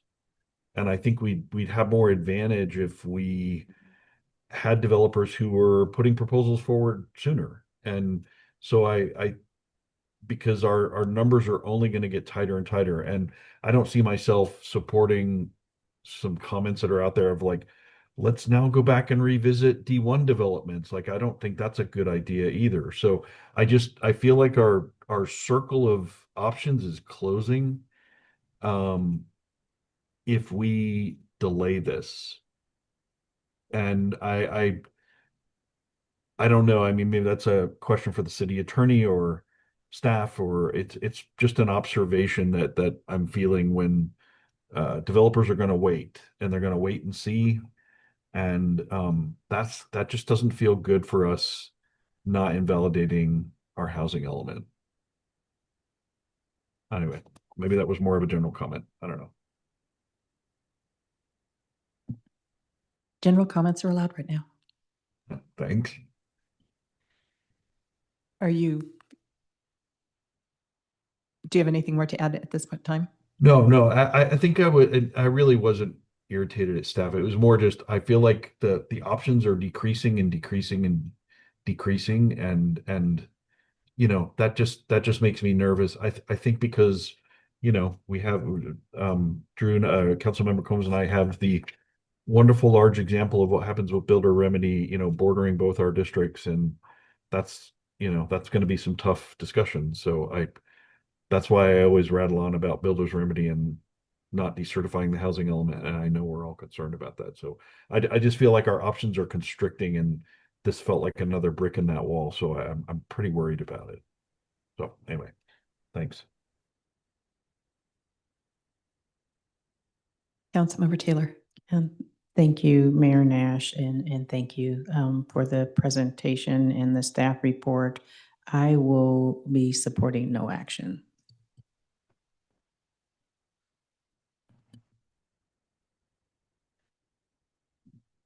Thank you. Anyone else? I thought I had one more question, so I'm just reviewing. Councilmember Combs.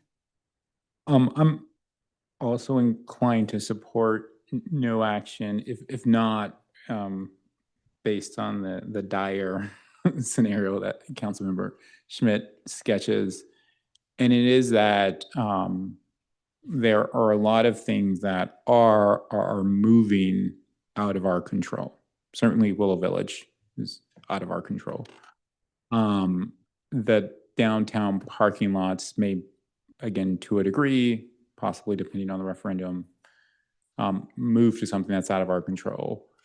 This is something that's in our control and does allow us to validate the support for housing that we say, given the right circumstances, we are all in, or as a community are in favor of. And so in that sense, yes, I say why would we impose this delay?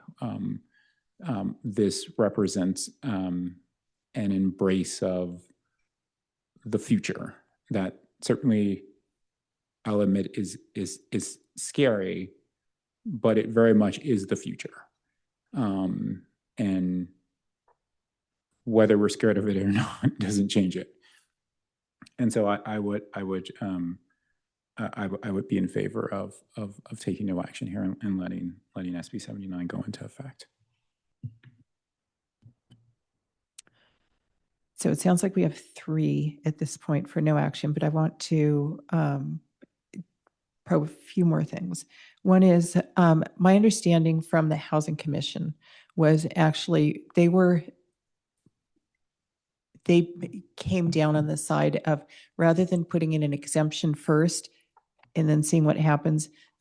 My interpretation, Councilmember Schmidt, please correct me if you had a different one, was that they came down in favor of no action, but then if things look like they're not going, if people become, if there's concern, then to put in an exemption. My understanding is that is possible. Is that possible? And I guess I'm looking to Councilmember Schmidt, and if you want to weigh in at all, that's how I saw the Planning Commission come down. The planning. Yes, thank you, Mayor Nash. I can take that. So, yes, as part of its recommendation to not adopt the ordinance, the Planning Commission did identify that the council, considered directing staff to study the effects of SB 79 at some point in the future, and we can certainly do that, and we can certainly bring back for consideration in the future an exemption ordinance. It just wouldn't be in effect on July 1 when SB 79 would go into effect. That's totally possible. Thank you. But it could, it's not implementing one now does not preclude it in the future. I imagine it wouldn't affect any of the projects that were already before us. Correct. But any additional projects would be under that exemption if we were to bring that forward. Yeah, I think our understanding is it could be done in the future. I think state law is a little vague on that, but I think our staff's understanding is that yes, that could be done in the future. And yes, to your point, any projects that are on file wouldn't be subject to any changes through an exemption ordinance in the future. But there would be, like, if a project under the exemption not being there got through a certain portion of entitlement, right? Then those rights would vest, and we couldn't, for those projects, we couldn't go back, or then bringing out an exemption wouldn't apply to those, right? Correct. Yeah, that's what I was saying. So because a project that applies under SB 79 would be a housing development project and subject to the provisions of SB 330, they would be locked in from the day they submit their preliminary application. So yeah, could not be applied to any of those housing development projects. Right. And then one of the things that I was interested in was in the report, you said that there was or I don't know you, but there was in the report, there was a potential alternative utilizing SB 79 density, height, and FAR with local objective standards. That now that I've heard more, learned more, sort of sounds like the same thing as no action, or is it different? Yes, thank you. So that was part of the Planning Commission summary, and so that was an item that was discussed at the Planning Commission as part of their overall deliberation before the motion. And so some commissioners did mention the possibility of considering letting SB 79 go into effect and then adopting or modifying, I should say, our current zoning to create new objective standards that would better track with the density and intensity. Because like we said earlier, our current standards, some of them would preclude that and would not be applicable, but you could look at a separate zoning effort to, rewrite the zoning to accommodate the density and the intensity. But that would require a separate, another effort to actually accommodate that. Correct. Staff resources, probably some environmental analysis under CEQA. Correct. Okay. Yeah. Thank you. And so the step, for example, downtown, the step back, so that you don't have just the height going straight up, that again would hold if it does not preclude the density FAR height. But if it did, then that would not work. Yeah, that's correct. And this would be a good opportunity, just as City Attorney Doherty mentioned, like an applicant could waive out of that standard, even if it didn't preclude density and intensity, because the development would be subject to or eligible for state density bonus law allowances. And on the state density bonuses, on the allowances under SB 79, where they get additional allowances depending on their level of affordability, it didn't sound like they had any number of units. It's just sort of, if you have units at this level, is there any more clear definition? And I don't know that even matters. I'm just curious. And maybe I need to better understand the question. Is there a cap on the density bonus in terms of units, or? No, I'm sorry. Yeah, okay. If a developer wants to take advantage of additional waivers, do they have to, and you get the number of waivers depends on your affordability level. Are there a specific number of units at an affordability level that actually allows you to do that? Or is it just if you even have one unit, so then you can say you have very low density or very low? Yeah, so maybe just if I can clarify, so we're talking about concessions because waivers are unlimited. So, but yes, thank you. Correct. Yeah, the law does, and I don't have the numbers in front of me, but based on the number of affordable units and the also the affordability levels, so it changes by affordability levels and number, there's additional concessions that are afforded above and beyond state density bonus laws, minimum concessions that are already there. So it is a tiered approach again, if you want to use that word tiered, in terms of the number of units and the affordability level. So it's not like always one unit or two units. It's based on the unit number and the affordability, but it does add up to additional concessions, but not waivers. Those are unlimited on either scenario. Thank you.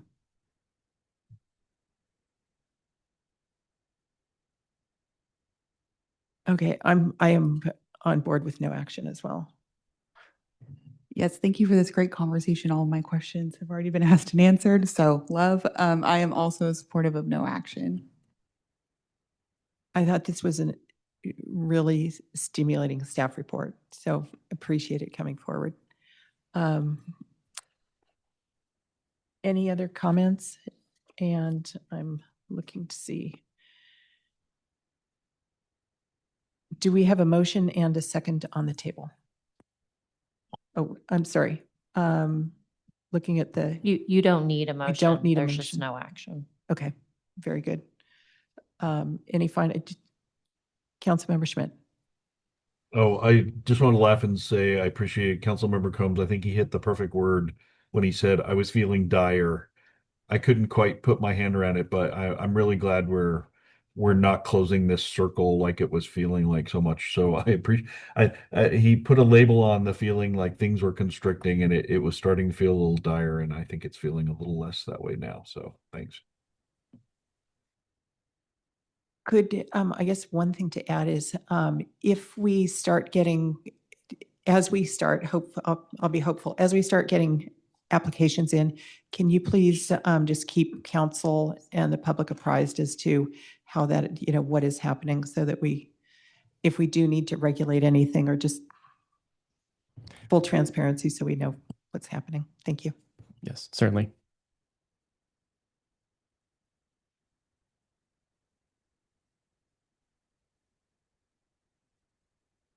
All right. Informational items. Informational items are transmitted to the City Council in staff's effort to provide an update on matters of importance to the City Council. Informational items are not action items. However, a City Council member, city staff member, or a member of the public may request to make a comment or ask a question on any of the informational items. City Clerk Karen, do we have any public comments on the informational items? Thank you, Mayor Nash. So at this time, if any member of the public wishes to provide comment on item I1, City Council agenda topics, if you're virtual, go ahead and raise that hand. Calling in, press *9. In person, complete that speaker card and return it to me here at the clerk's desk. Okay, this is the final call for public comment on informational item I1. Seeing none, Mayor Nash, you may continue. Thank you. Any comments, thoughts about informational items up at the dais? All right, we'll now go to the city manager report with City Manager Justin Murphy.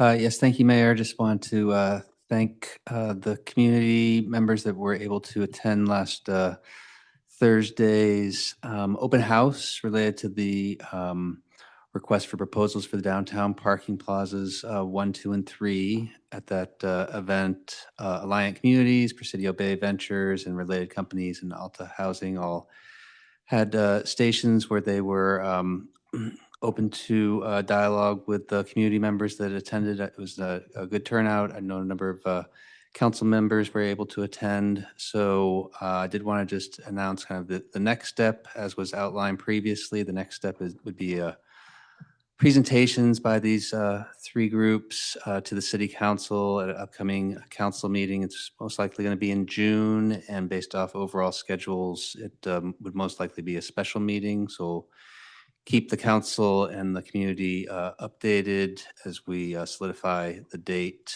for that meeting, but people can kind of tune in for presentations to the city council in the June timeframe. That's my update this evening. Thanks. Thank you. Any city council member reports?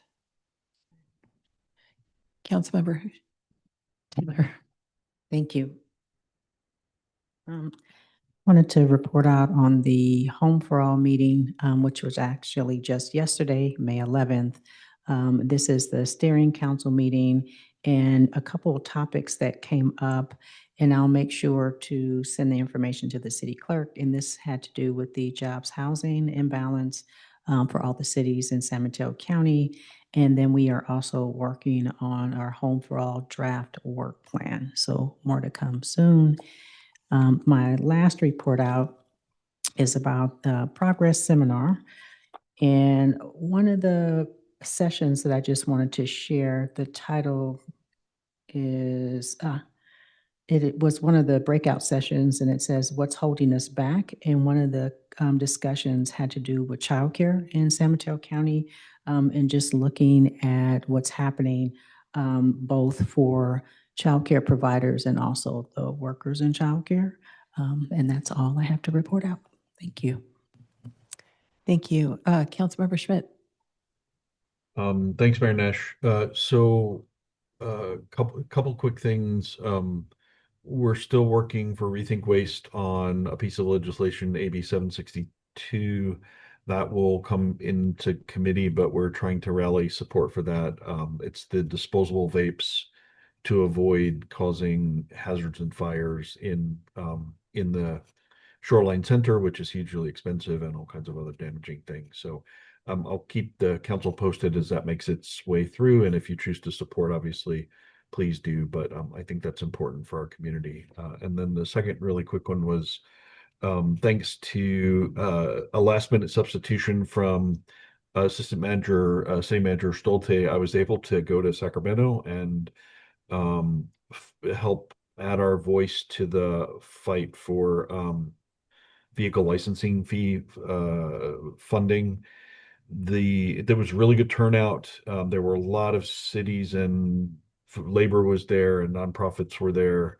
I think everybody knows it's a long trip for a very brief comment, but I think we were unified with the county. Bad news is that the Department of Finance didn't agree to a permanent funding change or mechanism. That's a fight for another day. I think CEO Mike Calgi is now pivoting to making sure we can recover as many of those funds over the last couple of years as possible.